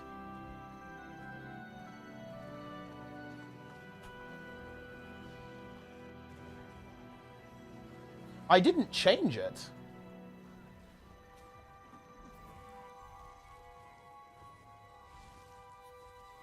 I didn't change anything, actually. 2017? Wait, can you send me a DM? Can you DM on Discord? I'll send you a link. That doesn't look right.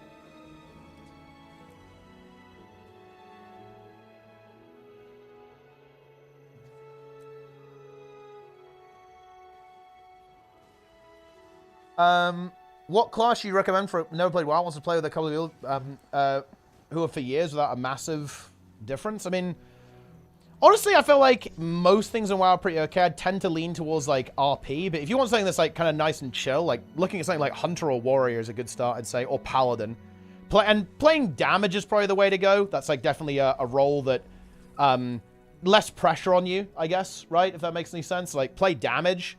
Basically any damage dealer, but, yeah, sort of like Warrior, Paladin is pretty comfy as well. Hunter, for sure, as well on top of that.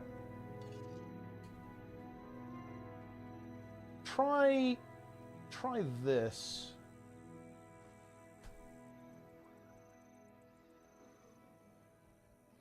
Is that should be the right folder.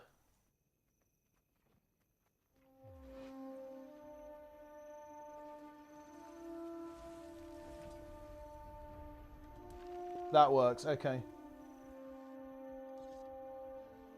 Yeah, I don't use the website itself. I just use Google Drive.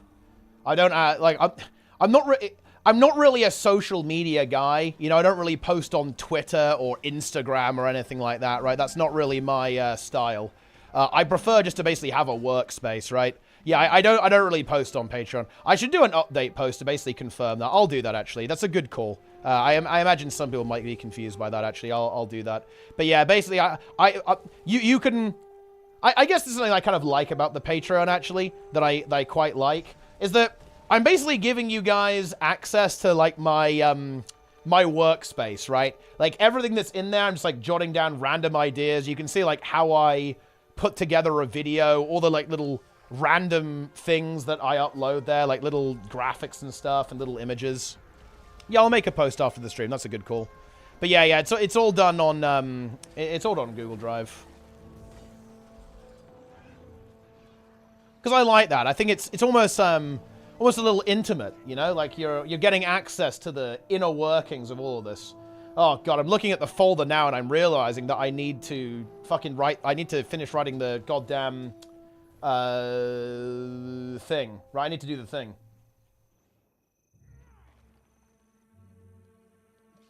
Specifically this Lonely Tower CM. Boom. A Blish module that draws a perimeter in-game for everyone as the same module would be possible? Oh, yeah, of course. Yeah, absolutely, yeah. Yeah.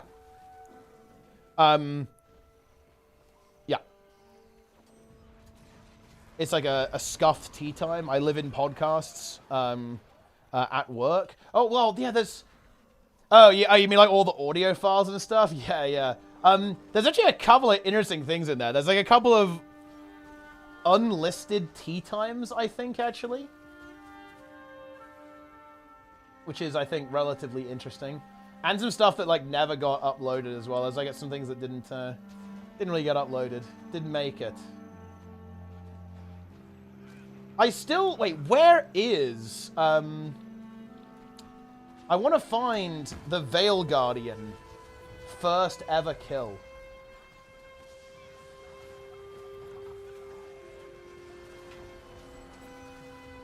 Because it's on the Google Drive, but I've lost it, guys. I lost my first ever Veil Guardian kill. I can't remember where I left it. But it's there somewhere.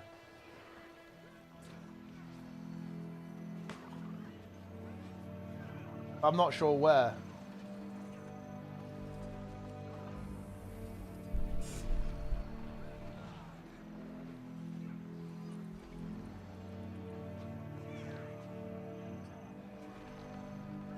Where is it?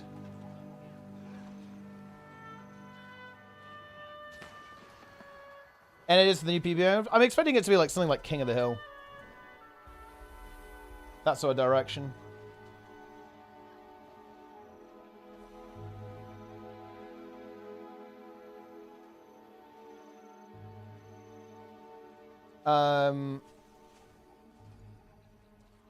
It'll be against terms of service. Well, the thing is, the terms of service are not very clear right now. Look, so, in my opinion, every add-on gives you an advantage in-game.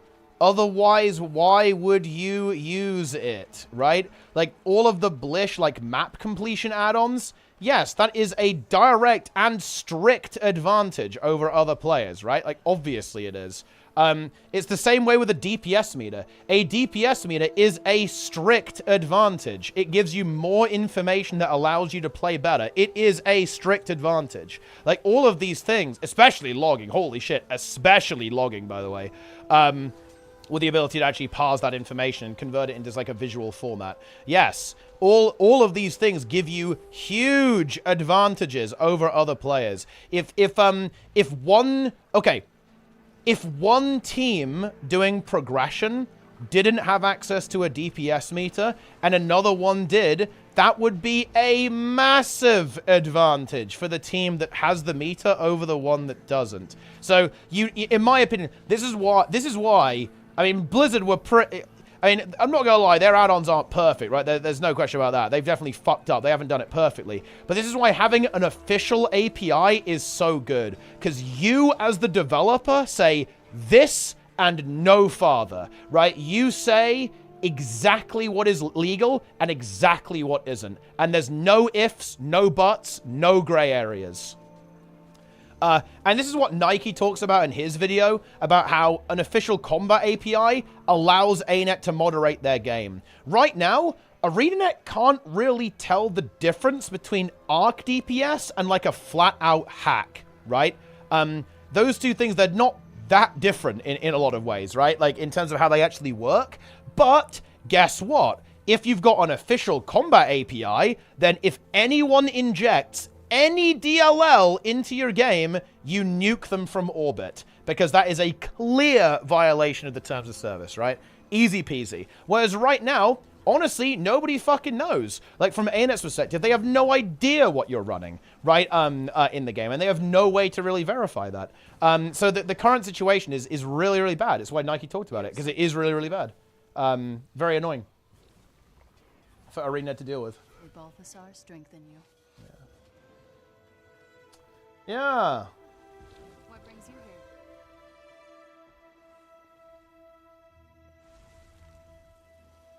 Only God knows how many times I've listened to Soto reviewed or MP3. Official combat API.dll. Funnily enough, that could potentially be a solution. If they made their own DLL that then essentially allowed you to get information from that, that would actually be pretty interesting. They probably wouldn't do it that way, to be fair. There's no reason for them to do that, seeing as they have the source code. They, you know, like, why would they inject another library into their own game? But, you know, I mean, I guess they could do that.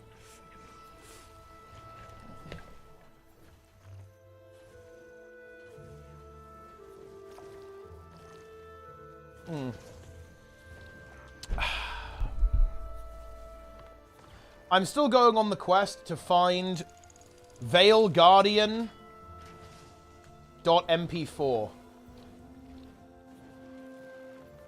Where is it?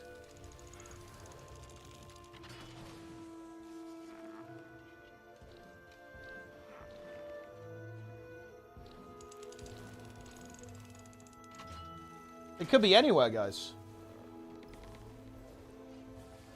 It could be anywhere.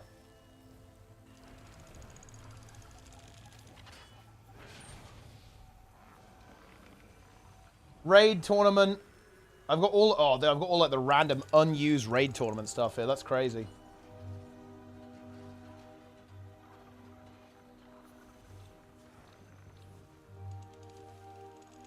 Thing is, I really don't know where it is. I don't know if it's on my computer, if it's on my NAS, or if it's on my Google Drive. I am fucking clueless as to where I actually left the file.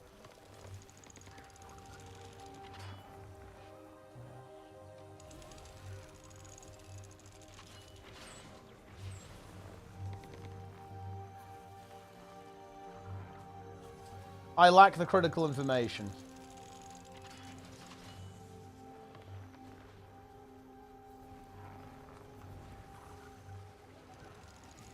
Didn't find anything.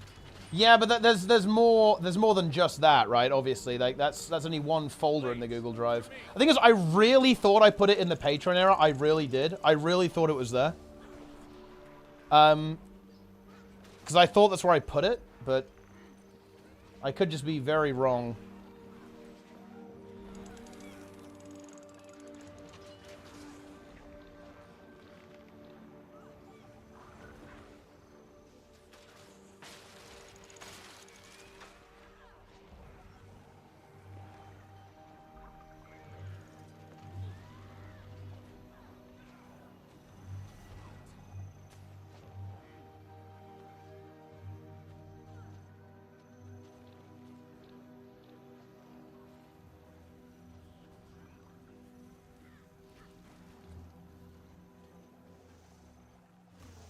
Wait, is that... Wait, I found sloth.mp4.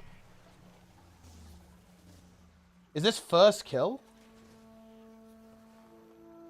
Falco for the 100 gold. Dude, weeb music's playing in this video. You can do this. And again, you've got a lot of corruption, a lot of whatever this guy, this spell is called. I out DPS of Weaver. Thank you. No, this is not the right video. Sloth.mp4.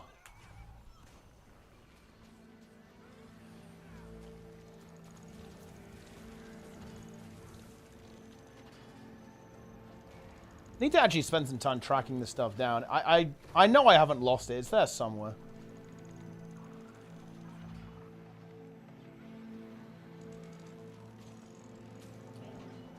Are you a software developer? I am indeed a software enjoyer. That's right.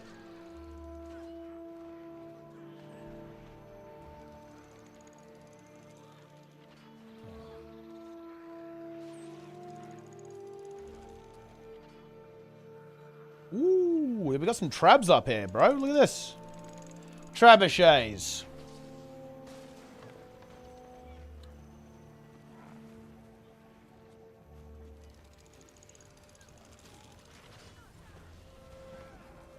Oh, big pull.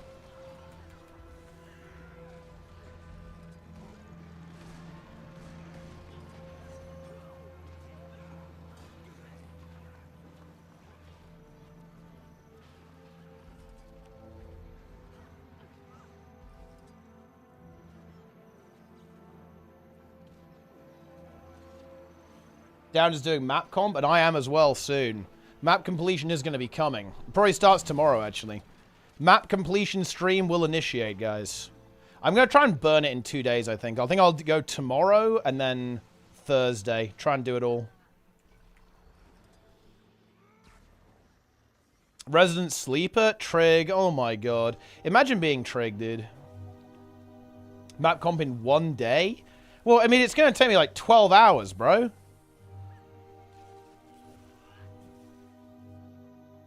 We need more tier lists. I actually have a bit of content planned. I was a bit sick over the weekend, so I slacked on the content. But I am going to be doing Guild Wars 2 expansion tier list before Janthir Wilds. And also, I am going to try to actually do the balance manifesto. I'm going to try and do the balance manifesto before Janthir Wilds, actually, to see how well it ages. I'm going to do the balance manifesto, guys. Yeah. That's right. Yeah. Because I want to do the balance manifesto. And that's going to be a long stream, guys. And I am going to be calling it the balance manifesto. Because I will never... who called it the balance manifesto? Was it Grouch? Wait.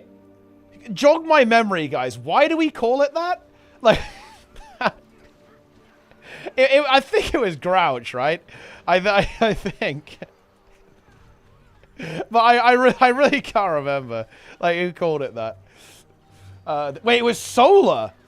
Wait, what? Wait, was it? Link me the post. I don't believe you guys. Link me the fucking link me the post where Solar called it the Balance Manifesto. There's no way.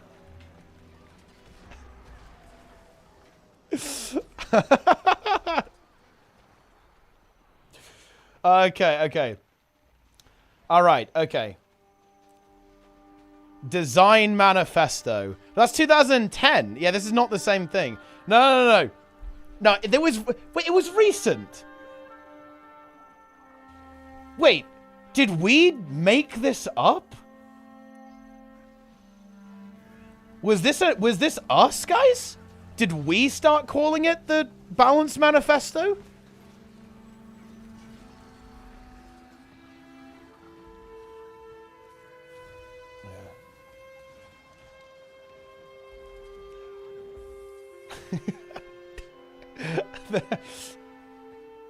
I mean, look, it's pretty funny either way.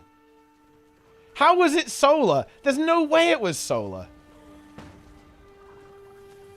The holes and rolls? Yeah. When they did that stream, wasn't that stream called the Balance Manifesto stream? Is that not what it was called?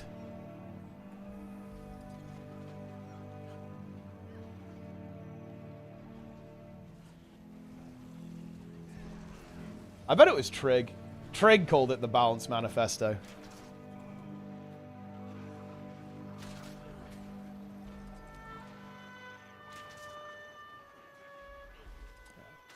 I mean, yeah, Trig wrote it. Yeah, he literally wrote the Balance Manifesto alongside CMC. I'm rezzing. Balance Philosophy. I'm pretty... Wait, hang on a minute. Okay, Guild Wars 2 Manifesto. There is 100%. There was a the word manifesto was used. Surely.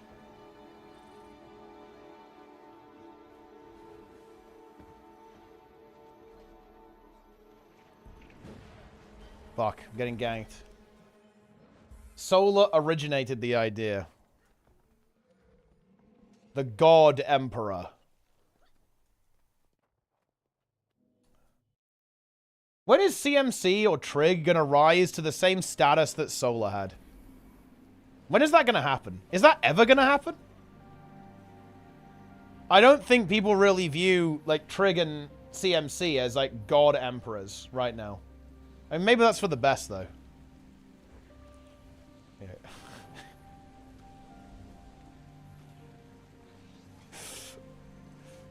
Possible.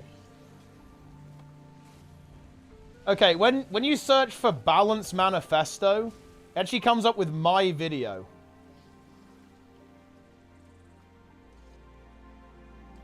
The future of Guild Wars 2 balance. ArenaNet Balance Manifesto full analysis. Was it me? Did I do this? Very interesting. Very interesting.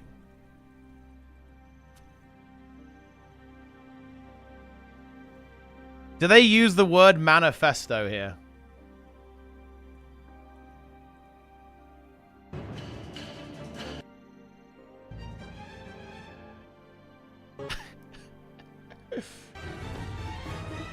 Here we go. Preview stream. This is a good stream, man. Notes here. That's not what we're really talking about. Josh was in here about. This was high tier. Asking for staff weaver buffs. The philosophy, as we see it today, it is certainly subject to change, subject to evolve as we go through time. Yeah, and something else that's probably good to note here is that, you know, a lot of the stuff we're going to be talking about today is, you know, what our philosophy is that doesn't necessarily align with how the current game's balance is. And so that's something that we're going to be looking to, you know, we're going to be getting to that point. Dude, you know what would be fun, actually? It would be to go through all of this and see how well it's aged. Oh,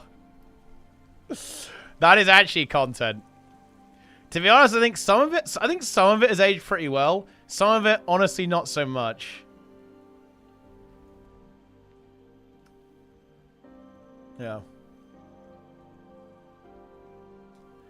Roy Marks, associate game designer. This is a good still of Roy. That's like a Twitch emote right there. CMC, skills and balance lead. Holes in rolls, power budget. Honestly, they've actually done a really good job with minimizing bad choices, I think, to be honest. Like, most traits and weapons are actually pretty good. Purity of purpose and holes in rolls, though. Not sure about that one, Chief. Not sure how well that's aged.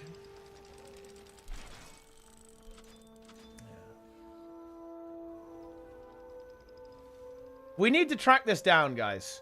Has ArenaNet ever used the word manifesto to describe this stream? I need to look at, like, Grouch's chat history or something.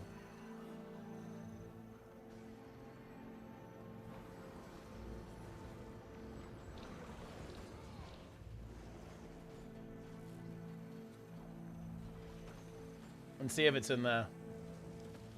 It was the Shadow Cabal? I mean, maybe it was the Shadow Cabal. It could have been the Shadow Cabal.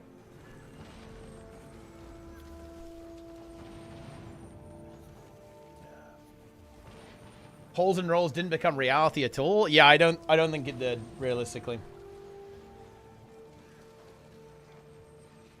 Solar is coming. Okay, guys, hear me out. Next expansion. Okay, next expansion. There's you know, they're hyping up the trailer, right? And it's like, oh yeah, you know, oh yeah, this is gonna be really crazy hype. And their big announcement, like their headline feature, basically, for the expansion is Solar is back. Are you more likely or less likely to buy the expansion?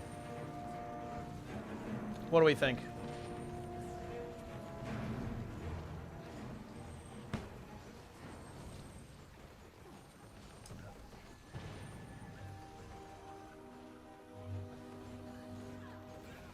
Interesting.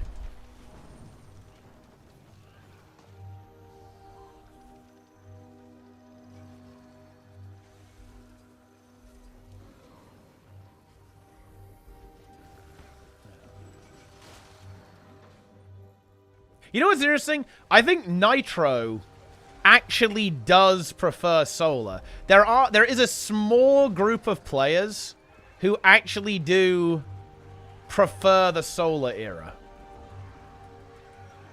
if I'm not mistaken.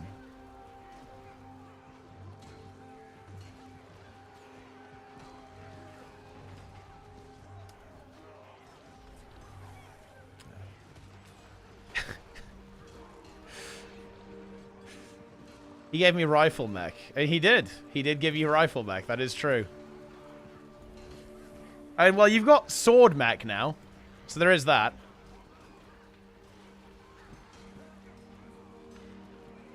Pre-mechanical genius mech. I mean, yeah, he doesn't really do that much anymore, I feel like. Wait, what the hell's going on here? Snab's calling. Yo, Snab, what's going on? He joined and refuses to speak at all. I was muted. I was like, yo, but let's do that again. What's up?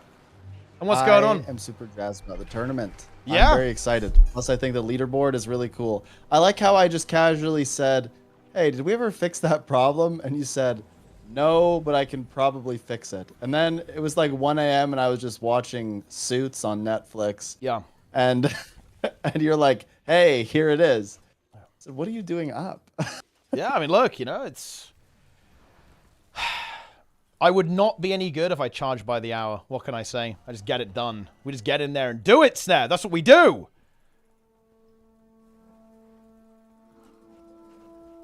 But yeah. It's good. I'm really excited about it now. I want to hear your take on this, Sneb. 0 meta events in the expansion. What do you think? Well, I actually talked to Darren's about this earlier. Yeah. But I'm not really concerned about that so much as the messaging. So there's a way that we could shift this so that it's more positive. Everyone's saying no meta event. And I feel like that's what all of these people are doing that are making videos. They're like, there's no meta event here. There's no meta event. There's just a world boss. What they should be saying, at least what I think ArenaNet should be trying to do, is saying, hey, look at this thing that we do have in lieu of this. Yeah. Because it's a bit strange, because when I hear there's no meta event, I think there's no content. But that's not necessarily going to be true. But I just don't know what there is going to be. Yeah. And so I wish they'd message confusing. better. I think you'll be so proud of me, Sneb. I actually did delve into this in my video, so I win. But yeah, I really wish they had said stuff like, yeah, you know, we wanted to make the maps more exploration focused, and then put a lot of our energy into making really engaging world bosses, right? And like, instead of, you know, well, I wouldn't put it like this, obviously. Instead of messing around with like having all these pre-events and like escorts and shit like that, we put all of our dev time into making a cool boss. There you go. Boom. And that's kind of like my hope is that, you know, the boss is going to be good quality because they don't have to like fuck around with like making all the little pre-events and stuff. They have to worry about that. Like all the dev time goes into the boss instead of like messing around with that stuff. So, but yeah. And also, I want a sanity check on this. When they said the first map doesn't have a meta event, in my mind, that implies the second one does. Right? By like specifically saying that and not saying it. That to me says that. And you know what? I actually will kind of give ArenaNet a bit of shit there. I think that was a little bit cheeky with that messaging. They did not want to say that there aren't any meta events in the expansion. They didn't want to say that, or they didn't, and which is a shame, really, because I think you're right. I think there are ways they could have messaged it that would have been really popular, actually, right? They could have expressed it in a way that I think would have gone down well, but they chose not to say anything at all. It makes me wonder if their definition of meta event is different than ours. Because when I think meta event, I think of a map-wide, big, super large-scale event that has multiple steps that leads to some culminating event. Yeah. That could be a world boss or something else, right? Like the Octovine, I don't consider that to be a world boss. I just consider that to be a meta event, right? So if this is the case, it's a bit strange that they would say, oh, there's no meta event in 1, but then imply that there is in 2, because what I hear then is, or what I think is that they think a world boss is a meta event. I don't think they do though, because wouldn't they have corrected that in like the press release, the press event? Because like all of the press said this, that there's no meta event. They said there's world bosses instead. This is like. So I feel like that's, you know, what the information they're being given to an extent. Well, yeah, I think what I'm saying is that the language is confusing regardless. I think it might have been miscommunicated as a result of there being slightly different definitions, maybe even internally, about what a meta event actually is or means. Yeah, that would almost be, that would be concerning to me regardless though. Like if that's weird. Well, I can see why. Okay, like a meta event, you could say is the culminating event, and you might consider a meta event to be a world boss, to some extent. Like, I mean, here's an example. Do you consider Eparch to be a world boss or just a meta event? It's a meta event, yeah, because you have like the siege going into the Citadel and stuff. So that part's the meta event, but then the end, is that considered a world boss or no? Well, I mean, it's a world boss, but it's part of a meta event. Yeah. See, well, you see how that could be maybe a little bit confusing? No, actually, no. Because- No. Well, I can see why it might get miscommunicated, right? If they say, "Oh, well, there's no meta event on map 1," what they really should have said is there's no world boss or meta event, but the second one has a world boss. But there's world bosses Because in they the probably there's just- world bosses in the first map too, though, with like the Coden. there are? Yeah, there's like Coden you can fight. Oh, this is getting confusing. Yeah, Are they just like champions, or exactly. they're like a legit world boss? Well, I mean, they have mechanics. If you don't break the bar, like Matthias executes you, it like smashes you into the ground and kills you. It's pretty cool, actually. Oh, I like that. Yeah. Yeah. What Nitro's saying is right. You know, like the event, the boss doesn't spawn on its own, right? Like the jungle worm just spawns no matter what. Although that's not actually true, though. You have to do a pre-event to spawn the jungle worm. Some world bosses do have like a pre-event to them as well. Like Shatterer does, right? Shatterer. Yeah, Shatterer does. Yep. So does Jungle Worm. Oh wait, no, maybe Jungle Worm doesn't anymore. Or maybe they changed it when they. No, I think it does actually. Yeah. Like some world bosses do have meta events, but like not all world bosses do. Some of them do just pop up pretty much. Just go crazy. Is Drakkar a meta or a world boss? What is Drakkar? I mean, Drakkar is it's a meta event because it has like the little escort. They call it at a the world start. boss, actually. Really? They call it a world boss? I mean, I guess it's like not much of a meta event. It hasn't really got a lot going on at the start, does it? But I mean, it is both. Like, Ultimate Drakkar is both, I'd say. It's a meta event and a world boss. Yeah, no, it is, guys. Like, world bosses are a subtype of meta events, right? Like, that's kind of, anyway. Yeah, well, we're already confusing ourselves, I think. Yeah. The point is that I think it was just miscommunicated. Yeah, the communication is not good, in my opinion. Hey, I'm glad you enjoyed your raid very much, Todd, by the way. Congratulations. Very nice. Yeah, no, I don't think the communication was good on this. Because, you know what? Look, I'll be very personal about this now. I'm not going to lie. This is my personal perspective, right? I want to be clear. I'm speaking for me and me alone. When I heard there's no meta on the first map, I thought, you know what? That's fine. Second one's going to be great. It's going to be hype. Looking forward to playing it with the gang. That was my understanding. That was what I was expecting. When I saw Bloom's video, I was actually a bit upset, to be honest. I did feel misled. I'll admit that. I felt a bit misled by ArenaNet. And I was like, what? Fuck. This was something that I was really looking forward to. I was really excited about this in the expansion, right? Like, this was hype. This is like a really big piece of content that I want to do on launch of the expansion. And it's not there. There is no meta event now. And I was upset. I will admit that. It was...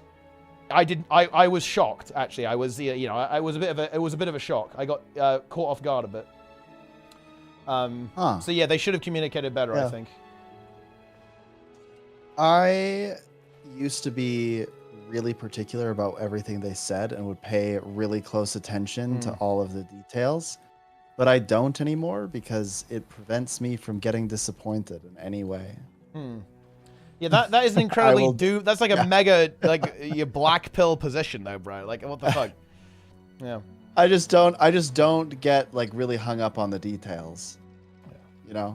I don't. I'd take 2 Grothmars. I'm just like, oh, sick a map, let's go. I'd take 2 Grothmars over 2 half-ass meta maps. I mean, I don't disagree with that, but like that to me is such a fucking doom low bar to set, right? Like, I don't know. Dude, am I the only one here that actually still thinks ArenaNet is a good company? I don't know what to tell you. Like, I expect great things from ArenaNet. Yes, I do. You guys can call me stupid all you want, but no, I do actually expect good things from this company, right? I don't want half-assed meta events either. I want full-assed meta events. How about that? Right? Like, that's what I want. I want a full-assed map, not half-assed anything. I don't want a half-ass. I want full-ass. But I don't know. Oh my gosh, that emote is so good. Wait, what emote is this? Oh, is it Roy? Yeah. Yo, Grim, thanks for the raid, dude. So good.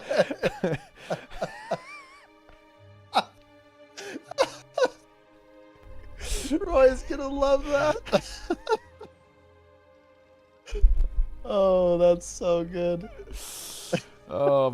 good. Yeah. Oh boy. Yes. Awesomeness arrives as well. He's in the chat.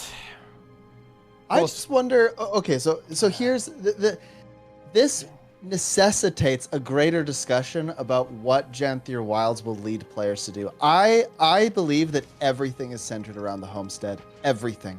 I think the entire content is all. It's like Soto with legendary armor. Yeah. Everything was centered around legendary armor. Yeah, I think that's good. Everything is around the homestead. No, I think that's much better than Soto because it has that reward structure on launch. No, I agree. Yeah, that's a good thing. And as a result, though, I think that's why they don't really care so much about the metas and stuff. I think it's more gonna be like you just running around and doing events and like collecting materials, and that's it. I don't think they don't care about it. I think this is a strategic change. So the way that I interpret this is that making these full-scale meta events is maybe a bit out of scope on the new development model, right? I am thinking that they are trying a new strategy to deliver like the essence of the Guild Wars 2 open world experience. So they're leaning into a lot of exploration. They're leaning into a lot of the side story events, stuff like that. But instead of having these big showstopper set pieces that may not really fit into the current development schedule of the game with the way that the 1 year schedule now happening, I think that it's like we want to focus on the essence of what the world is, and that's the bosses, right? Like, at the end of the day, like, I'll concede that, right? Like, the essence of the Guild Wars 2 Open World is the larger boss fights, larger boss encounters. And they're saying, well, we're not going to have the resources necessarily to do this exploration content and make these large meta events at the same time. So let's just distill that down to a really well-executed boss fight, and then we can go from there, right? So to me, this looks like strategy, right?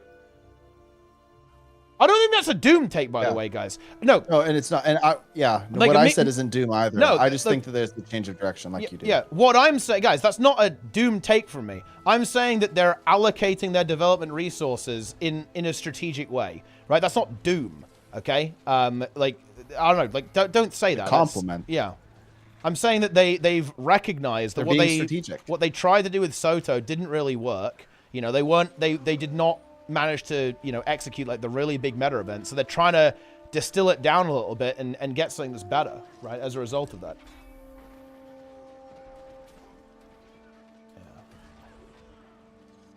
But I don't know, I always fall in this hole.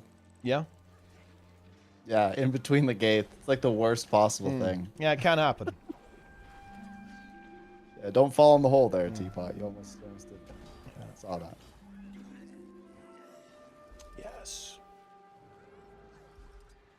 Full meta event is better than just the boss deserves 30 minutes of running and collecting orbs and killing trash mobs. Here's the thing, though. I do think that pre-events and like longer scale events add to it. It makes it epic. It makes it a storytelling experience, right? It's a journey, right, that you go on through the world. Like, that's really, really cool. And yeah, not all meta events are good. And yeah, the ones in Soto, they're very, very mediocre. But you still got good ones like Dragon Stand and Dragon's End that are in there. Like Saitung, the meta there is really interesting, I think, as well. There's like good stuff in there. Like, you don't throw the baby out with the bathwater, guys. Okay? Like, yeah, sure, we've had some rough meta events that have not been that good, but there are good ones out there that have a little bit more to them. They have a little bit more length to them, right? Like, they're pretty good. What do you call Chak a world boss or a meta event? I'd actually say the HOT ones are actually much more akin to world bosses now, because you don't really, you don't really do the pre-events, right? You could, but you don't.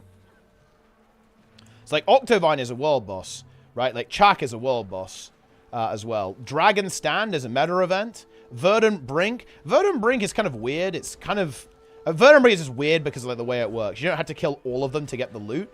I think it would be a meta event actually if you had to kill all of them, but you don't. So it's the way people engage with it is quite strange. But they used to be meta events, but they changed it because people didn't like the participation stuff and like doing the outposts and stuff. Yeah, I think there's something really important to note here. If you listen to the conversation I had with Cam, he talks about how fights have this sort of cadence, right? Where you're kind of ramping up, and then you're given a little bit of downtime, and then you're ramping back up again, and then you have sort of the culminating fight, and you slowly build back down.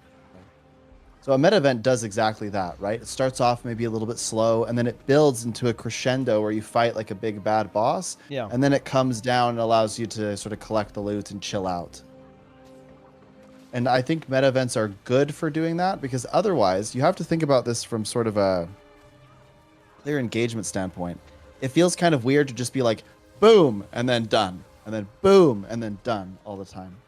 It just feels a little bit strange. I think that's also one of the reasons why people tend to prefer, well, not all, but why many people seem to prefer raids, is because the raids kind of have that similar thing going on, right? You know, you kind of ramp up to the boss with a pre-event, and then you do the boss, and then you do another pre-event, and then you do the boss.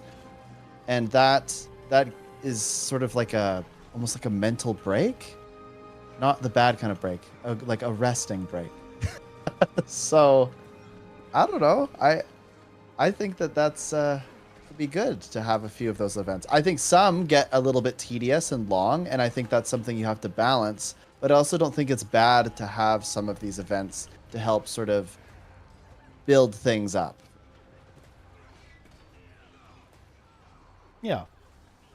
You know, I agree. I think that it turns it into more of a storytelling experience, right? I prefer it when it's like that. Even sort of like Dragon's End pre-event, which is not the best thing in the world, you know, I think it's kind of cool. You know, it adds to the RP, right? You know, you're leading the assault, like you're, you know, setting up all these bases, and eventually like you battle Suwon at the top of the temple. Some of that is really exciting. Like Dragon's Stand is the best example of this in the game, right? Because it's like mega role players, like you push forwards, right, through the you know, through the jungle to face the mouth of Mordramoth. Yeah, it's really good.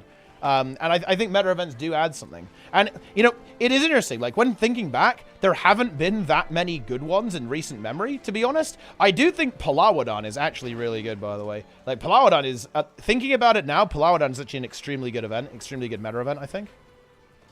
But, yeah, there haven't been a crazy amount of them. It is true.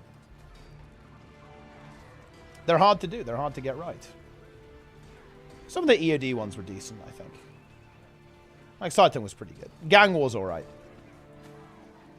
Do you feel the same way at the Palawadan release? Yeah, Palawadan was a pretty cool event.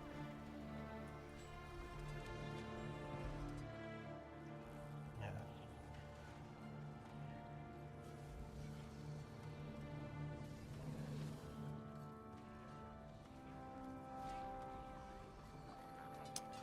But yeah. ArenaNet should have communicated more on that one. What can I say? Do you feel like... I mean, I have admitted that I don't pay super close attention. I mean, I know when the blog post comes out, and I'll quickly zoom through the blog post, or I'll watch a video like I watch Bloom's video. But I just feel like there really hasn't been that much said about Janthir Wilds, other than Homesteads. I feel like it's been a big focus. And then Spears. I actually, is there that much to say? I actually like... I like that they were actually willing to show a lot more off this time around. I love that they gave Lara the opportunity to kind of showcase the Homestead. And, yeah, you know, really big fan of Bloom's video. I think it's really cool marketing, actually, that he's, like, unleashed this video ahead of time. So I think it's an improvement. Yeah. Oh, you know what I guess it is? I think they've shown us a lot of features, but they just haven't shown us any gameplay. Maybe that's intentional. Well... But when I think about what Janthir Wilds is, I just have no concept of what I'm supposed to do.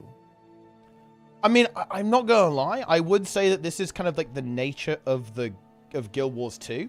I think Guild Wars 2's strategy is to add features that players can engage with and people are gonna have a lot of fun with, right? But realistically, a lot of the content isn't necessarily coming until later, right? Like for me, patch number 1 in November, where we're adding the new raid and the convergence, that's going to be much more impactful to me than launch, right? Like that gameplay-wise is adding way more to the game. We're adding 3 raid bosses to the game then, and a convergence as well, right? So that's where the content's coming in. I think this is actually, hey, thanks for the raid, by the way, Fandra. I appreciate that, my friend. I am the lore master, that's right. I think this is actually a bit of a nuance of ArenaNet strategy, is that for different types of player, for different types of player, different parts of the expansion are almost going to be like the main meal, right? You know, because think about this, right? What's actually happening? In some sense, we're getting an expansion,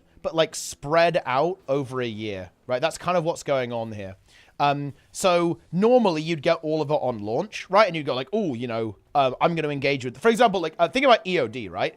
Did you do any fishing? Actually, maybe you did. I didn't. On my main, I've caught maybe 7 fish ever on my main, I think, ever. Yeah. But some people love that stuff, right? And more power to them. Whereas I feel like what's happening now is that imagine if EOD launched with just fishing, right? Yeah. That's kind of like what I think is kind of happening now. Although, to be clear, that's an unfair comparison. Homestead is a much more impactful and far better feature than fishing, but you get my point, oh, it's right? Massive. Like, you know, you get my point. It's like, yeah, the feature is going to be on launch, but the content is coming later, right? Like the launch of Janthir Wilds, I don't think is going to be super content heavy, but some of the patches later on definitely are, right? There's a new map coming in the second quarterly update. The first quarterly update is adding the raid and the convergence as well. All that kind of stuff. So it is going to be a interesting experience. Like it kind of happened with Soto, right? Like for Soto, the launch of the expansion, it actually made me kind of like despair because I was like, holy shit, there's no content for me. Like this has nothing for me on launch. And that was definitely rough, but I guess I'm kind of expecting it this time around. I'm not expecting there to be a lot of content for me to do on launch. And I think this, again, is kind of just like a strategy of Guild Wars 2. Guild Wars 2, I think, is leaning into features because, well, look, let's not beat about the bush here, yeah, guys? Releasing lots of content has never been Guild Wars 2's strong point. That's not controversial. That's not doom. That's not a, you know, haha, Guild Wars 2 bad comment. That's not controversial. Everyone knows that, and everyone agrees with that. So I think that that's where they lean into their strengths. I think the strength of the game kind of lies in those features rather than, like, in the amount of content they release, right?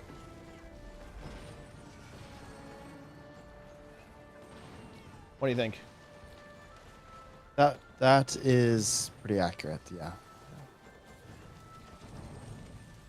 I'm very curious. Like, I'm quite excited to play it, but I have no idea what I'm gonna be doing. that's kind of where I'm at. I don't know if I'm articulating this well. I haven't got a clue. But, well, I guess a little bit from what Bloom showed, right? Like these little events. But I'm just trying to determine, what am I going to be trying to do? Am I going to be going for the spear? Is that going to be my goal? The raids aren't out yet, so that's off the table. Whereas with Soto, you had normal mode raid or normal mode strikes, so you could kind of do those to see what was up. But there's no instanced content. Small group actually instance content on release, right? So it's gonna be the convergence thing. There's no convergence on launch though. Oh, well, okay. Well then, okay. Well, you know how at EOD we had world first Dragon's End. You know how I don't even know what we really had in Soto. I guess people just kind of raced to finish the maps. But what's the big, like, oh, who's gonna be first to do this kind of thing? Well, there's nothing on launch. Janthir Wilds. Huh, that's just weird to me. I don't know. Maybe I need to do some more reading. I mean, I think that, okay, look, in my opinion, what they're doing, well, I think Bloom's video talks about this. Essentially, the main gameplay loop is basically going to be like filling out your homestead and like collecting decorations for your homestead on launch. Because he said that there's a bunch of achievements that give you some of the decorations, right? Like the events are linked to the decorations, like all this kind of stuff. Like that is where, that's where it seems, that's where the gameplay is. It's going to be like, you know, unlocking all of the homestead stuff, I think.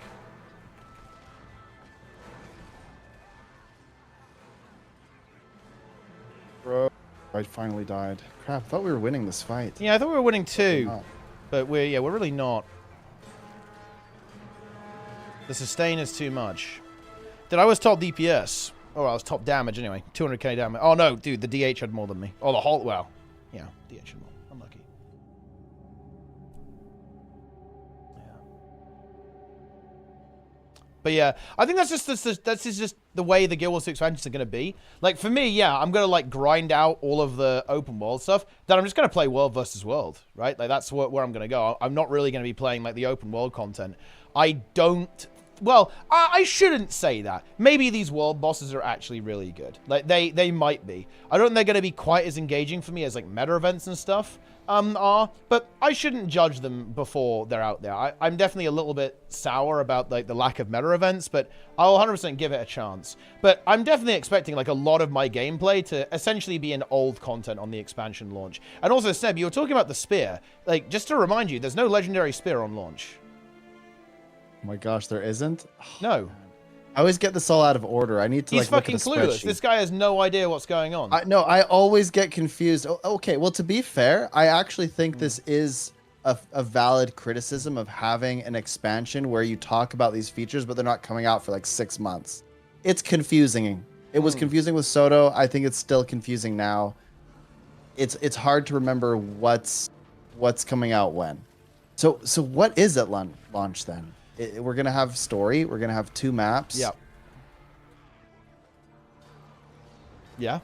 And Homesteads. Homesteads, the Warclaw I guess I'm going stuff. for. I think there's like an extra mastery track as well that you can go for and stuff. I think I'm going for world's best Homestead then. Yeah. That's my goal. And yeah, you've obviously got spears, right? New relics too. I think new relics have been slept on. I'd like to see a post about some of the new relics actually. That would be kind of cool. Maybe there will be one. Who knows? It's interesting. The new relics don't really... I think new relics could actually be pretty hype. I think new relics could actually be pretty hype. That could be interesting to me. I'm interested.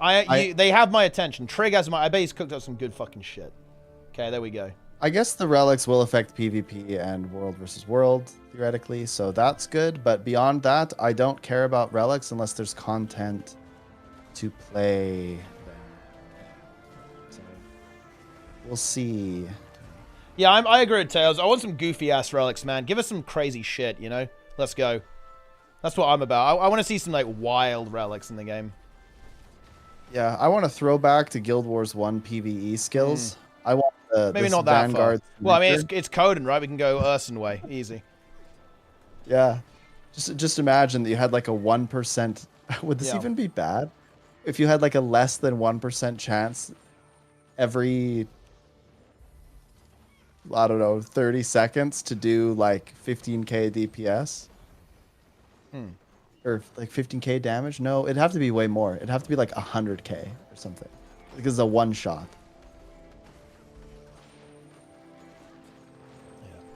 I think that, that stuff can be pretty good, I think. That can understand it. Yo, Snab here as well. The goose. Get that relic in the mix. But yeah, I mean, that's the content, right? Like, yeah, I mean, look. I know, at the end of the day, so I think it is really weird. Like, ArenaNet is not looking to create that kind of launch MMO experience where you have like a big grind to do on day one. And I think that's a mistake, but honestly, a lot of people probably don't. I guess that's what we've got to consider in that. I don't know. I don't actually know how to approach this topic because, look, I will be 100% transparent, guys. I'm really tired of trying to talk about this and people just saying, well, some of us have jobs, right? It's like, please don't. I don't know. Look, I admit it. I'm tired. I don't want to be attacked for not being the demographic of this game, right? I'm fucking done with this. It's so fucking annoying. It happened with Soto a lot, and it almost certainly happened with Janthir Wilds. It's like, I don't really want to have this conversation. A bit rude. I don't want to. I just don't want to have this conversation, to be honest. Because all it's going to come down to is I'm going to say, yeah, I really wish there was a bit more content on launch, right? And then people are going to say stuff like, well, just log out until there's content then. It's like, what the fuck, man? Like, I don't know. It's not a fun conversation for me. Because it's just it's so... Nike had a... Yeah. Do you remember Nike when Because like it's like being a member of a community or a small town and voicing concerns about the potholes on your street, and people be like, well, just don't look at them then. just drive around them. Like, but it's pretty hard to argue with that. It's just kind of insanity.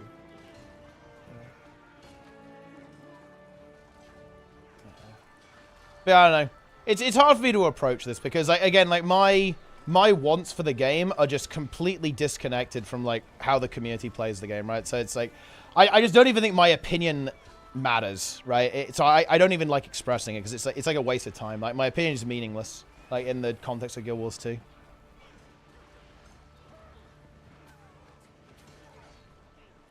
Having unrealistic visions is stupid. Just got to enjoy what you can. I don't think it's that unrealistic to, let's say, have the Legendary Spear on launch. If the Legendary Spear existed on launch, I would feel totally differently about this entire situation, right? Like, it would be a totally different scenario if the Spear was on launch. Well, because remember when people were racing to try to figure out legendaries and stuff in like EOD? That was hype. Yeah, it was hype. And stuff like the Griffin too, right? In Path of Fire, right? That's kind of interesting. Yeah, I don't think that's unrealistic, in my opinion. In my mind, it's not unrealistic to have like a legendary on launch that you can go after. What other content feature would you push to post-release update instead of Legendary Spear then? Maybe it's Legendary Spear variants. Maybe it's another Legendary entirely. Right? Or whatever. Who knows? Maybe it's a mount skin that you can go after or something.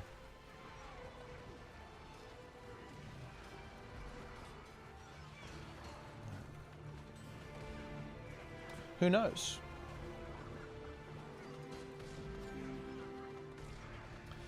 Oh, no.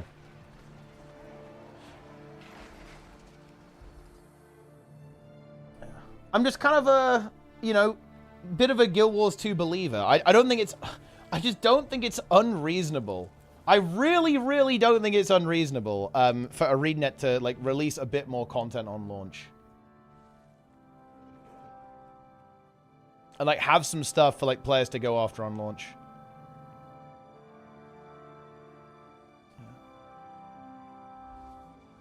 But that's just my opinion.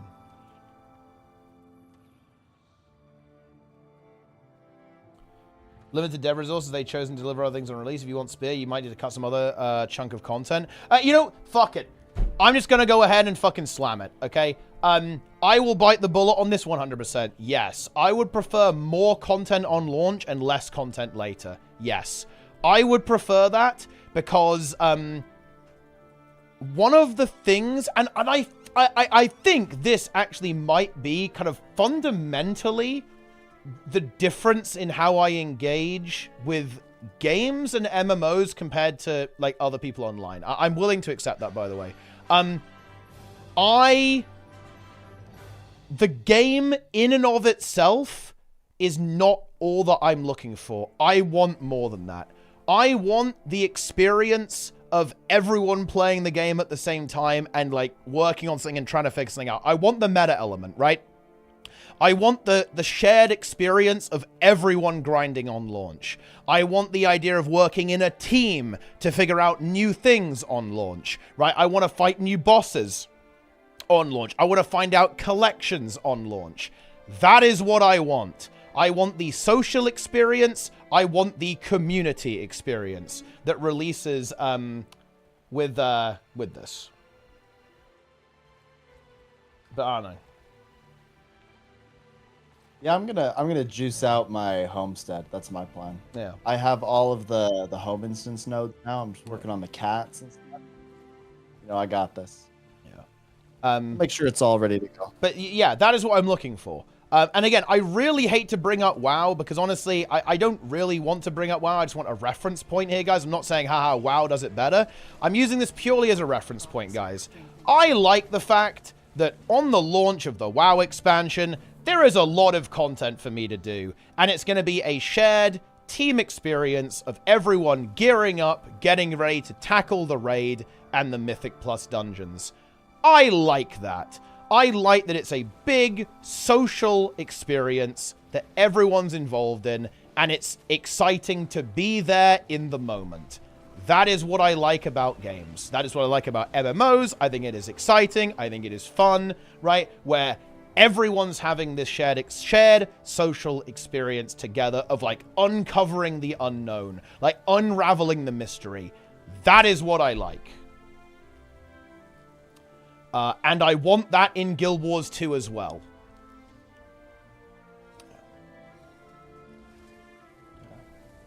There you go. And I don't think that's unreasonable either, to be honest. I actually have a lot of confidence in ArenaNet as a studio. I have a lot of confidence in Grouch as the game director. I have a lot of confidence in the devs. I do. I do, guys. I don't hate ArenaNet. I don't think they're bad devs. Quite the opposite. Okay, the reason I do want to actually complain about a bit and, you know, say, hey, I wish this was better, is because I think they are good developers. It is a very competent studio. So I want to see it be as good as it can possibly be, right?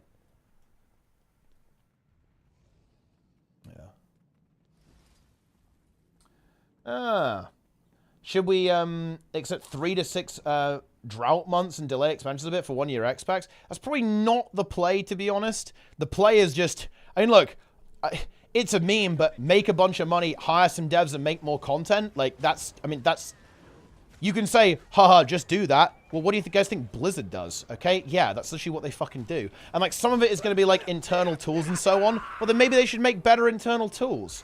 Look, guys, me customer, okay? Not my problem. Yes?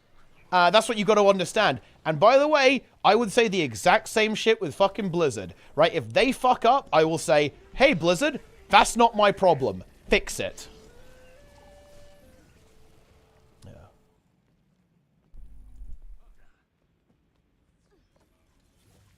But that's how it is.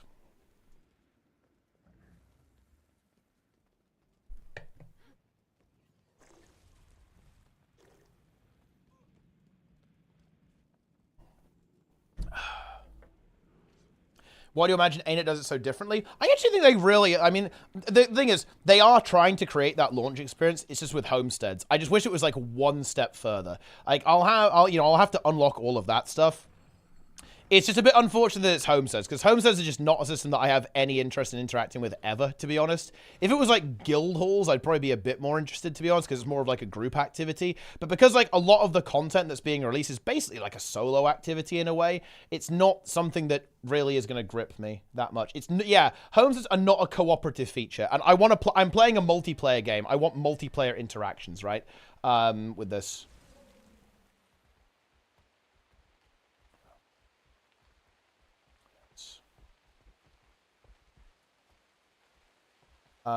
But yeah. Everyone likes a large drop of content, don't get me wrong. Not everyone loves a 1-year content drought before it. I mean, that's obviously true. And like, if this is all they can do, then this is all they can do at the end of the day.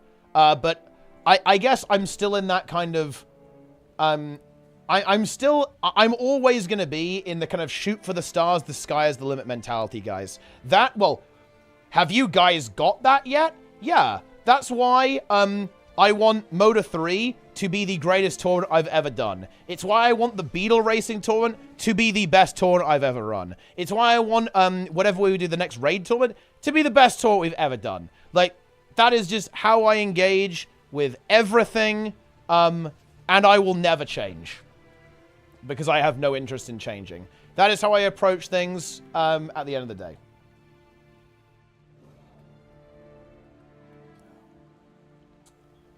Yeah.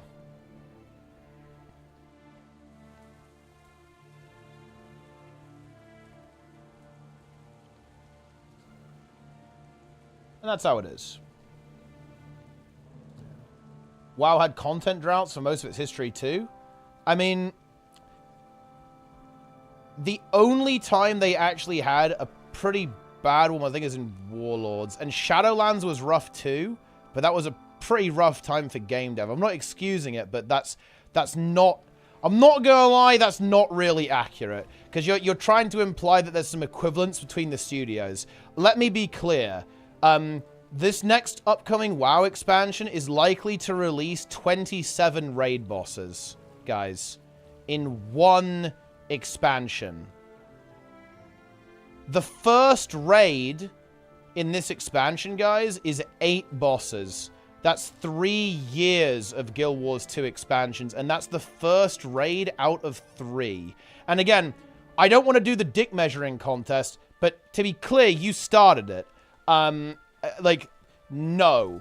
This is not equivalent. Like, the content release schedule of WoW, even in a drought, like, does not compare to Guild Wars 2's release schedule. Like, that game releases a lot of shit. We had months of nothing. Yeah, months of nothing. That's pretty fucking normal. Yeah.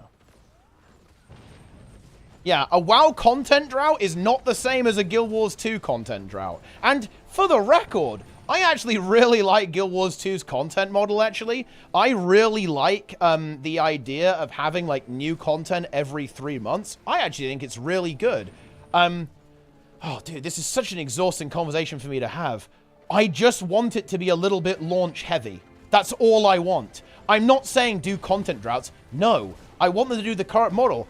For the record, I think it's superior to the regular expansion model. And funnily enough, by the way, so do Blizzard. Blizzard are basically doing the same thing. Not every 3 months, more like every 5 months instead with their seasons. But yes, they're moving away from the expansions being the be-all and end-all and the patches being smaller. The content is much more distributed. It has been for the last couple of WoW expansions, by the way. This is not new, really.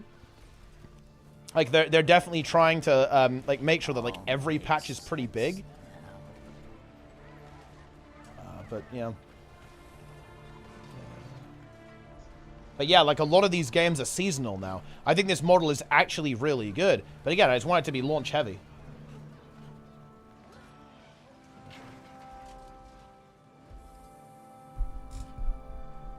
Yes.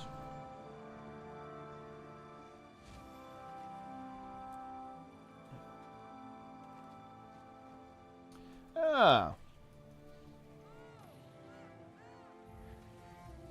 Boom.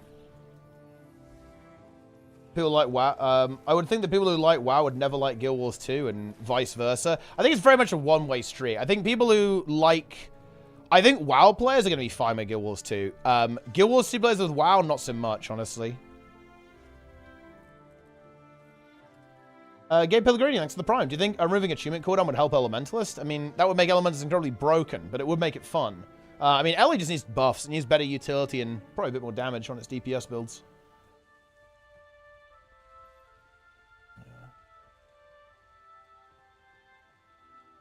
Internal dev tools issue. Guild Wars 2 content seems to take longer, more work to make. Might be unfortunate. There may be reasons why this problem can't be fixed. Timing and financial with Guild Wars 2. We'll have to wait something like Guild Wars 3. Part of me hopes stuff like Homesteads, maybe why they're improving internal tools instead of having to do one system. I mean, yeah. And look, again, like that might very well be correct, but like at the end of the day, that doesn't really help us, the consumer, does it? Right?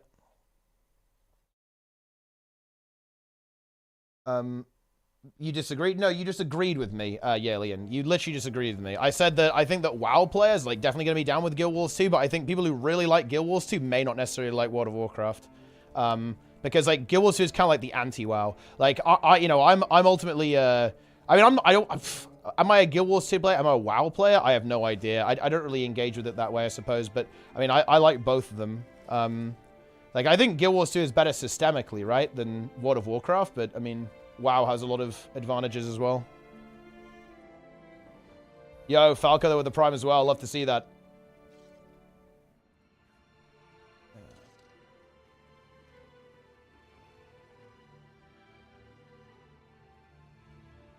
I think it's fair to say that you just enjoy the launch experience. And if the launch experience doesn't necessarily have big chases, it feels a little bit strange. Or big content, right? Like, give me something to really chew on, right? Dragon's End...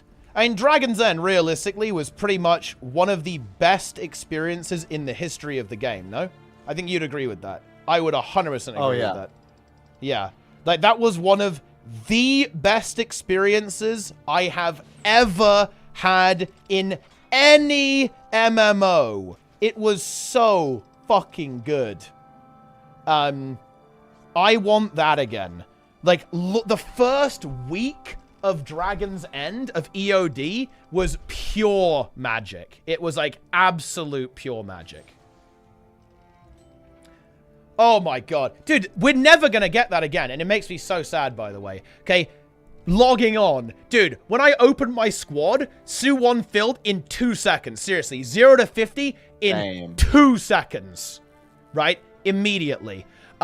Everyone on voice, everyone's learning, everyone's trying to beat this, you know, this challenge, overcome this challenge. That was the ultimate MMO experience that we've had. Holy shit, what an experience that was.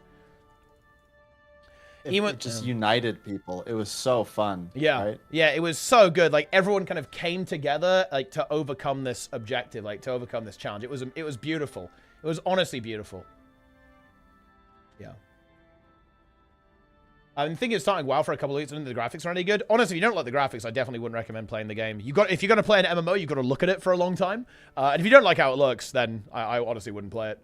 I mean, maybe you can try it and get used to it, maybe. But, I mean, I'm not going to lie. I definitely wouldn't recommend playing a game that you don't like the look of, for sure. I think graphics are really important. It's a very good reason to not play a game if you don't like how it looks or like how it sounds. What about the controversy and toxicity? Worth it. I mean, it was. I think it's more than worth it, actually. My community weren't the toxic ones. Our community, me and Sneb, was. We were doing everything we could to uplift people and help people, and I think we created an environment where people had a lot of fun and people found a lot of joy, right, in, you know, overcoming it for the first time, and that people were, like, really excited to, like, finally get the event completed, right? They were able to get their kill and obviously unlock the turtle. That was what our environment was. Some people were toxic, yeah, but they were nothing to do with us.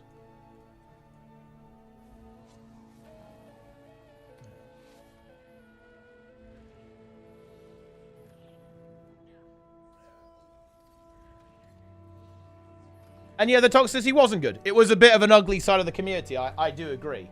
But to be honest, I didn't really experience it because, again, it wasn't in our community. It wasn't in our neck of the woods. To be honest, at all. Yeah.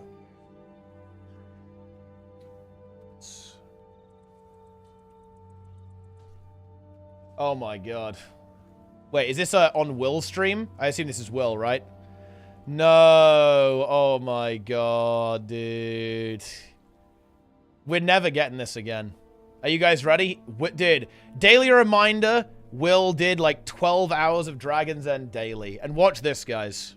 Let's see how quick the squad fills.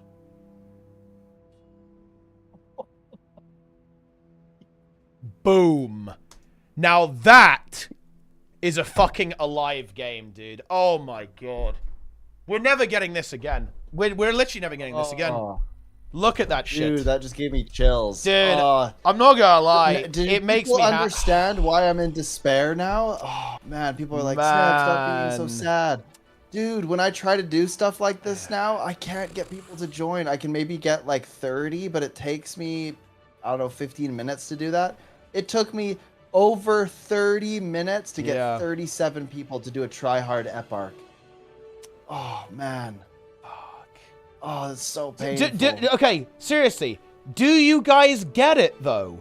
Do you guys get why I want what I want out of this game? This is magic, by the way, guys. Okay? Boom! 50 people wanting to get in there, wanting to blast, ready to pump, ready to get in there and juice. You know?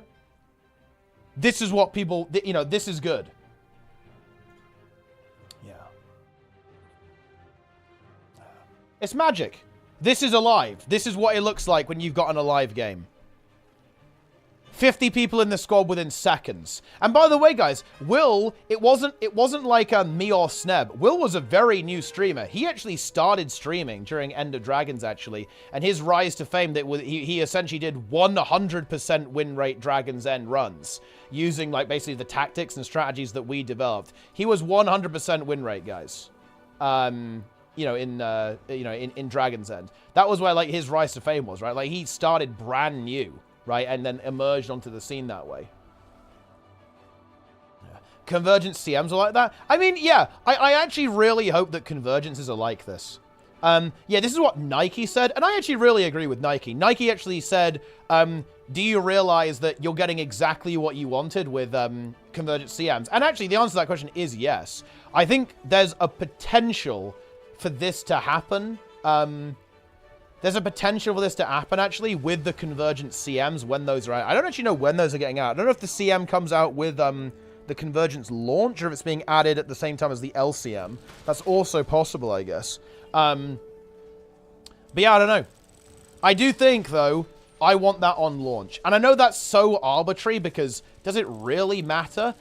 I think it does, honestly. Like, it's not the same when we aren't going to somewhere completely new. It's not the same when we aren't going to a new map that we've never seen before to, like, unpack all of it. Like, it does have to be on launch. I think the launch... I might have to make a video about this. The launch experience on MMOs is huge. It is such a part of it, in my opinion.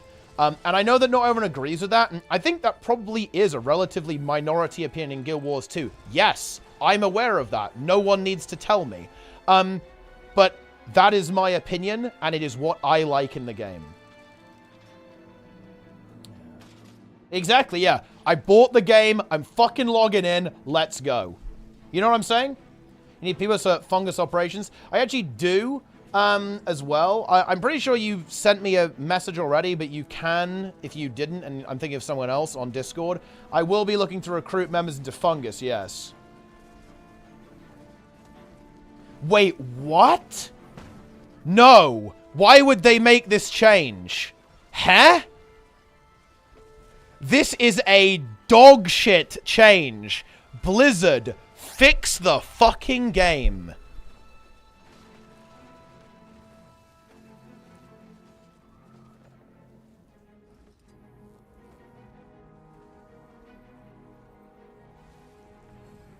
What? Why would they do this?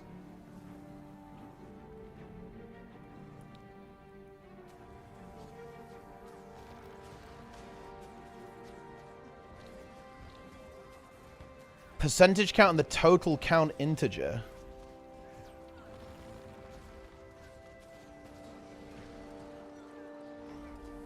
It's over. The war within is dead.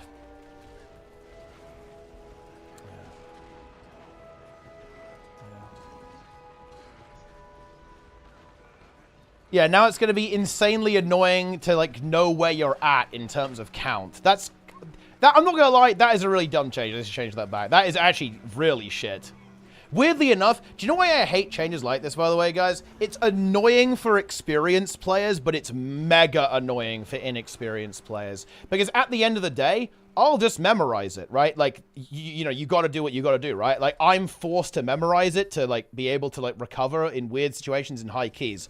I don't have a choice. I've got to do that. But ultimately, I've got the, you know, I'm willing to do that, and I'm happy to do that because you got to do what you got to do. What I actually really don't like is the fact that that's going to make Mythic Plus way more annoying in pugs and for players who are learning the game mode.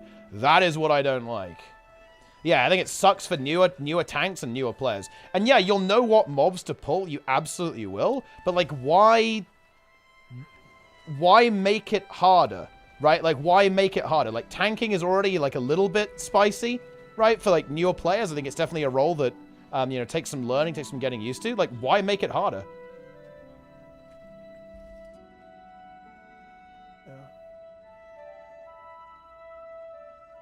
If it's just broken add-ons, then it's fine. We're saved. We're back in business. Probably feel better to launch the entire expansion on day one. No, I like the quarterly release system. I really do. It means you've never got more than 3 months between releases. That's actually pretty damn good. You know, that's pretty damn good. I don't hate that at all. Tanking is piss. Dogaloof dies instantly to Blazing Slash.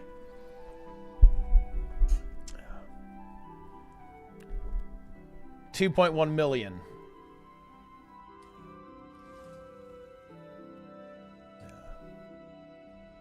I'm a Lats player, just logged in to see 10 dire emblazoned helms on my inventory. My question is, what's your question? I like how there's kind of like a bit of a cliffhanger there. My question is why? You were doing research notes, almost certainly, Tech9. You craft those things when you want to salvage them for research notes.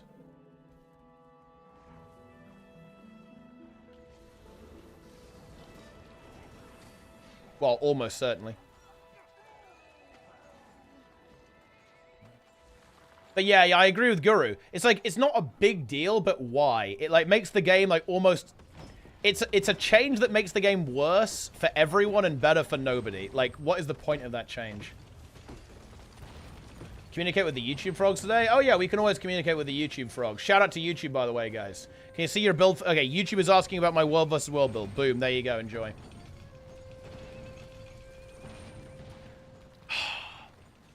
Do you remember Dragon's End launch, Sneb? He's gone or muted. It's over. I'm not. I am not gone. I am just reading. What are you reading? Emails. Fair. Law student emails. It's not a good time. There's some despair. Yeah, despair.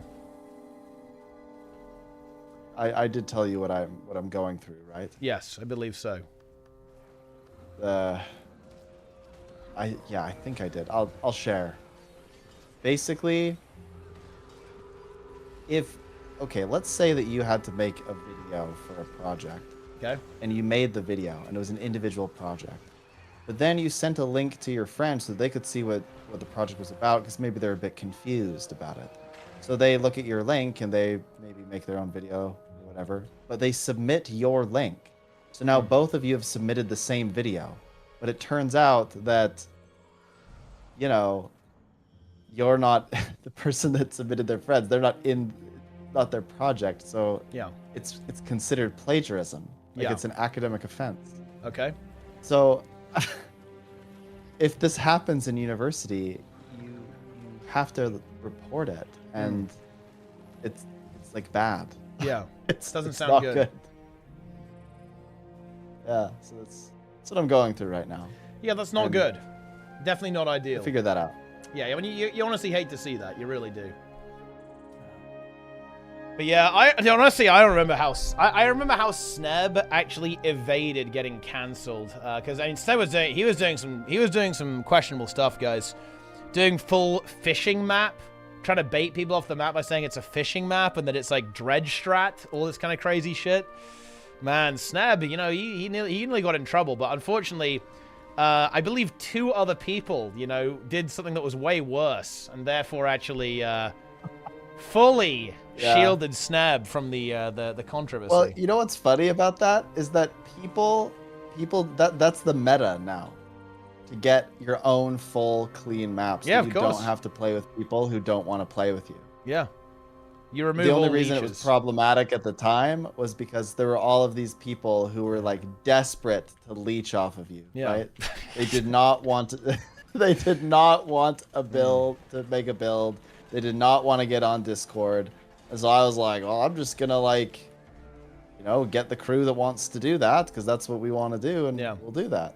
And that's literally the meta now. It's even more egregious. Like everyone's just like really open about how they're, you know, making a new map and stuff. So I don't know. I think it's just kind of funny now. Yeah. However, the thing that people tried to get me canceled for, it's actually your fault. People. How is it my fault? It's your fault. How is it my fault? People would come into my map and they would say, "Oh, Mighty Teapot is doing a legendary giveaway in Lion's Arc," and then they would ping the waypoint, and then people would leave, and because you'd see the squad, like they'd post that, and then suddenly there's like 3 more people got in, and how then is that and my then people fault? were like, I wasn't doing legendary giveaways though. It wasn't true. It's 100% Teapot's fault. Yeah. Yeah, that did happen though. Actually, that did happen. And it happened, and I used to go into the map chat and be like, no, or like squad chat and stuff, and say, don't do that. Like that's a really bad thing to do.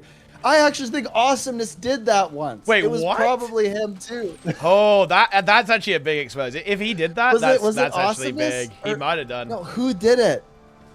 It might have been Oh, Awesomeness. shit. I actually think he might have done that. That's actually, yeah. I mean, look, there's a reason why he's reformed, right? Like he's reformed now. He wasn't reformed back then. Maybe it was him. Who was it then? Yeah. There was like a couple people that were like usually innocent, like just good people, and they would go and they would just be like, yeah, like giveaway, go, and then people would all. It was so bad. Man, do you think they'll ever go as hard as Dragon's End ever again? No. Do you think the if they had? Do you think the culture would be very convergent? different. Do you think the convergent CM could go as hard as Dragon's End? I don't know. Maybe. I think the convergent CM has got me interested, Sneb. Like that, to me, update 1 is very interesting. Well, I will give my Doom take on convergences. They haven't fixed anything about them. Well, we don't know. They Yeah, we don't fix know the that. leaderboards. Well, they haven't even talked about if they're going to. You know? Like, to me, convergences are a good idea, not 100% executed the way that I thought they might execute them. Okay. And so they're just kind of like, I thought there'd be a bit of competitive spirit about getting the fastest clears, but nobody seems to care. Which I think is kind of sad. I'm really worried that that's going to give the wrong idea as well. They're going to see that and they're going to think, oh, like people don't want leaderboards. But that's not the case. Those leaderboards are just scuffed. The leaderboards are scuffed. It would be nice to improve them.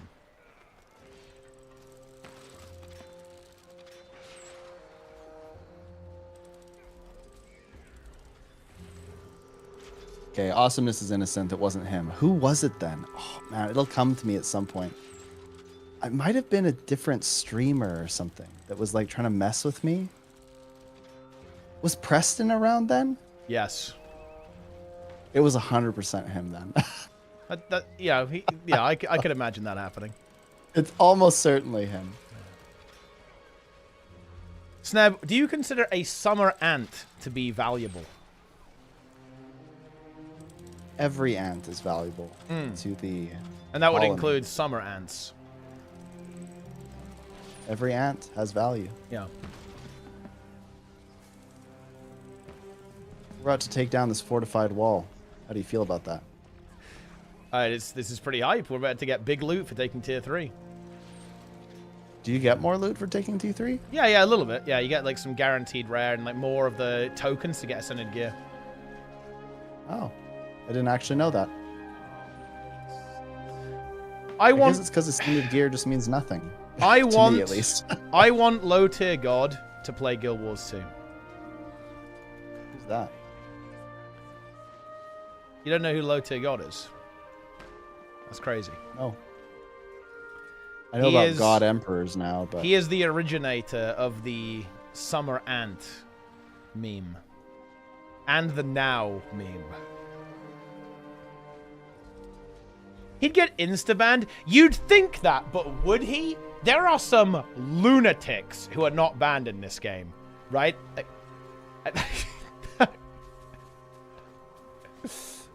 Yeah. I actually kind of enjoy that Guild Wars 2 is just the wild, wild west. You know? Kind of is. You'd think that some people would get banned, but they do not get banned. Yeah. They remain free. They roam free.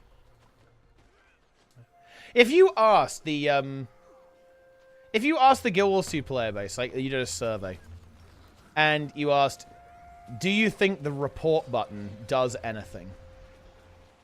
How do you think that poll would go? Do a survey now. Here, I'll do one. I'll do one in the chat. Do it. We're doing a poll. Okay. Do you think the report... okay, hold on. Wow, can't spell. do you think the report button does anything at all? Yes, no, I decline to comment. Okay. Let's see. I'm actually curious. I don't know. I don't know what people think, actually, to be honest. I'm curious. I don't know what people think.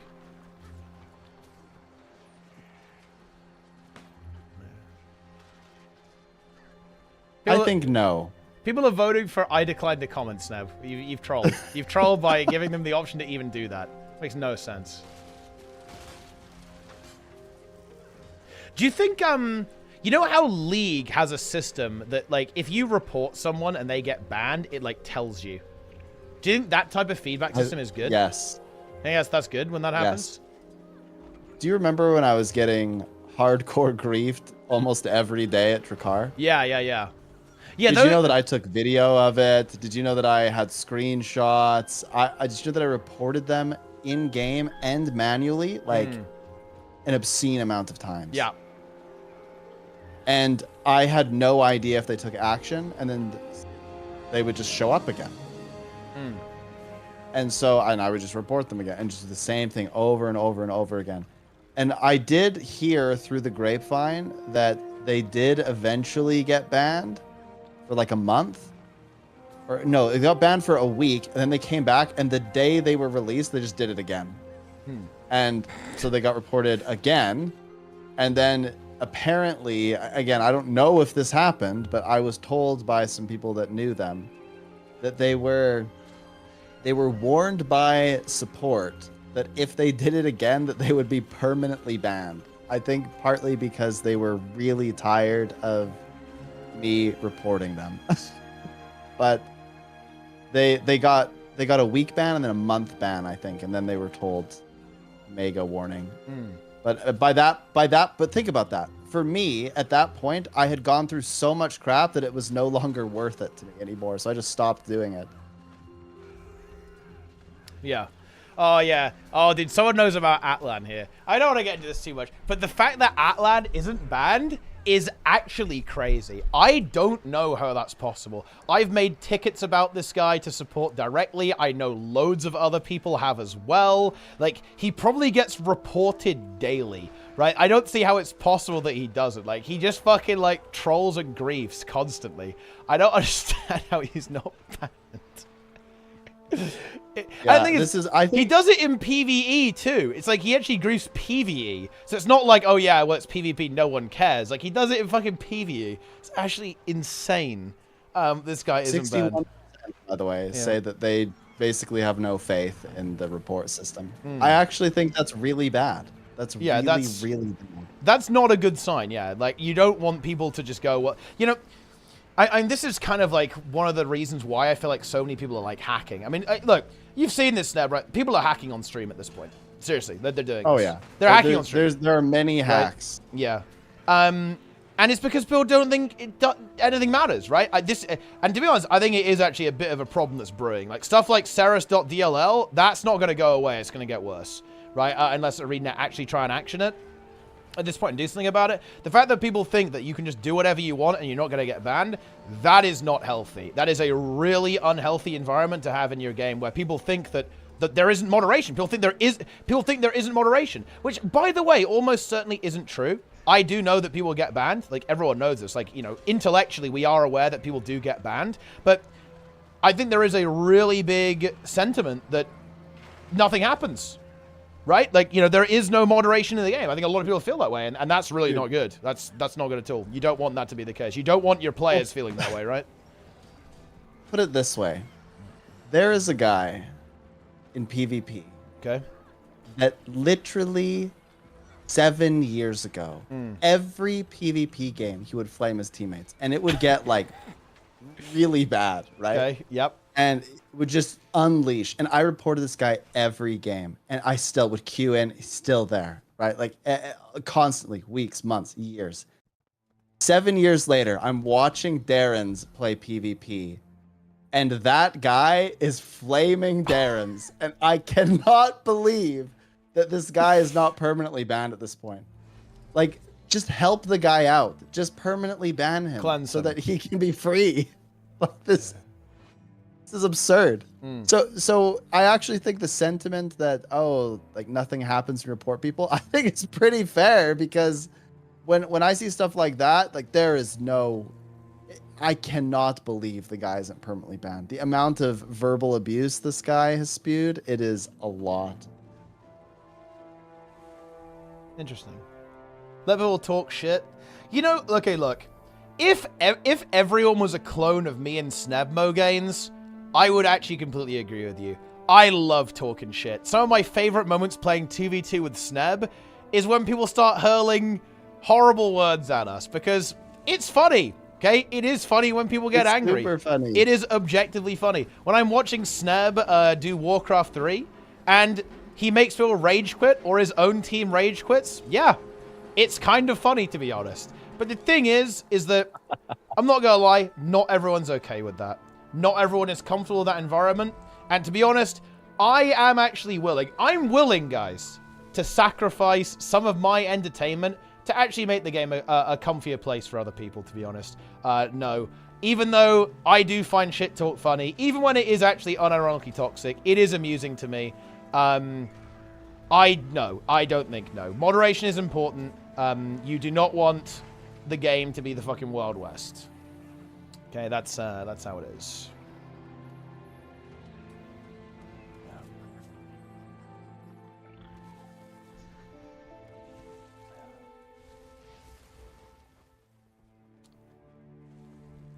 Have you seen, you should watch Grubby's video on why he quit Dota. That's a good example of how Oh, really? unmoderated toxicity just destroys, yeah, it just destroys the game. Why did he quit Dota? I heard him say something about this the other day on stream. He basically just said, the TLDR is, he thought it was affecting his mental health. Like, people were so toxic that he was getting angry a lot. Yeah. That's kind of the TLDR. And I actually kind of feel this way in PvP sometimes. But there's a lot to it. Do you find it odd that the general advice for ranked PvP is, oh, just turn off your chat? I think just turn off your chat and play. I think that's dumb. I actually hate that so much that it might be the reason that after I'm done these 120 games, I just don't touch PvP again. I actually can't get my teams to communicate. Okay, and it bothers me. Here's the thing, though. I think it is bad advice. Because, look, I have played a lot of fucking PvP. Okay, I have played 6K games, odd, right, on my main. Couple, maybe like 1,000 on various alts and so on. The actual amount of times where people get toxic is actually really in the minority. Like, most of the time, people don't really say that much. Like, occasionally, you'll be talking about, like, can you reroll or, like, splits and stuff like that. But it's, like, very uncommon if people actually get toxic. I think muting chat is not the way to go, honestly. It's bad advice. It's, yeah. The other day, it was yesterday, I was streaming, and there was this extreme tank spellbreaker who was taking endless 1v1s and just holding the node forever. It was a pointless 1v1. Yep. So I went into my little chat and I just said, hey, let's just ignore the warrior and let's all get in the team fight. And a guy told me to go to hell.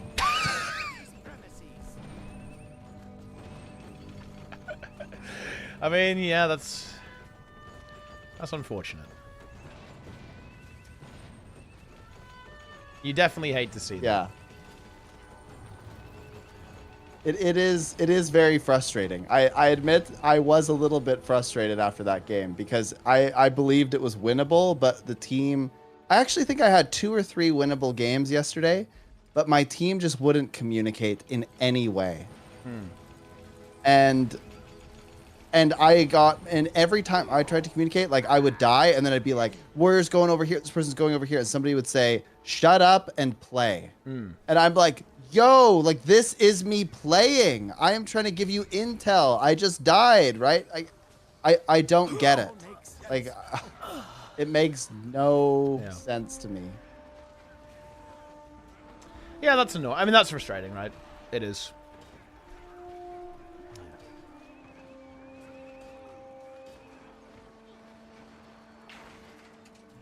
do not communicate with your teammates. Never talk to them.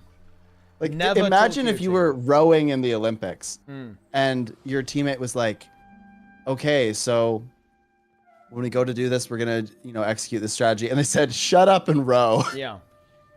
Like, what?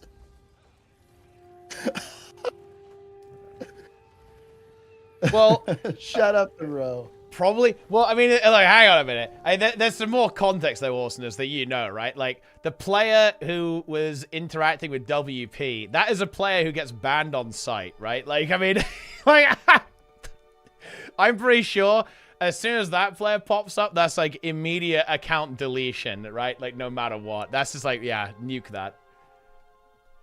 Does anybody remember the days of the flying core rifle warrior that would stream open hacks in the monthly tournament and in random ATs and in ranked and take forever to get banned? Yeah. Torrent Chad. Those were interesting times. Happened on NA, and this poor team, they like pugged the monthly group, and then they found out their teammate was a hacker and was streaming it, and they were like trying to lose because they felt bad for everyone they were playing. But it turns out that if you've got somebody teleporting around the map, killing everyone, that it's pretty difficult, It was pretty extreme content, yeah. I mean, it's definitely content. Definitely content. I don't know. I don't know, Snab. What are you... okay. So what are you doing? Janthir Wilds launch. It's next week. What are you doing? I'm going to PAX. Okay, but like, wait, on the same day as the launch? Oh, I thought you said the next week. Yeah, no, I mean the launch. What am I doing week of launch? Yeah. I will get all masteries, and then I'm just going to work on my homestead. Okay. That's my plan.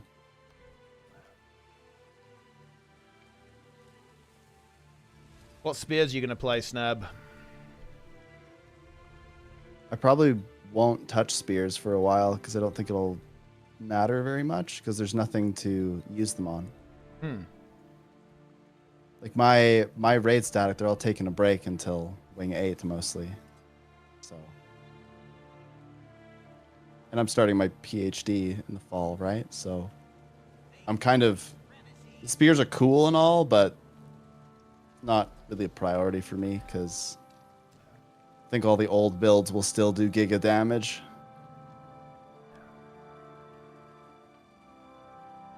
Do you think Darren survives Wing 8? I think Darren's will survive Wing 8. Wait, did you not see, did you see his Ceres progression streams? I did. I messaged him after and I was like, you can do it. And he said something and I was like, Darren's, you cannot say that. I was worried about his well-being. Yeah. But I mean, you saw that he essentially broke. And look, the chat can back me up here. Like, Awesomeness knows what I am talking about. Darren's broke to Ceres.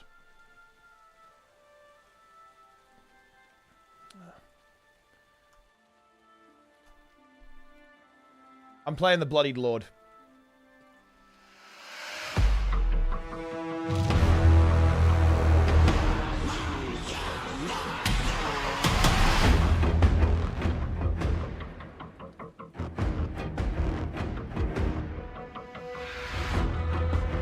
Yeah, dude, they progged Friday and Saturday. That is kind of wild. To be fair, we actually did that in Imidra as well. That was not good. I recently got clear from the psych ward because Soto traumatized me. Is the right time to start guilds? So you're gonna wait 6 months after Janthir Wilds? It's definitely a good time to try it for sure, yeah.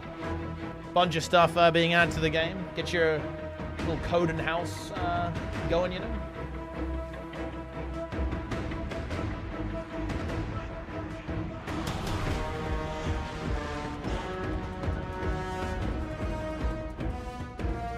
Dude, the Cerus voice lines are incredibly base. The Titan voice lines are better be good too.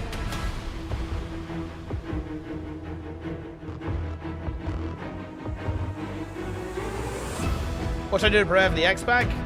Probably just farm a bunch of gold, honestly, for Homestead stuff. Get boosters set up for XP bonuses for masteries, and then make the legendary spear.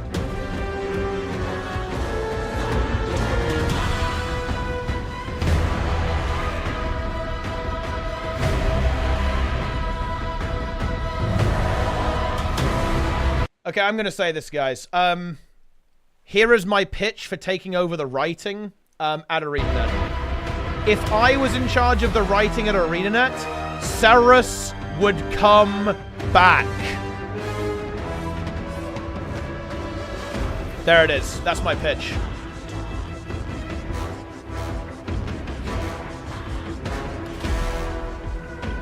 Giga Cerus.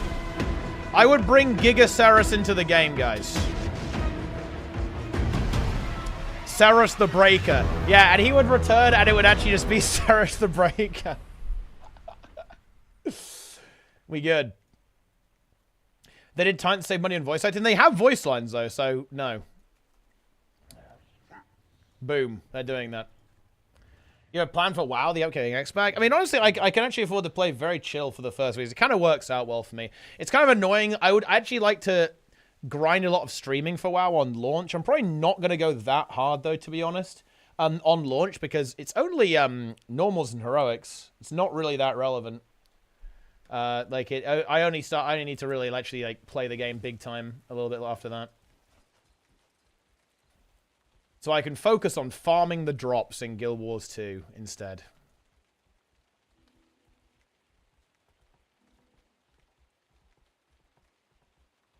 Do we have dates for the next raid tournaments and stuff yet? Not for the next raid tournaments. So I could probably come up with an estimate for Raid Check Cup 4 if we want. The only thing is it's gonna be in November probably, which is a bit tricky, right? Because of Thanksgiving, which is always a bit awkward. But I guess we can probably make it work. And also, bear in mind, we are super limited on what weekends, by the way. This is, I do like the new PvP tournament system that ArenaNet have done here, but bear in mind, we are actually very limited on what days it can be on, because we can't do it on the same weekend as the monthly, and we also can't do it, on the second or the fourth weekend, because of the variety tournament and the monthly. So we only have either the first weekend or the third weekend. So I think, yeah, and that's perfectly bad, actually. That's uniquely awful, because realistic. Well, I guess we don't know. It depends when the raid is out. I mean, look, we could do Ready Check Cup 4 at the start of December. Thoughts on that, Snap? We can make that happen. Yeah. I mean, that's not a problem, right? Like, people don't. Who's like going away in December, bro? Who does that? Well, it's okay. If you're in college or university, your finals are likely. There's always exams on though. Look, okay. Okay, here's the thing. When I was running Elitist Raiding Party 3, I basically listed off every single month, all of them. I was like, you know, let's go around the calendar year. And people said, "Oh, I've got exams." Like, dude, everyone's always got exams. Yeah, it's just typically December's finals, right? So it's a little bit different. Usually it's the biggest exam. Play the fucking raid tournament, Snub. If you do it like the second weekend in December, that's probably ideal. Okay, also, teacher's perspective here, Sneb. Teacher's perspective. Yeah. If one day is the difference between like you failing and succeeding in your exam, I feel like you fucked up. Okay, like oh, it's not even that. It's usually about people just having a lot of stress and anxiety around that time. Yeah. But yeah. They should relax in the raid tournament.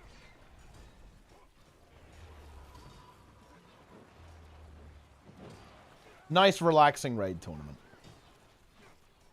Like, I admit I have anxiety just thinking about taking this linear models class that I have to do. I'm actually terrified. Like I'm sweating thinking about it. I don't know. It's gonna be bad. He's mentally destroyed. He's breaking.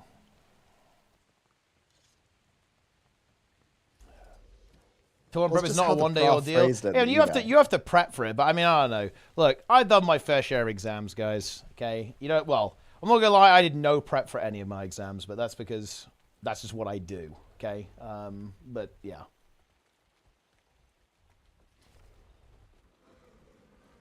I just get in there. We play it vanilla, guys. Okay. Do not skip school and fail out. I mean, that's definitely not the play, to be honest. University exams are pretty brutal. They are pretty brutal. Do not procrastinate. I remember I did a microeconomics exam. Okay. And I studied for countless hours. Okay. Thousands of practice questions. Yep.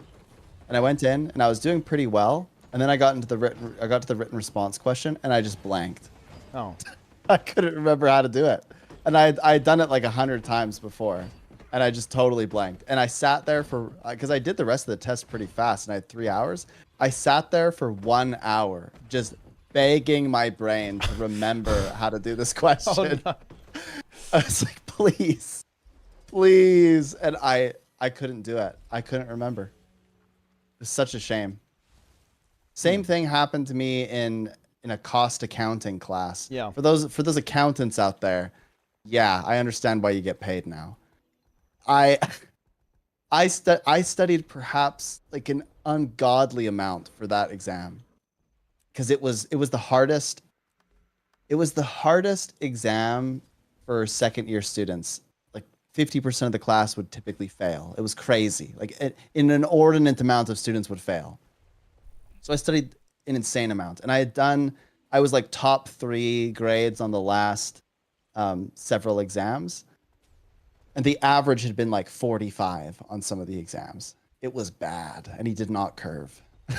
And so I go into this exam and there was this budget that you had to do. And I had gone to labs, I'd gone to help sessions. I had done this kind of question like 100 times. In fact, I did the entire budget project myself, even though it was supposed to be a group project. Funny how that works. I get to the exam, I answer all of the other questions. I get to that question, completely blank. I could not, I think I had overstudied because my brain was just full and I could not produce an answer. So I handed it to the professor and he's like, how did it go? And I was like, I could not remember how to do the last question. And he was visibly alarmed by this because I came to every help session. He's like, how is that possible? And I just said, I'm exhausted. I've got nothing left. I said, just give me the A-. Because I was fighting for an A, like it was super close. And I ended up gave me the A- when I actually think I probably got a pretty bad grade on that final because of that.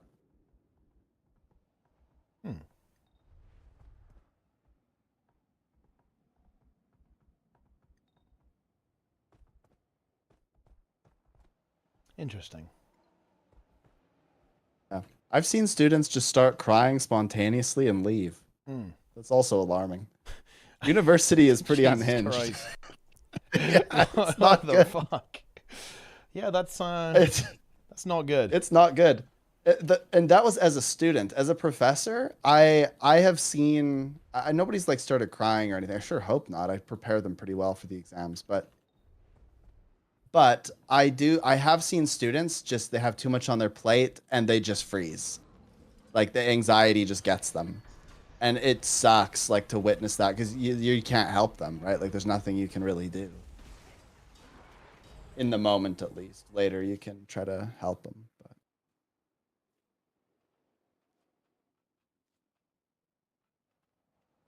I know some students that had failed cost accounting class 4 times. Yeah.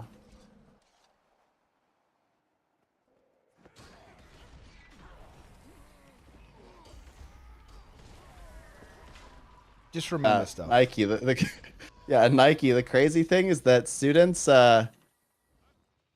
One complaint I've had from students this semester that I'm really not sure how to even interpret. So chat, you can interpret it for me. Is I always ask my students for feedback. I actually think that's an important part of being a lecturer. Is you're there for them. You're trying to give them a good experience. They should be able to tell you how you can improve the experience. So I always ask them. And some of the feedback I got was, the class is too hard. Can you make it easier?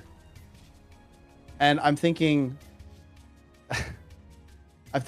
this isn't hard. And obviously, I'm trying to think, well, am I just biased? Because I'm creating it. I'm trying to think back to my experience as a student and when I took the same course at the same university. I'm just sitting there thinking and thinking and thinking about it. And I just think they're wrong. Like, I actually don't think it's too hard. But one of the complaints I got was they told me that I needed to empathize with students better, which I thought was a little bit strange because I was literally a student at that university with many of their same professors. So I feel like if anyone can empathize with them, it's me. They said I needed to empathize with them better because they work and have other classes and stuff. I'm thinking, they have no exams in this class, and it's a series of projects that they design. I'm just lost. I don't know how to interpret it.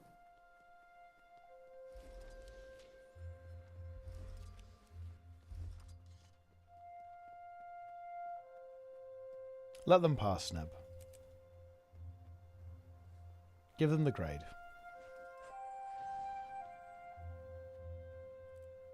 Well, it's weird because it seems like learning is not what they're interested in. They're interested only in the outcome.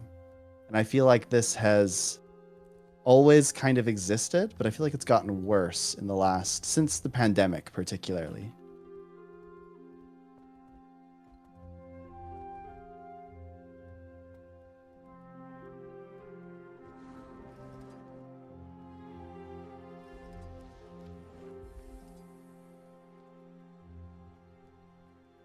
I don't think these projects are actually harder than the exams that I would give. They are roughly equivalent in time spent.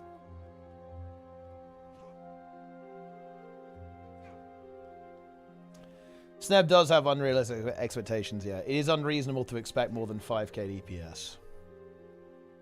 It is unreasonable to expect more than 1k DPS, in fact. It's unreasonable to request that a Deadeye not only press 1 on short bow in your try-hard Epark run. And nothing else. I feel like that broke you. No? I feel like you broke to that.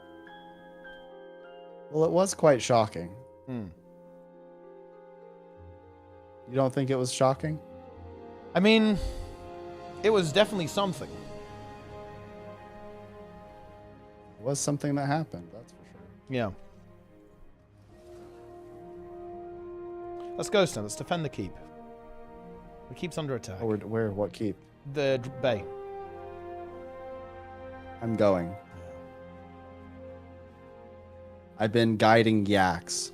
Yeah. Oh, for the weekly or what? The weekly? Yeah, it's the weekly. Many yaks.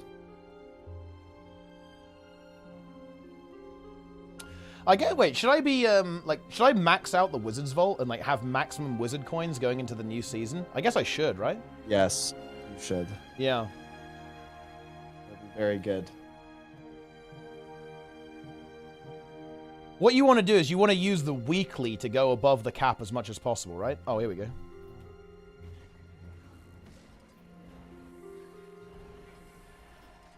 This guy's dead. Boom. There you have it.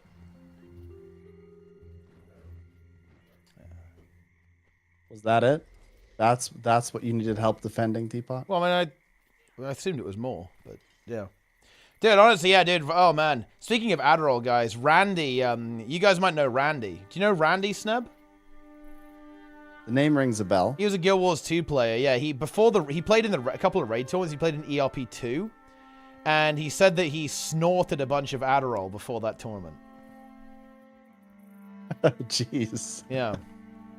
I believe he also claimed Pretty to have taken hardcore. it rectally as well, which is interesting. I don't know what, don't know if there's any truth to that, but I don't know what that's about. yeah.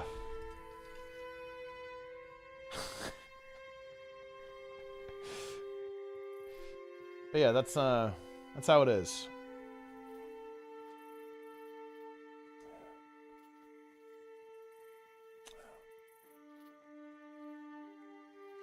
You save weeklies to redeem after the match. Oh, that yeah.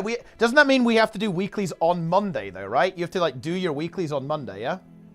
So that you can have them ready to go. You can like have it. Yeah. That's what you do. Yeah, I can open this set of weeklies, but I need to not open the next set of weeklies until after the patch.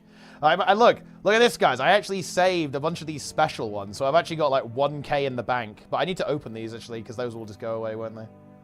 Blast dailies? Yeah, you can do the dailies too. Yeah, you can have like the dailies ready to go. You can have the daily and the weekly ready to go. Just like unleash. Go in with like 2K wizard coins. Although, I'm not sure there's not going to be that much extra. I guess it's just going to be the new skins, right? I'm most interested in the gold on this character. Maybe I'll take the gold find, the essence of gold. Maybe it's time. I can see my weeklies. No, it doesn't matter, Magnus. Actually, it doesn't matter because we get more on Monday and the EXPAC's on Tuesday, so it's not over for you. It's irrelevant. You just have to do all your You have to do all the weeklies on Monday.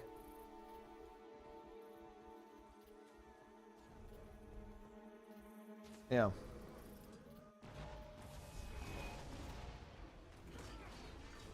Daily reminder, Aches wants all Dragon's Ends to fail after the community refused to learn and became toxic.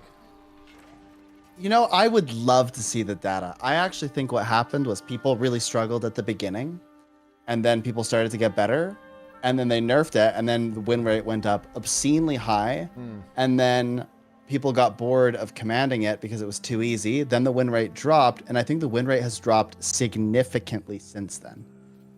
That's my my theory, but I'm unsure.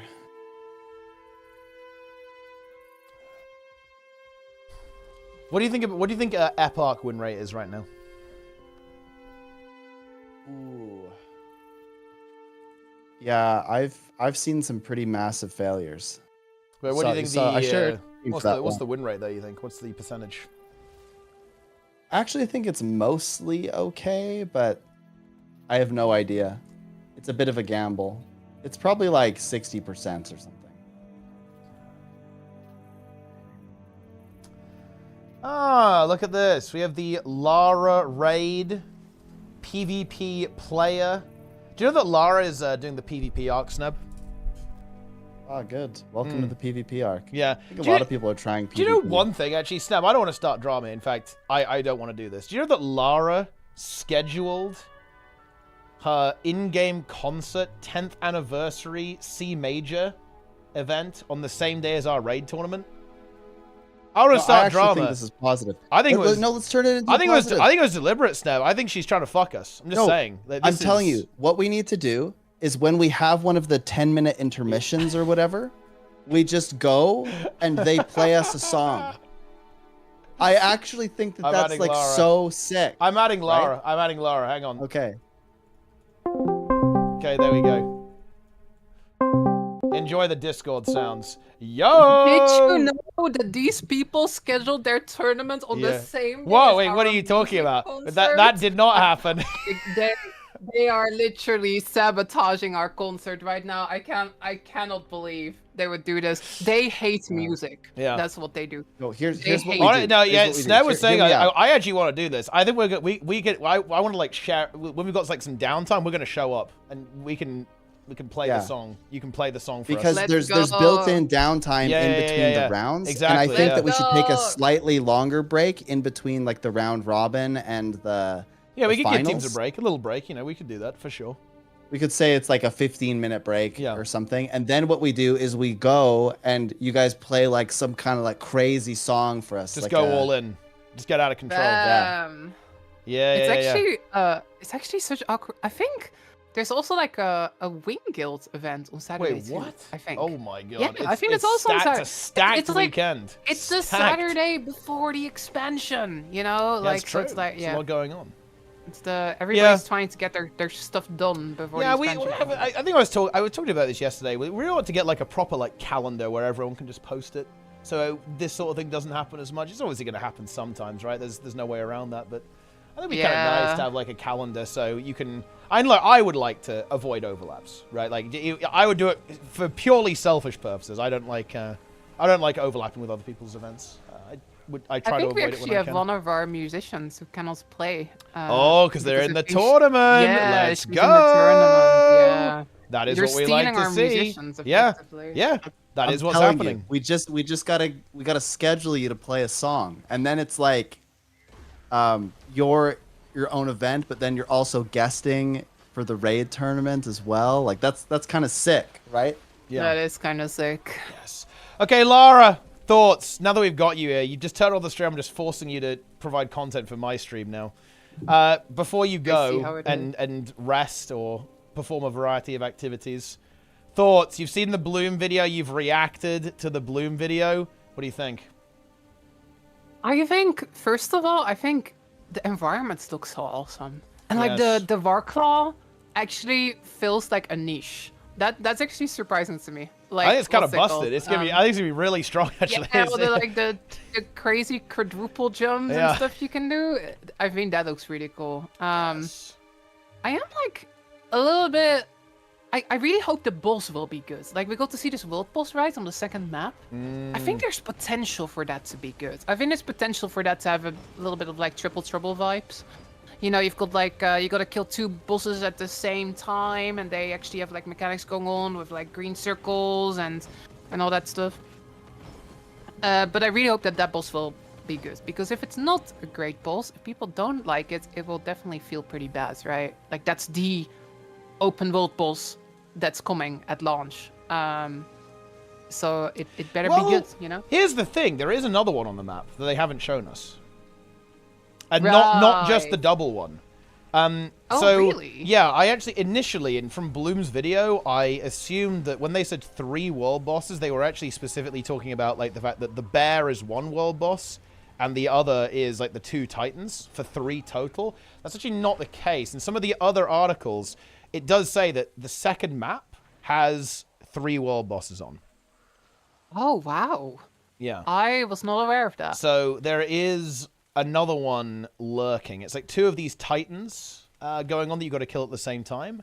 And it looks like there might be another one on that map as well. I think it might be... I'm kind of expecting it to be a White Mantle boss, because in Bloom's video, it was like, they're gearing up for like White Mantle to be another like significant enemy that exists. So I think there might be a White Mantle boss of some kind. Maybe even like a Jade Construct, right? One of those things. Yeah. And do you think this would alongside be the like separate, or do you think this would be like part of like the same thing? Like you kill the 2 bosses and then a really big third boss shows up or something? Yeah, or... that's also another possibility. Yeah, like it could show up after you kill those 2, or it could be a separate thing entirely. Because I think they do want to make the content very bite-sized. I think that's kind of the angle that they're going with here. Like very bite-sized, very jump in, jump out. Especially with like the hearts. I think the hearts are really interesting to me. People are really dooming about the hearts, but I was actually kind of coped up about the hearts, to be honest, a little bit. I think that if it's done actually well... didn't get that much detail on what the hearts... There was something about it being tiered or something. Yeah, it's like a rep grind. Yeah, which you've been doing in Cataclysm. Like the more you do them, the better rewards you get. It's probably capped at some point, right? But it's basically like a rep grind you have to do. So like the more you do like a specific heart, like you know the heart NPC like starts to like you more or something, and you get like better loot for doing it. Which I think is actually pretty interesting. I mean, I don't think it's like super most exciting content ever. But it's nice to have some busy work, you know? It's nice to have some stuff you can like, I guess like work on over time. Yeah, I think as long as the tuning's good, it's fine. I mean, like the way I see it is that events, like hearts are just events, basically. They're just guaranteed permanent events at the end of the day. And as long as they're not tuned really annoyingly and the actual content itself is not really boring, then I think it's fine. There's no issue there. Yeah, imagine farming gold by doing hearts. That's crazy. Wow. Yeah. I'm really excited though. Literally a week away now. I think what we got to see today looks pretty hype. You know, I got to try the homesteads in I did like that little sponsored video. And even if it was just homesteads coming out, I would be hyped about that because that's like my kind of feature, right? I like to sit down, design like some cool stuff. I'm the person who plays Animal Crossing for way too long. But then, you know, the spears are coming out. Then we got the Warclaw, which looks a lot more exciting than initially expected. Open world looks pretty good. I just hope that the Wolf Boss meta, whatever it is, will be good. Yeah, it better be good. Main thing. You know what I actually did notice about it that I really liked? Because this, in my opinion, is a really big point of feedback that's been in the couple of expansions, actually. Now, like EOD and Soto, actually. I actually like the mount minigame they put on the boss.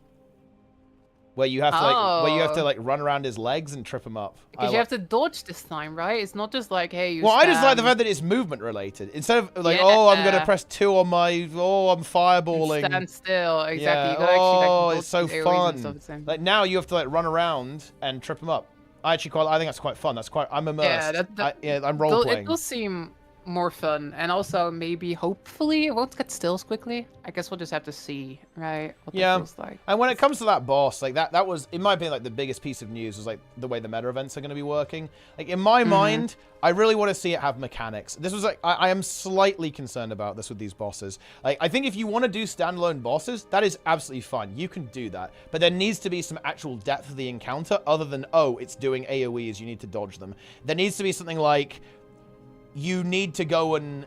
It needs to be like a mechanic. Something like Triple Trouble, right? Like, yeah, we've got to all go get the bombs and drop it on the boss at the same time to blow him up. Or like, oh yeah, you gotta do something. Like, it can't just be like, oh yeah, hit the boss and dodge the attacks. I feel like that's not good enough. If you want to do boss on its own, it needs to be... There's some kind of mechanical depth that it's asking the players to engage with. Some kind of coordination check, some kind of like squad check. Does it though? I don't think we've really seen that yet. I mean, will it do like green circles or something? I mean, yeah. I'm also kind of going off what Bloom was saying. Bloom was saying like that they probably wouldn't have killed him without the death hacks or something. Yeah, it's because apparently like some... Well, I mean, look, let's be honest. The DPS there is not going to be great in that squad. Yeah, you know? I mean, it's a look. Did you not see? Yeah, did you see the journo post where the guy was like, oh my god, I love this article. I'm transfixed. I couldn't look away.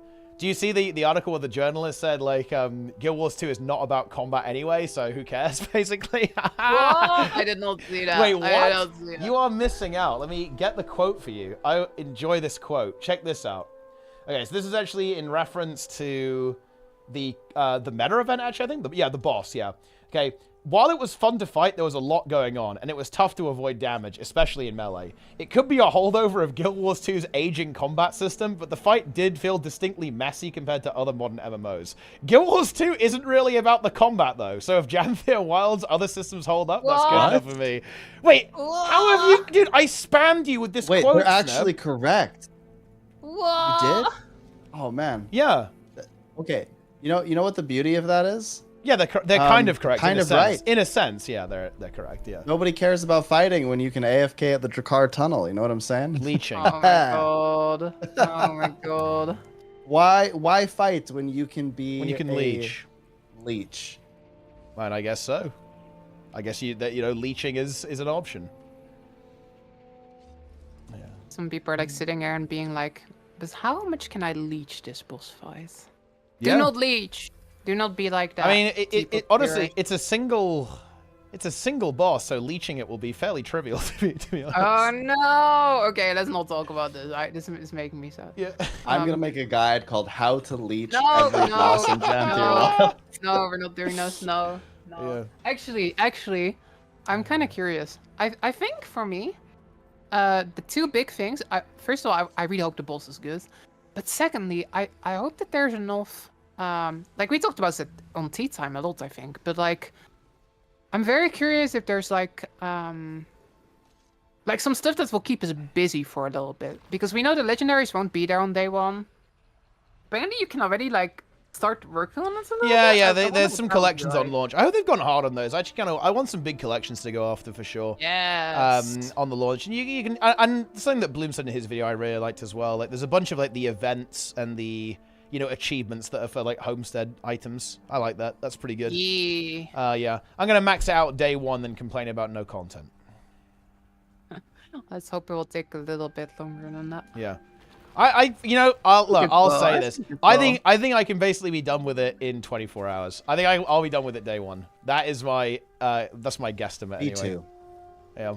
I'm gonna order a pizza, never leave this room, and just I'm just slamming. Play the game. I'm slamming day one. Well, while you are all rushing to get this done, I'm gonna make a pretty homestead. Well, how are you gonna do that without getting all the rewards? I can make the homestead. Yeah, exactly. You're gonna force to grind to unlock all the rewards. I'll do it together, I'll get some, and then I'll do the homesteads, and then I'll get some more, and it'll be good. It'll be good. Yep. I'm going all masteries. You know what homestead. actually is good? Maybe they can make this actually like pretty good longevity as well. You have to unlock all the relics as well, even if you have the legendary. This is actually pretty good, I think. I actually like that. This could pay off fairly big here, I think. I'm really hoping that there's like some proper little quests you have to go on to unlock these relics, rather than making them like really, really trivial to get.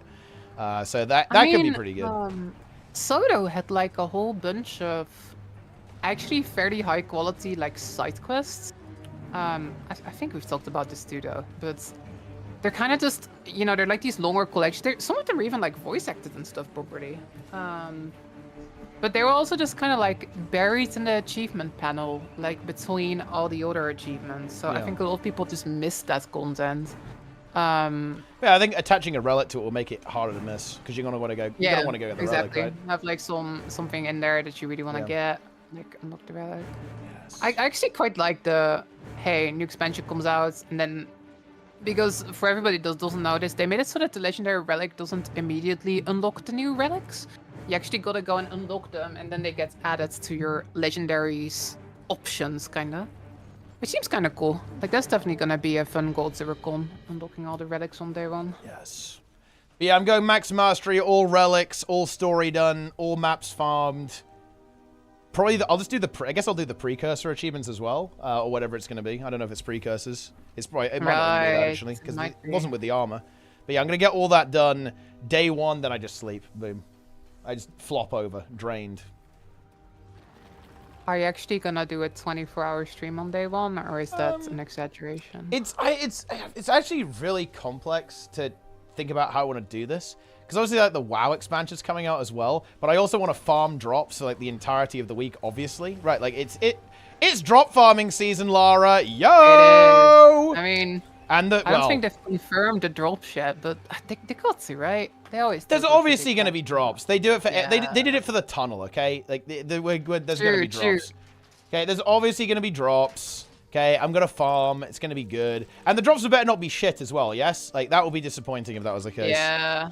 Like, wait, weren't the drops for EOD the base was like a bag slot or something? They should do that again. Okay, boom, let's go. Oh, wasn't the previous one kind of good? Oh, it was wait, like what an was outfit, it? Well, I think. I mean, I think it was an outfit. What were the good drops? The bag slots was really good. Yeah. I think that was the best one, honestly. The bag slot was the best one, wants yeah. I mean, who doesn't want that? Yeah. And then they ended it like 2 hours early or something, and then they did a whole extra week of Yeah. bags. Yeah. Like, bit of a mishap there. yeah, that was good. That was pretty You know good. what that mishap reminds me of? That mishap reminded me of when ArenaNet tried to gaslight the community and thinking that they could delete items on their character during the beta. I remember that. Very nice. Did they corrected that? Did they actually? Is that post still up? Did they ever delete that or something? I don't think they ever corrected it. Holy shit! Wait, someone find that. Someone find that. Actually, I bet. Yeah, chat, go find it. Yeah, it's a little bit awkward, a little bit unfortunate. Ugh. That's funny. Okay, to be clear though, I am here to just say in advance that you should not do a 24-hour stream. Okay. Because I did it one time and like it was fun for the first 20 hours, but the final 4 hours were like torture. Like I was like complete zombie mode. It's not healthy. Yeah. You know? You're like, hi everyone, we're still going. I'm just gonna keep checking in. I mean, yeah, I'll definitely play by it. I'm planning on playing until I'm done. Right, so if I beat the game in, let's say, 18 hours, I'd honestly probably call it there. Right? You know, I'll probably chill out. You should play the credits as you after like 5 hours when you beat the story. I'm a sucker at that. I really like it when they roll the credits at the end of the game. I fucking love that stuff. I'm a big fan of that. I love it. It's such a... It is very... I really like it. It's like, it's not exactly role play, but it's something more than that. It's like, it's very satisfying in a way. It's like, oh, wow, this is cool. Look at all these people who made this. I really like that. It's why I try and do credits on all my tournaments, because I like it. It's very good. Did they do that in Base Soda? Or did they... Yeah, I know they did it in the patch, like Final Soda wait, patch. did it happen in Base Soda, actually? I don't think it did. Yeah, no, only... Maybe it only happened at the end. At the very end, yeah, because like in EOD it happened at the end, but that's because it was like almost like a standalone expansion, right? So it wasn't quite the same thing. Oh, EOD was so good. Oh, we were just reminiscing Dragon's End and how mentally destroyed we are that there's no Dragon's End this expansion. There's nothing like that. It feels bad. We're hoping maybe you'll be positively surprised. I'm hoping for convergences. Like, I think convergent CMs could carry us. Like, because they said they're making them harder and they're going to go big, and there's probably going to be CMs. That's hype. You know, that can be very big. Because I don't think they're gonna do the multi-boss thing, right? It's going to be the raid. Yeah, so it probably won't be like multiple bosses. So it's going to be multiple bosses in a row, kind of like you go one boss, you go to the next boss. I think that has the potential to be quite good. Because, like, Soda convergences, you got, like, so many bosses, right? Yeah. I think it's, like, 5 or 6 or something. I think it's hard to make all of those good, but if that's not the case, then maybe they can make them quite good. How close is Umbriel CM to Dragon's End? I mean, honestly, not really that close, because there's just so much more complexity and, like, phases and so on to Sue 1 that it's realistically not that close. But Umbriel was actually pretty hype. I did like Umbriel. Umbriel is good. I'm not going to disrespect Umbriel too much. But, like, Umbriel is harder, though. Oh, Umbriel is harder than Dragon's End now, by far. Not even close. Yeah, way harder.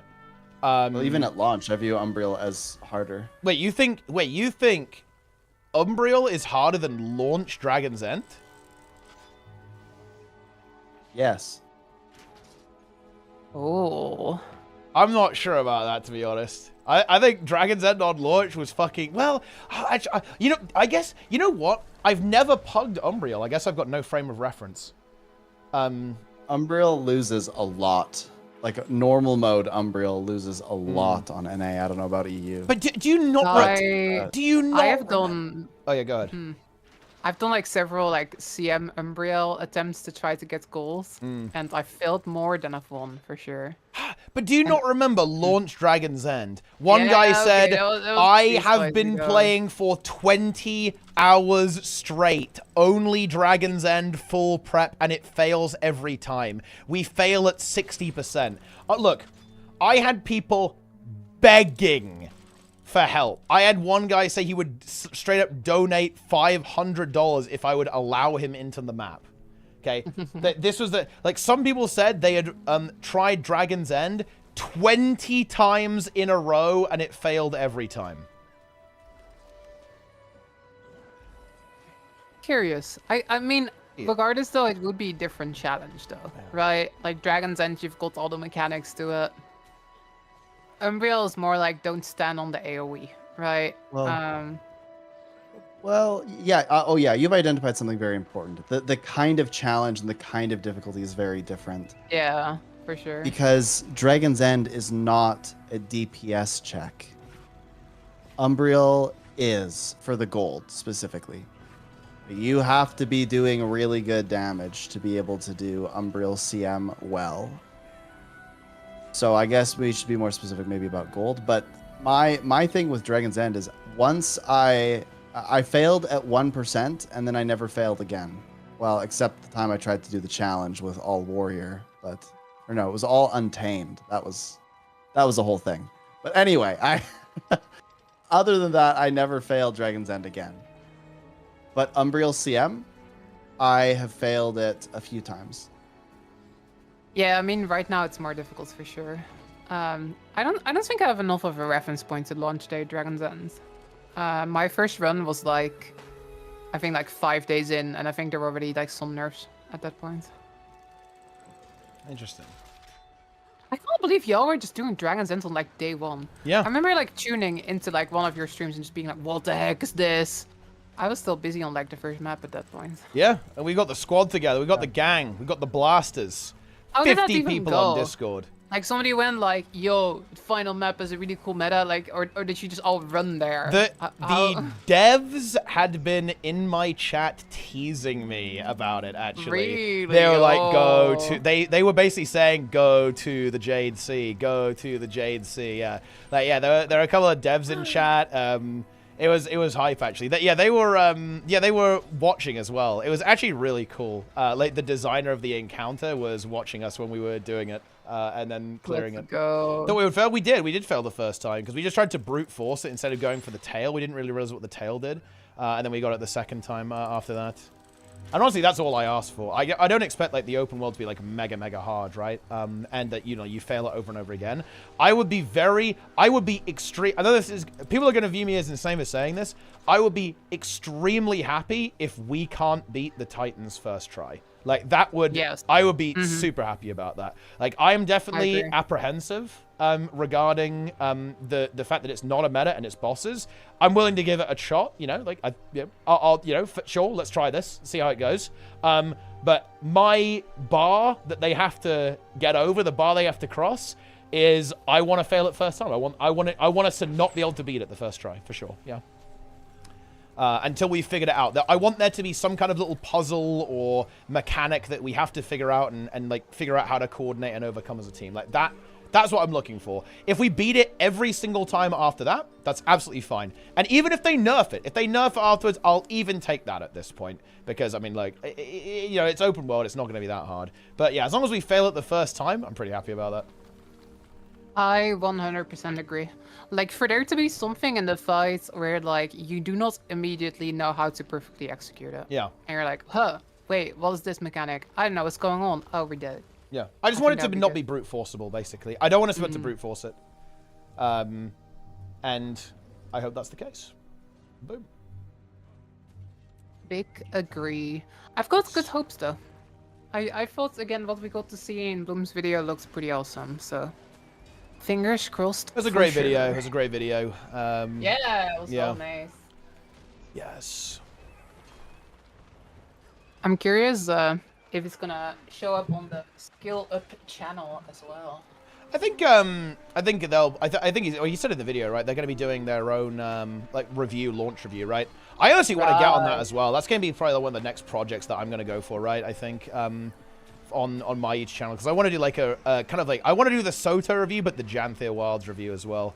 Also, you guys had better be ready. I am doing there's some content, Lara. I'm just gonna say it. I am doing Guild Wars 2 expansion tier list very soon. I'm gonna rate all the expansions. Oh, I've wanted to do this for a while. I've wanted to do like I'm gonna do HOT versus POF versus EOD versus. The whole take is EOD is the best one. Wait, you think EOD is the best expansion? That is I think I'd put EOD as rank 2. I'd say HOT. Number 2 for me. HOT for me is the absolute God King ultimate Guild Wars 2 expansion, and then EOD afterwards, then Path of Fire, then Soto. There you go. I leaked my tier list. Yeah, you might as well make no video anymore. It's done. Just clip this and upload these final 20 seconds of this stream and upload that. No, I have to milk it for the YouTube video. No, I do see what you mean though. Like HOT was like Guild Wars 2 2.0 basically, right? Like introduced like the whole system. Like the amount of features introduced is bizarre. It's like that expansion added like gliding, masteries, elite specs, guild halls are in there.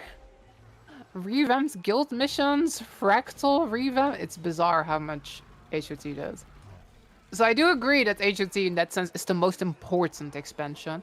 But when it just comes to like what content I like to play, it's hard to beat EOD for me. Like Dragon's End is in there, Gang. I think all the metas, except for Kaineng, I guess, all the metas were quite awesome in my opinion. Clap. I really like the strike CMs. Yes. I thought HOT rates are quite good as well. Think about Veil Guardian. Come on, a classic. That's true. Look, HOT, boom, Verdant Brink, based map. Boom, Octovine. Chak, Dragon Stand. Very fucking nice. Boom, the best elite specs. Reaper, Herald, Scrapper, Tempest, Chrono. Oh my god. Tangled Depths. So good. Tangled Depths, also S tier Tangled map. Depths. Tangled Depths is S tier 100%. You got frogs being added to the game. You got fungus being added to the game.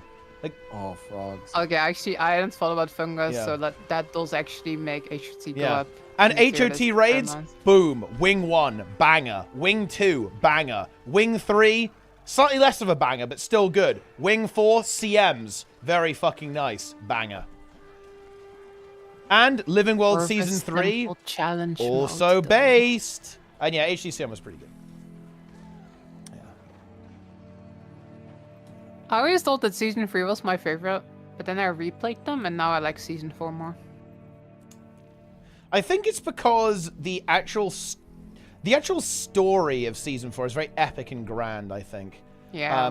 But I do think that I prefer Season 3 from, like, in terms of, like, the complete package. Like, when I think about, like, what maps do I kind of get a little bit excited about going to sometimes? It's kind of the Season 3 ones, actually, rather than the Season 4 ones. Yeah, yeah.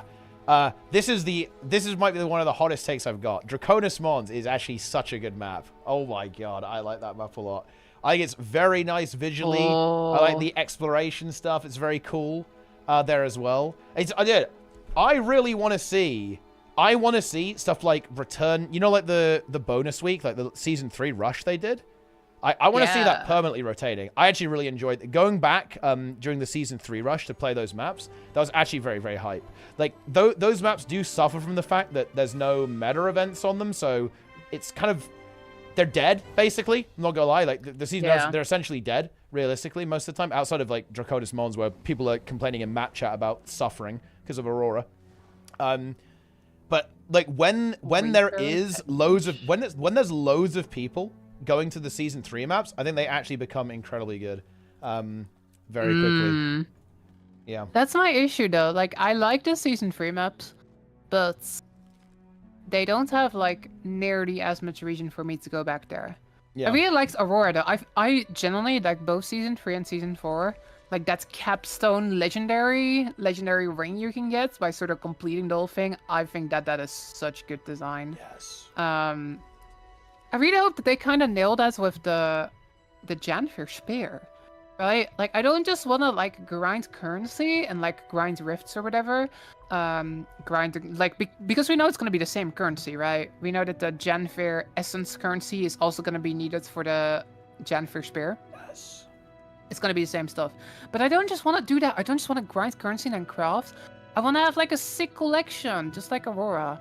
Actually, I argued with my chat a little bit about this a couple weeks ago.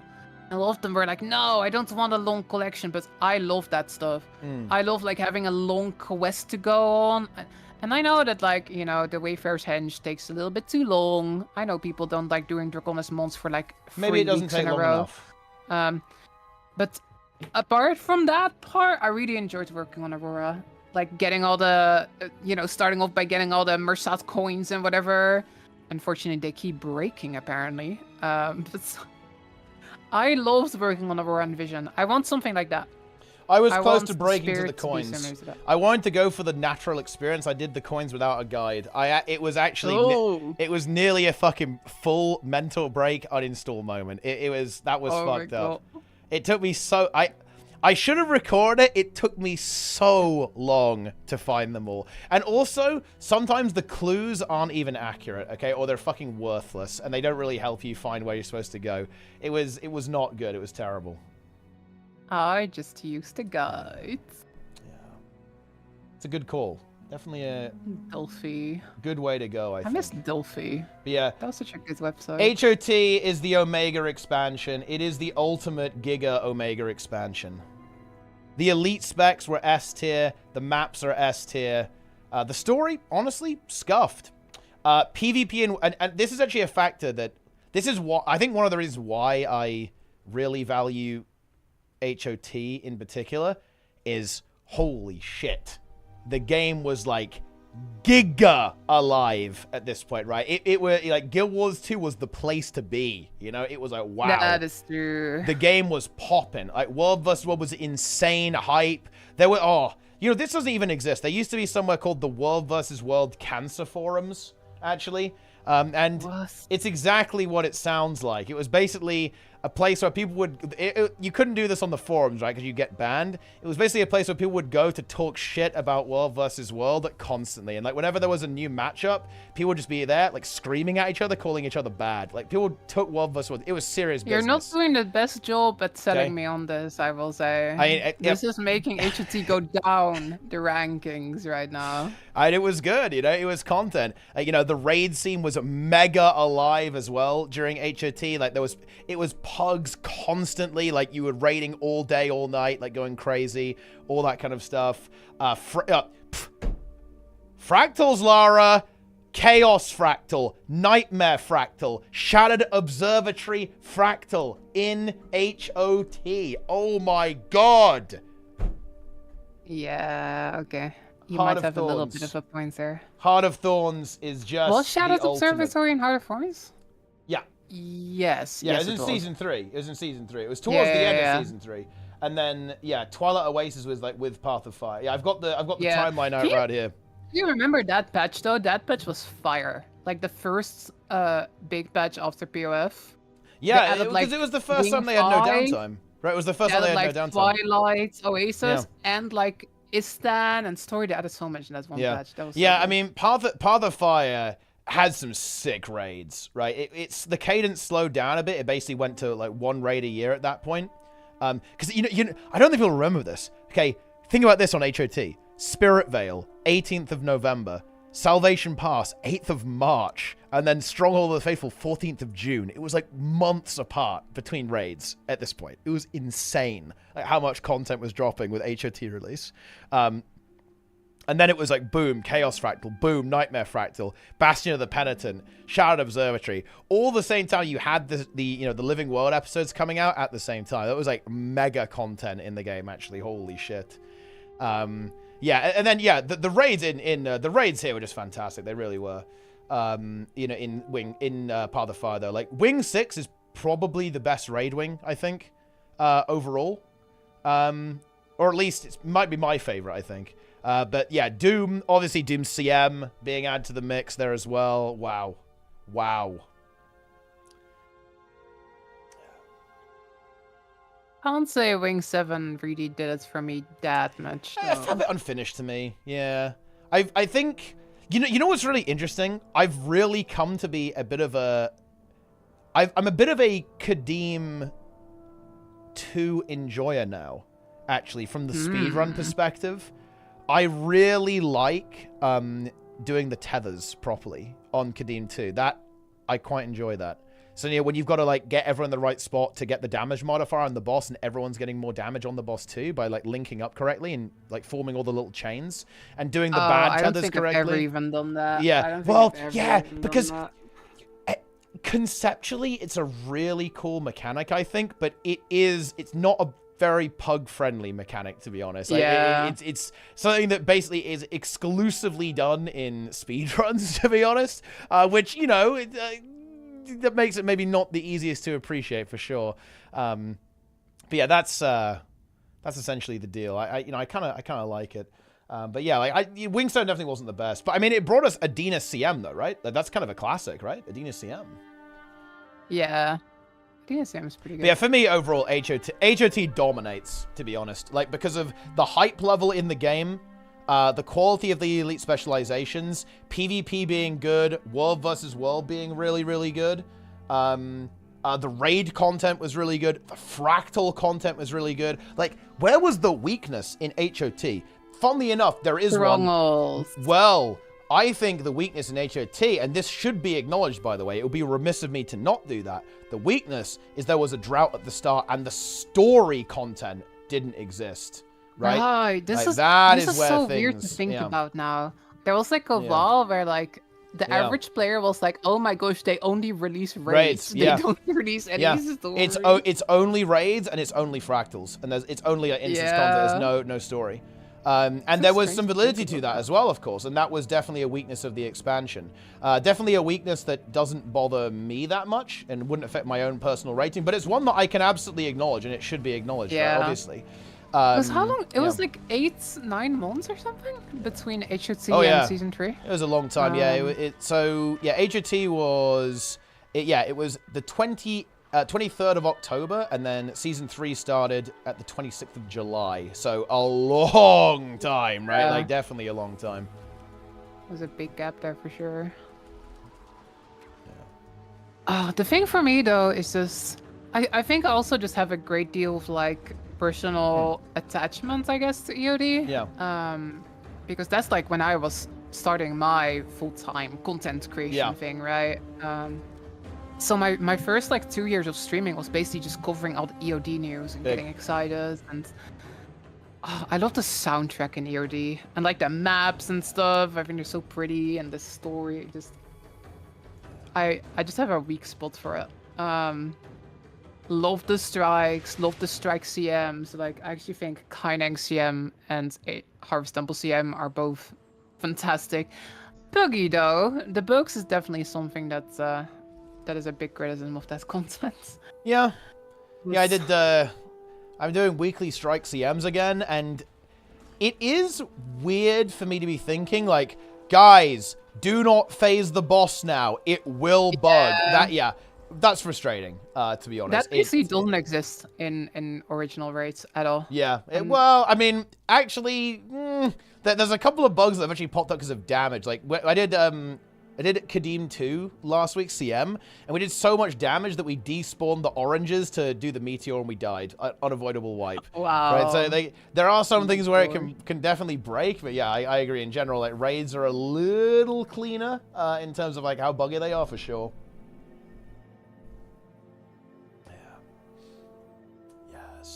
Do we count Ice Boot Saga as part of Path of Fire? Do we do that?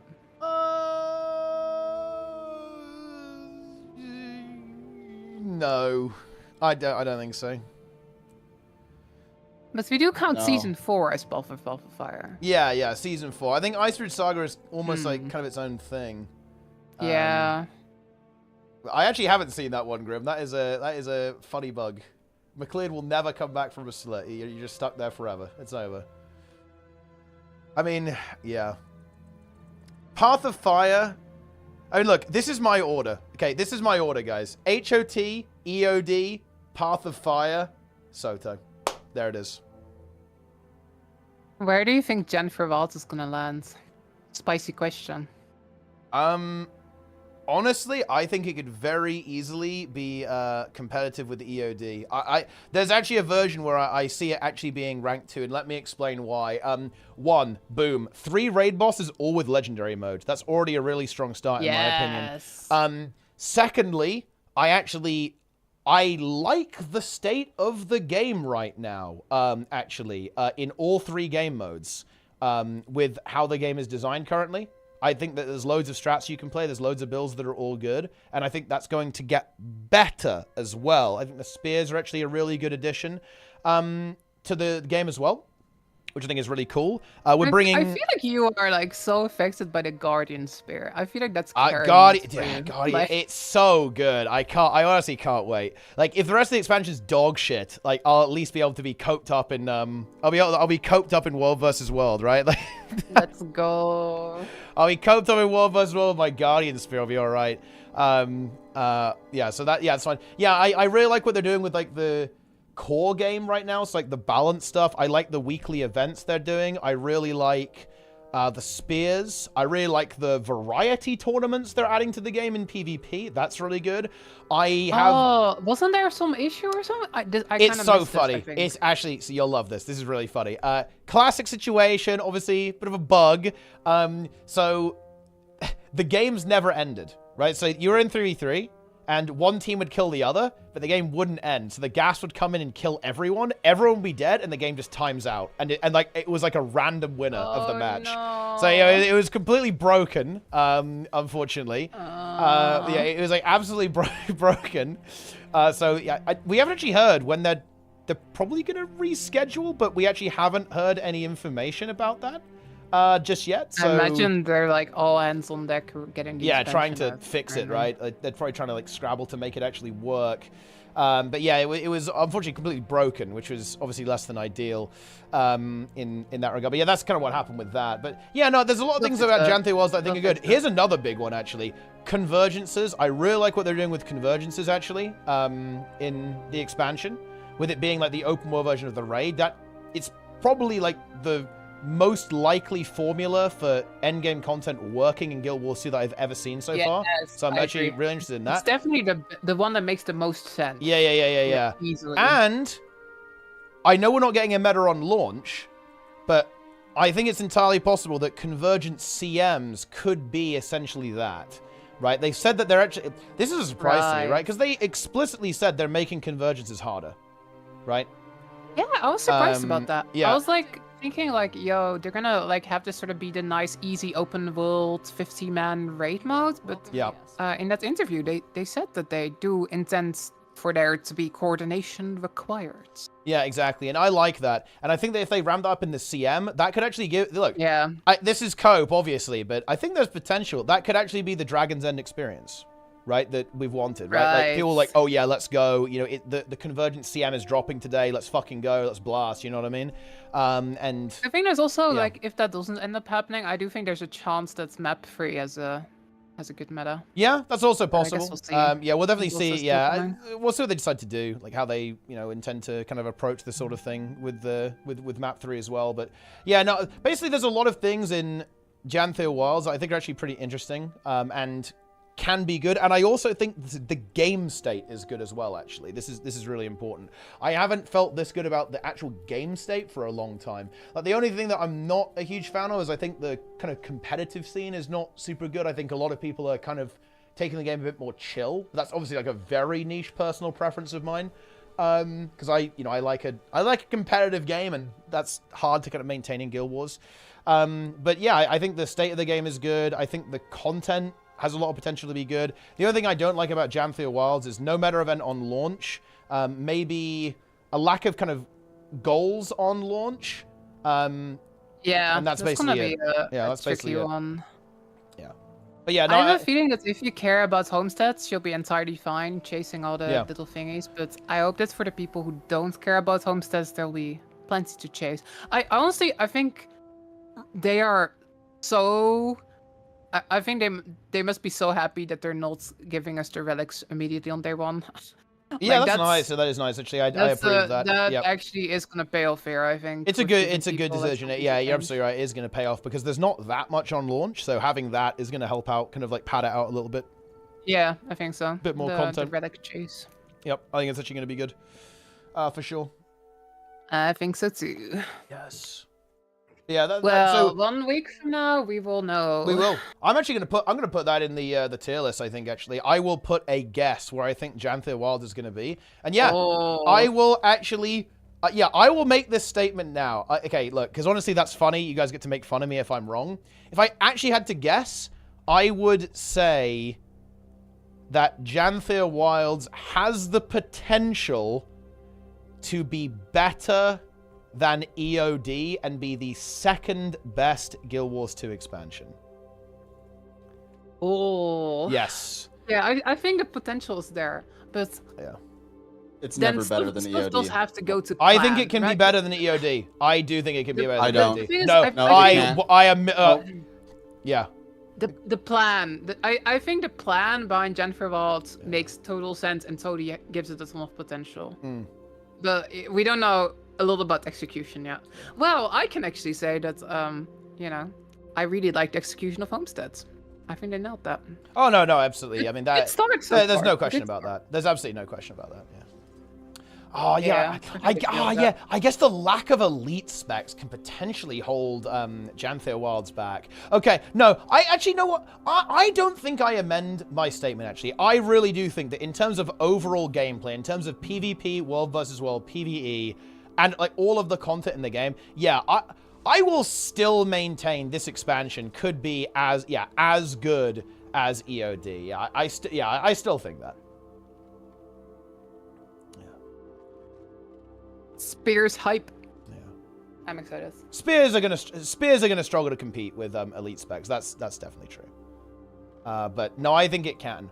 At the very least, I believe it can be in the same tier as EOD. So like obviously, HOT for me is S tier. Then like A tier is probably the core game and EOD. And then after that is Pathfinder, then after that is Soto. Yeah, I think that Janthir Wilds has the potential to actually be an A tier, 100%. Hell yeah, let's go.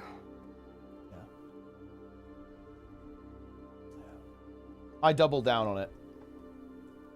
Yeah, exactly. It can be exactly. It's got LCMs. It has true. 3 LCMs. How bad can it possibly be? 3 LCM. That is true. It can't be that bad.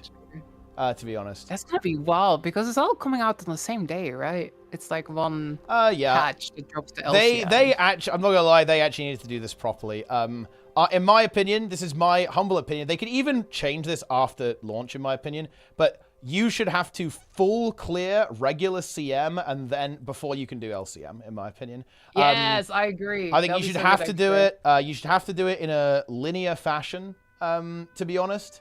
Because otherwise it's gonna be really weird if groups like do it in different orders, right? Like that's gonna be very, very unusual. It's gonna make it harder to watch. Like you're gonna be like, is this group doing CM or LCM? Exactly. I think it's gonna be weird. I think they should make it very linear. Like you have to do the normal first, then you've got to do the CM, and then you've got to do the LCM. If they want to change that after launch, I think I'll be completely fine. Like give it 2 weeks and then change it, right? No problem. I 100% agree. I mean, they did that with Fractal CMs back in the day. You had to like get the achievements of their normal mode before you could open the CM. And you know what I want for the title? Holy shit. Imagine how good this would be. Oh my god. The title, or a title maybe, or just like a random achievement. You should have to do the entire thing on LCM with 0 deaths. Full clear. Oh my god. Yes. Spicy. Now that would actually be content. That'd be pretty cool. Yes. That would be pretty awesome. Look, I'm a little bit coped out on convergences, Grim. I'm actually coped on convergences. I think they could be really cool. They could be this kind of... because they can make them hard, right? The thing is, like... ArenaNet are not shackled by the fact that people refuse to do more than 2k DPS in the convergent CMs, right? They are completely within their right as a developer to say, if you can't do Umbriel CM, get better, right? Nobody's going to be upset with them for that. That's valid, I'm right? upset. Like that, you I mean, they got normal modes, right? Exactly. They got Yeah, there's norm mode. So do norm But I mode want the if title. you don't want it, right? Like, so that's why I find convergent CMs, they can actually go hard. They can make something like harder than Umbriel. They can make something like Su-1 and put it in the game and not delete it, right? Essentially, because it's a CM. What did you expect, right? It's a challenge mode. I don't know what you.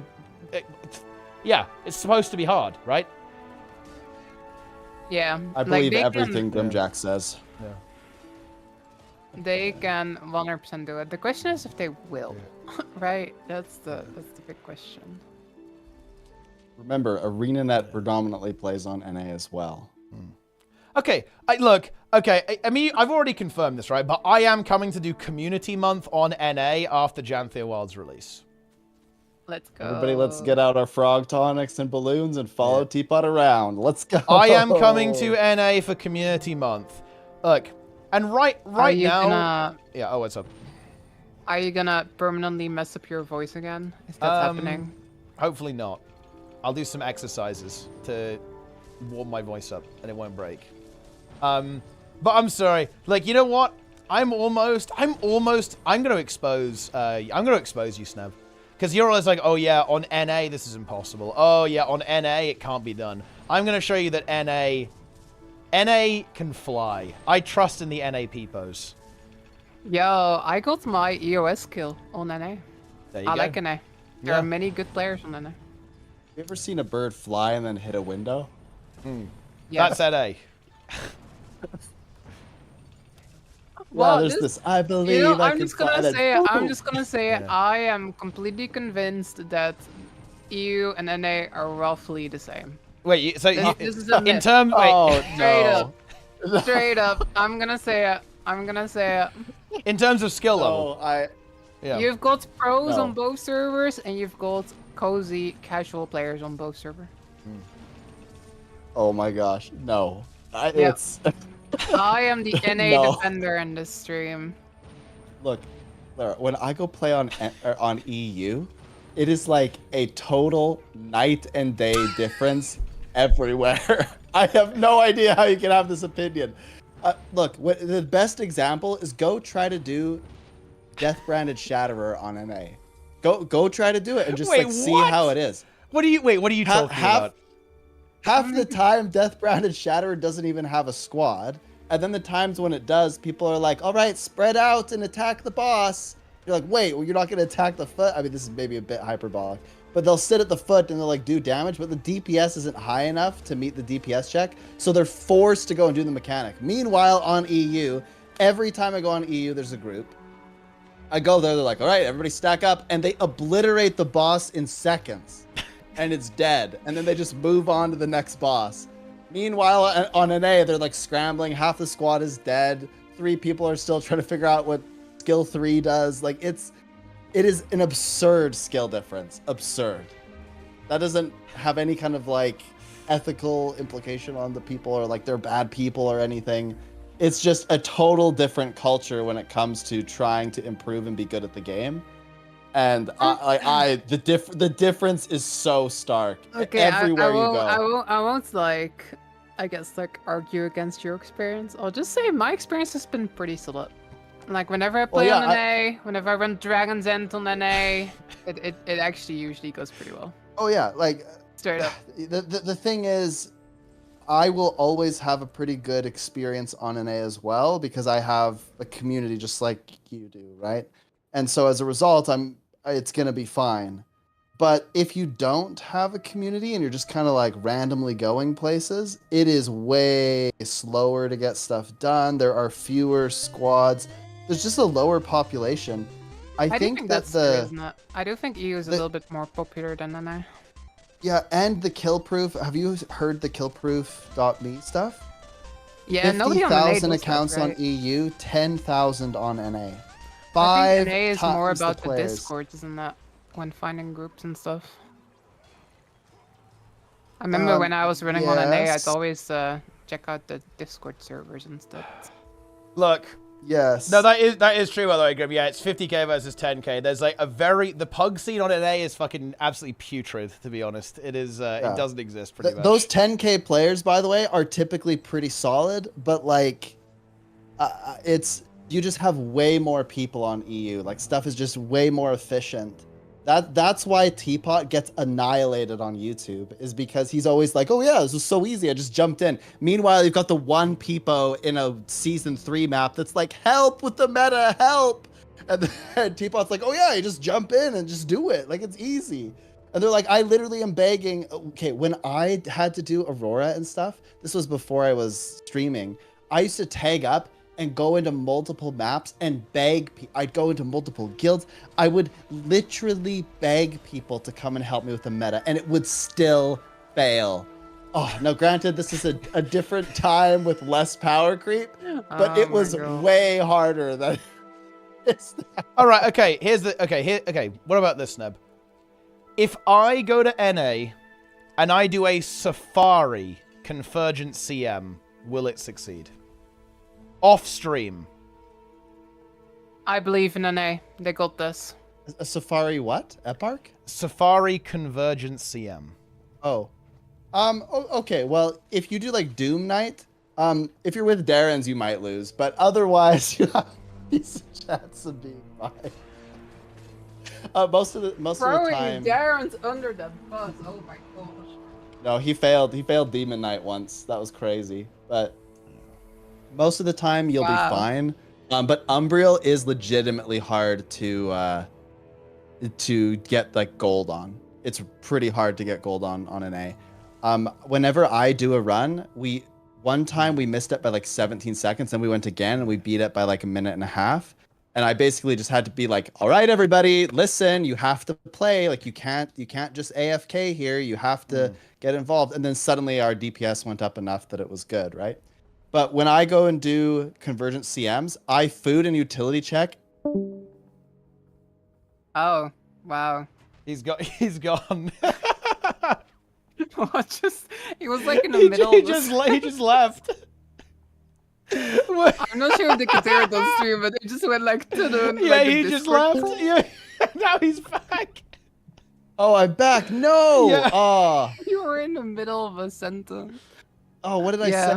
I was saying how specifically for Umbriel, if I have to like check everybody's food and utility and stuff, and I have to check to make sure they're playing a build that makes sense.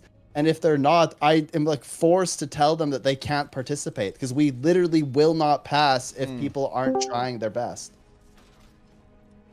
Okay. It's like total doom.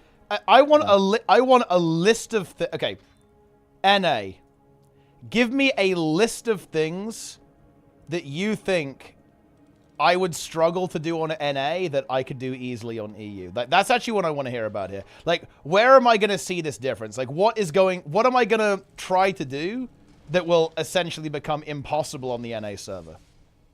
Okay, I don't know if this is specific to NA, but late convergence. So you join the convergence at like 39 after the hour, and you roll Umbriel. Okay. This fails on EU as well. This fails on EU. So yeah, I don't know if this is NA specific, but this situation is that's Safari content for sure. Ooh, what else is there? You could also try to do late DEs. So that's like you wait until after the hour ticks over. Oh, but these fail on EU too. These also fail on EU. The late ones always fail. Every time. And yeah, I don't know if it's an NA EU. I don't know if they're different. I don't know if they're different between the regions, but those two things are particularly spicy. I know what's gonna happen. You're gonna do Doom on stream, and then you're gonna be confused that they start on the other side That's of the room. true. They do start on the other side of the room. Be like, what? Serious answer though. I think you'll find less people on LFG. I think NA tends to be more Discord focused than LFG focused compared to EU. A lot of like raid books and stuff, they form on like I guess like the Skyen Gang Discord, Raid Academy Discord instead of the LFG tool. Has anyone ever seen Icebrood Saga 4 as an LFG? So in other words, Icebrood Saga 5 but no Bone Skinner. Like that, like I have heard legends that has happened on NA, but I'm not sure. Yeah. I'm sure that happens at least once a day on both servers. I'm sure that happens.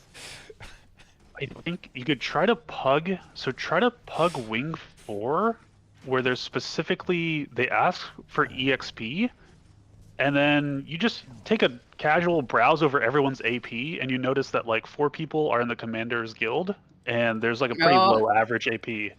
I think that's also an experience. Yeah, if that's on YouTube. I don't know. I'm just okay. I might be horribly naive, but I'm pretty convinced that there are so many people on both servers. I feel like there's gonna be pros on both servers, and there's gonna be newbies on both servers. Yeah, I'm kind of with Lara on this. I need to experience NA for myself to like truly be immersed in it. But I'm actually with Lara. I don't like seriously, Lara. The way they describe NA to me, they make it sound like it's the fucking apocalypse. Okay, like there's like no hope. I don't think that's true. It's like a desolate wasteland where like playing the game is like all but impossible, right? Like that's the way they describe it to me. But there's just no way that's possible. Like, no, it can't be. Comparative, Teapot. It's comparative. Yeah. When I started playing on EU, it was mind-blowingly different. Like I play on NA most of the time, by the way, but whenever I play on EU, it's totally different. Maybe we're just so excited that you're on our server that we all show up to help you out. Nah, probably not. Has anyone here seen Boss Blitz not get gold? Because I saw that recently. Wait, on NA. What? How is that possible? It was pretty strange. There was no commander. So I was on this map. I was just chilling. Admittedly I wasn't like really playing the boss blitz, but there was no commander. He was leeching. And it didn't actually, I don't even know if it got a medal, and maybe it got bronze or something. And then the commander popped tag, and then the next time it went around, it still wasn't gold. I think they got silver. Oh no. I didn't think that was possible after all the power creep in the game. That was pretty surprising to me. The thing is though, like, I feel like when it comes to this and also to like Dragon's End, like when it's like the map where it's not really being ran, I feel like it can fail on either server. I feel like Dragon's End without commanders on EU fail as well. Like the unorganized maps. Like Umbria LCM fails on EU too. I don't know. I feel like we need a bigger sample size of data. Yeah, that's why I'm going to NA. I'm going to NA to immerse myself in the NA culture. You can just go now. You can just go now. Why go before now? The expansion. Why do I go now? Because you can Safari now, and you'll see like a different phase of the game, right? So like to experience this phase of the community, you'll have to wait like another year until so you mean like Janthir Wilds basically like, kind of in like the tail end of the expansion, basically like that. Yeah, kind of the lull right now, where like yeah. the tryhards, they're in their raid groups getting ready for CRO. Some people are just like taking a break from the game, but there's like not the tryhards are like not out in the wild as much right now, I think. Yeah, and I think even stuff like daily strikes and raids, they're just different than they even were like let's say like 4 months ago. It does feel different. Yeah. Interesting. I mean, we'll see. I'll definitely experiment. Maybe I've got some time to do some NA Safari as well. We can maybe make that happen. NA public freezy, that is good. That is good. Yeah. Very interesting. I think it is time for me to get out of here. I ended my stream and I was like, I'm gonna get some rest and have dinner for like an hour. Yeah. It's good. It's high energy. Love to see that. Wait, I'll actually ask now before I forget. Are you guys around on the weekend for tea time? Is it time? I am around. I am around, yes, if it's light. Like, what time does it start? I'm just shitposting in Well, chat I mean, wait. during it, so. I'd probably wait. Would you need later or earlier? I might need like 20 minutes later. That's actually fine because I'm probably gonna get Bloom in, so it's gonna be later anyway because he needs his beauty sleep. Oh, it's like that's 4 a.m. for him or something, right? Because he's in Australia. The pre-expansion tea time. Yeah, exactly. I'm gonna, I wanna get the whole gang in. I'm gonna maybe a 5-person tea time actually, like a mega tea time. Oh. Yeah, it's gonna be good. But yeah, actually, I know how we can allow Lara to leave because there's been honestly a great point actually. It's been brought up in the chat here actually. Has anyone offered Laranity to build her a Zoja Guard mosaic in her homestead? Yeah, and people are gonna do that, by the way, guys. Like, I guarantee. Look, Sneb, you are aware that people are gonna make explicit artwork in the homesteads, right? Well, I was discussing with Darren's earlier. One of my concerns is how do they moderate the homesteads? Because people could. I mean, it's a private people could do some really unhinged, like, political displays. Oh.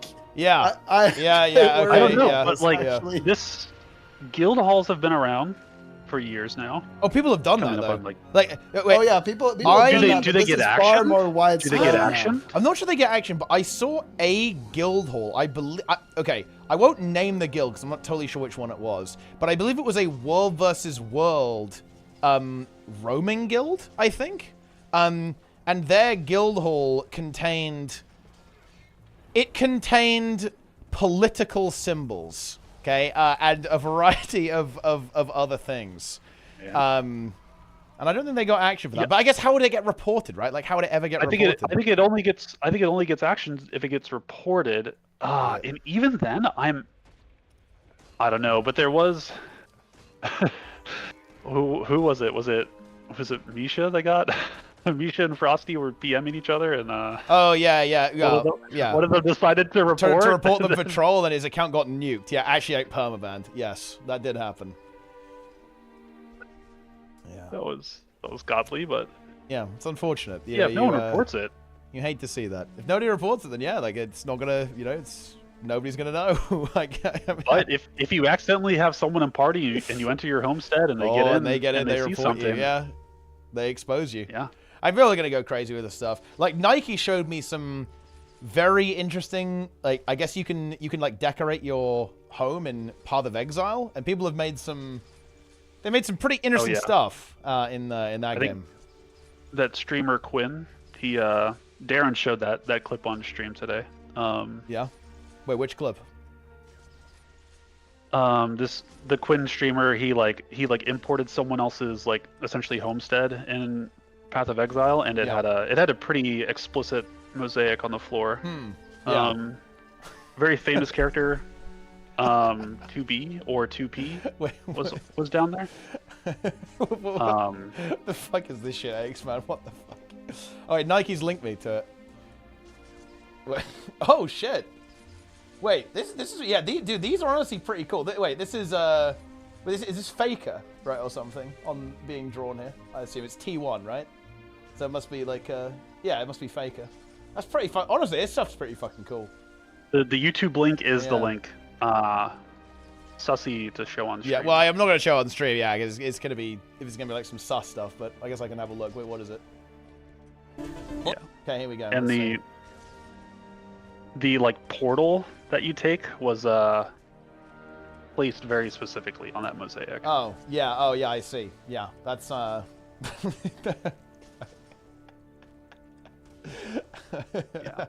Yeah, I mean, people are gonna make goatsy and stuff like that. It's gonna be crazy. Yeah, it's really cool actually. It's actually one of the things that I'm definitely interested in. If ArenaNet would ever add like an export-import feature to the Homestead, actually, so you can actually do that. Basically, I really like the idea of like being able to maybe not in the entire Homestead, but almost like being able to like package a little creation you've made. Like let's say you make like a little lighthouse or something.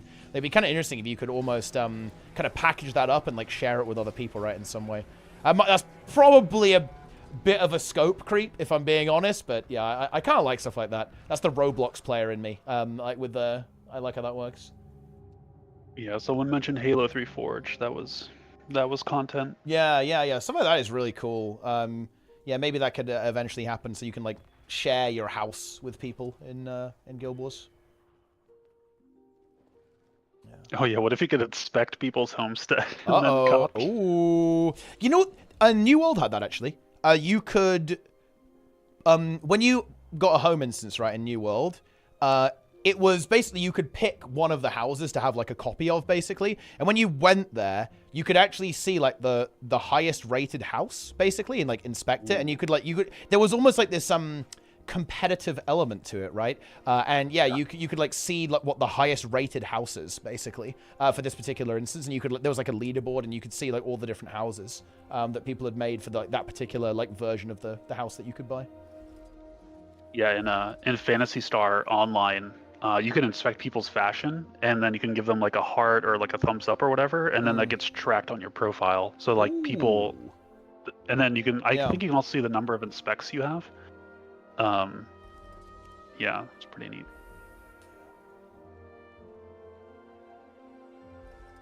Sharp 18, thanks for the Prime. It's good. Yeah, it's certainly pretty neat. And look, I'm just going to say it though. I'm actually with Lara. I actually defy all of the NA doomers. I think I'm going to go to NA and I'm going to, you know what, this is actually It's not fine. that we're even dooming. We're just simply noting that it's very different culturally. One thing I do find on NA is generally people are a little bit more patient with you, however. And on EU, like I've barely ever been kicked from a group on NA, but on EU, I've been kicked a lot.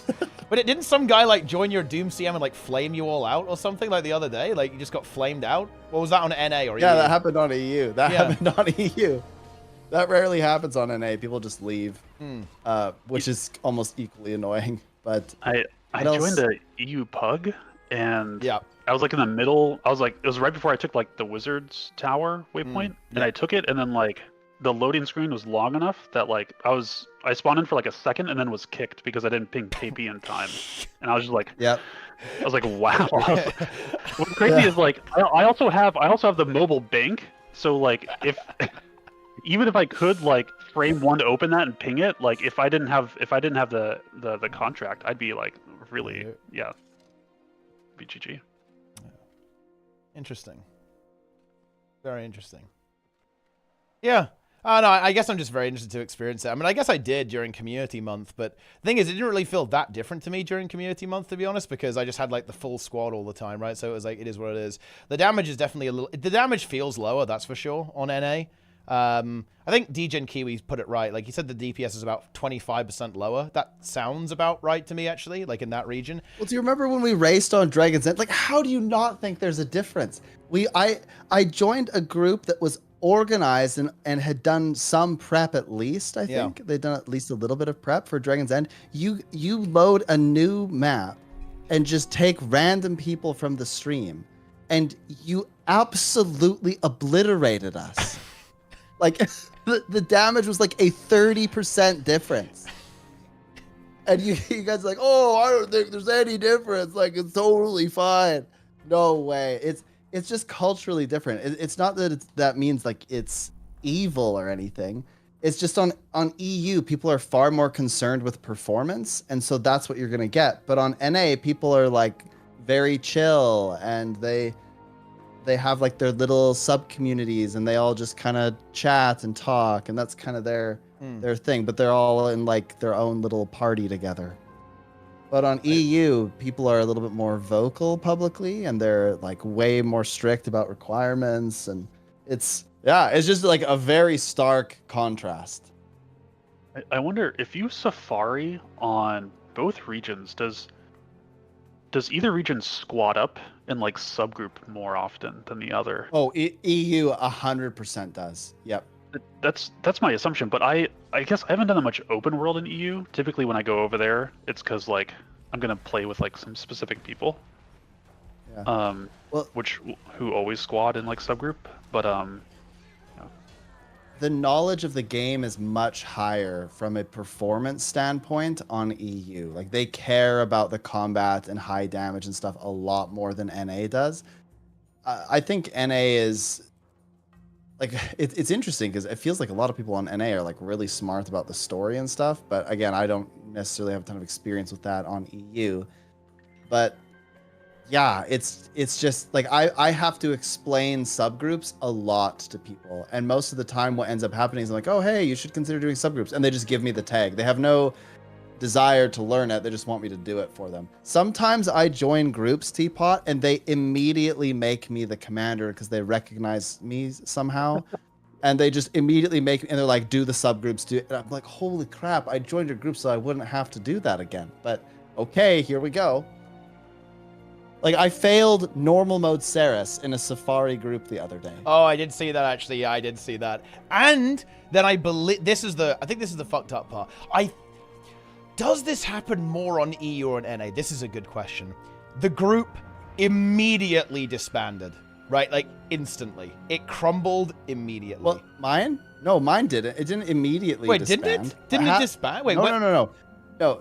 Like, one person left, and then there was a discussion, and the commander was like, they had no idea how any of the systems in the game worked, right? And then they immediately made me commander. And it's like, I don't want to do this. Like, I just joined to help out. And so I made them the commander again, and then they gave it to someone else. And it's like, oh my gosh. And then there was somebody that said they were doing a boon, and I'm pretty sure they weren't doing a boon, and then we were in the wrong subgroups, and like, so I ended up leaving after like 3 other people left too. I just didn't want to have to deal with it. And then I made my own group, and we went and killed it. No problem. But it is a problem. It is a problem. Yeah. I also think that people are more open to feedback on EU than on NA. On NA, it's like seen as an insult if I tell someone they're essentially doing something wrong. A good example of this was a couple of years ago. I joined some boss train. It's a boss train that still exists. Like, they go quite often. It's a decently large guild. They're doing Drakkar, and they go, okay, everybody, when we get to the final cave, make sure that we all spread out and attack the boss. Yeah. And I said, wait, why? And they're like, oh, because like that's the optimal strategy. And I was like, well, but that's not that. No. And so I tried to explain it to them, and then they said, well, we can just kick you from the squad if you don't want to follow what we're doing. And I'm like, holy base, like, fair enough, right?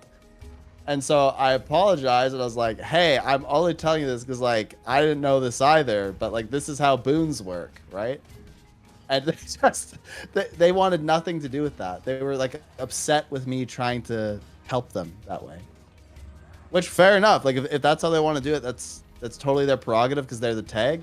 But I think if I were on EU and I was giving that feedback, it would have been received differently. But yeah, this has happened in many ways. One time I joined a training run, someone else's training run, and I noticed that there was a soul beast that was doing 1.5k DPS.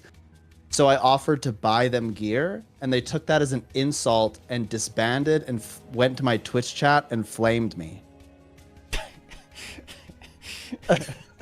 I'm telling you, these are real stories that happened to me. I'm scarred. Yeah, I've asked for subgroups in like late Convergence Umbrials, and I've been told it's too late. It's too late. There's no way. Like we'll be like 2 out of 4 islands done, too late. And they'll say it's like too late. Might as well just like go in. Yeah. Oh man. I mean, yeah, that's unfortunate.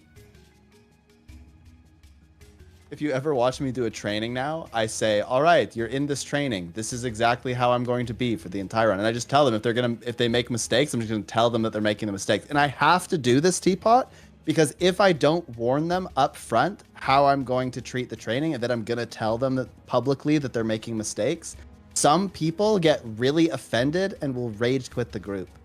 I'm not even joking you. Like, they will get super upset because you're telling them that they're making mistakes publicly. But like, to me, if we're all a team, we're all making mistakes and learning together. It's just part of the experience. But if we don't address them, then they'll never get solved. So we have to talk about them. We're on a team. That's what a team does. But like, people do not like that. They get like super upset. And then they ultimately, like, do you remember the time when there was the training weekend? Do you remember that? Where I was doing KC for like 2 hours? Yes. Oh, I do remember that actually. Yeah, and it was. I stopped it. I stopped it after 2 hours, and I said, "Look," and keep in mind, these people didn't have proper gear, builds, nothing. I said, "Hey, I said we give it a try. Our damage just simply isn't high enough to make this like really effective training." Yeah. And so then I started giving tips and tricks for like what they could do, like the steps that they needed to take in order for them to be successful the next time. And I was like, practice on the golem, go practice on world bosses. It's like, check your build gear. I said, consider getting a power DPS class. And I walked through all these things. The next day I received a like 3-page Discord message that just said that I was the worst teacher they'd ever seen and that they were They were extremely offended by what I had said. Jesus. And I was like, I never even said a person's name. Like, I never, and they just like roasted me.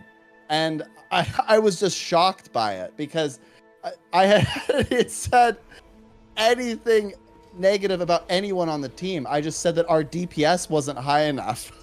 And they were really offended by that. So I actually got in a call with them and I said, look, like, I wasn't saying anything about you. It has no reflection on you as a person or a player or what anything. Like, this is training. You're sometimes not going to kill the boss. And like, well, you made us do CM. And I said, look, the reason that we were doing CM is that there's no difference. And I like had to walk them through all of these things. And oh man, it is a headache. Yeah. Yeah, I mean, that's definitely unfortunate. As far as differences, does EU have the groups that's like Wing 5 CMs experienced, and there may or may not be a tag, but you join the group, and you're like, oh, how much experience would you like? And you kind of like reverse KP check on the person EU. who's in there first. On EU, people only ask fucking KP. Like, every relevant group is KP. Like, yeah. Like, there are probably. Oh, also, by the way, wait, Vivi, do you have basement strat KC? 3K sub goal. We elite basement strat KC. Speaking of keep construct, by the way, enjoy. Well, I understand like the actual CM groups will ask for KP, but I mean like the groups where it is just like one person in there. They may or may not be tagged, and they're asking for experience for like Wing 5 CM. Mm. And when you get in there, and you're like, "How much experience would you like? How much experience are you looking for?" And they're like, "Oh, I've never done CMs. Yeah. And you're kind of like, what's going on? You're kind of like, this feels kind of like disingenuous. I think that happens like quite a bit on NA. I'm not sure about EU though. I mean, I'm not gonna lie, Yeah. it probably does happen actually. It happens a lot on NA because experienced doesn't mean anything anymore, because when there are two channels that one says training and it literally says in the description that an experienced player is going to walk you through the content, and then the other is just veteran players playing together, like that dichotomy is not good because people are on a very large spectrum of experience. So I have people join my experienced runs for like Wing 1. I'll get to Sabbatha and I'll say, all right, who's cannons? Silence. And I go, okay, well, you are a cannon, you are a cannon. They both say, I've never done that before. I have no idea how to do it. And I'm just like, what? They're power crept and they never have seen cannons, Snib. That should be the new pug meta, is just out DPS the cannons. Yeah, honestly, it should be, but it's quite fascinating. And then they're too scared to do it sometimes. So sometimes like, okay, well, this is a great time to learn. You're doing the cannons, and then I explain the mechanic to them. And sometimes people say, no, I would prefer not to. And I'm like, well, you join the experienced group. You don't know how to do the mechanics that are typically done by your role. And now you're not willing to learn them either. Like, what are we doing here? You know? I've heard the kick, threatening the kick is very strong. That's what I've heard. Oh, I started doing that. No, Sab taught me that. He said that when he gets there, he just says, I will kick every DPS player from the squad unless 2 people volunteer. That's a good strat, actually. And then he like just starts counting. And I did that one time, and oh boy, they volunteered fast, right? I actually like that a lot. Like, you put the group on. Oh, that's like the what is it? It's like the fucking prisoner paradox, right, or whatever it is, right? Where like you're kind of banking on people like not like they don't want to get fucked over essentially, so they want to make sure that you know, like it works out in the end, right? Like that, it's like a reverse prisoner paradox, I guess, or something. But yeah, that's actually a good idea. It certainly makes people more inclined to volunteer, even if they don't know how to. So people would start volunteering. Like, look, I've never done it before, actually, but I will do it just so I can stay. Yeah, just so you can stay in the group. Yeah, that's huge. Yeah, I feel especially if you crush VG and Gorseval, those people will want the stab kill because they'll know your group will get the stab kill. So they're like, okay, I need to stay in the group. Cannons. Yeah, I need this group. I need this group more than the group needs me. You know. Indeed. Yeah, it's quite fascinating to me how the psychology of that stuff works, but at the same time, Teapot, it is remarkable how having a good commander, a good pug commander, completely shifts how these groups go. Oh yeah, it is. For sure. I didn't realize like how much I've learned by public commanding a lot, and it is absurd. Like, my runs are pretty efficient relative to other runs that I join where they're like, all right, who's doing this? They'll like do the whole pre-event, then they'll just sit right before Sabbatha for like 10 minutes talking about what's going to happen. As soon as Gorseval is killed, I'm like, all right, who's cannons? Because I don't want to waste time. But like a good pug group, I mean, today I did a training in Wing 6 yesterday, and somebody DM'd me today and asked me if I'd do another one. And, oh, man, Guild Wars 2 has lost so many good trainers and veteran raiders lately that, like, there's just so little knowledge transfer, and people are, like, hungry to learn, but they don't necessarily have people that will teach. Oh, it's crazy right now. Yeah, but I really do think that you have to have like some level of autonomy. It's not like this in other games, right? Again, this knowledge transfer happens organically in harder content in WoW. Like, the M+ is much harder than Fractals, and Heroic Raids is much harder than Raids, right, in World of Warcraft. It just happens. I don't know. I think that it definitely helps that like the systems are better. Like, you can literally just look at people's logs, like, and see how well they're doing, like what they're doing. That, I think the information really helps there. But to be honest, I don't know. They should just fix that. They should fix that in Guild Wars 2. It's time. But anyway, I'm turning off the stream actually because I'm hungry and I've been streaming for 8 hours, and I need to finish off this leaderboard actually. But anyway. I'm out of here. I'm cutting the stream. Guys, I'll be back tomorrow. We are raiding. It's fungus raids, full clear, and then I have to do map completion on this guy. I've been leeching World of the Sword for too long. We have to do full map completion. It's going to be good. Yeah, that's it. I'm out of here, guys. Follow. Darren broke to map comp today. Wait, he actually broke? Wait, how did he break? Well, what first broke he him? started drinking. But like, what broke him? What map did he break on? We had to mix the potions in was it Sparkfly Fen? Yep. That was pretty rough for him. And then the toads, the marsh toads, was also pretty rough for him. Yep. Yeah. Yep. That's Very nice. Very nice. All right.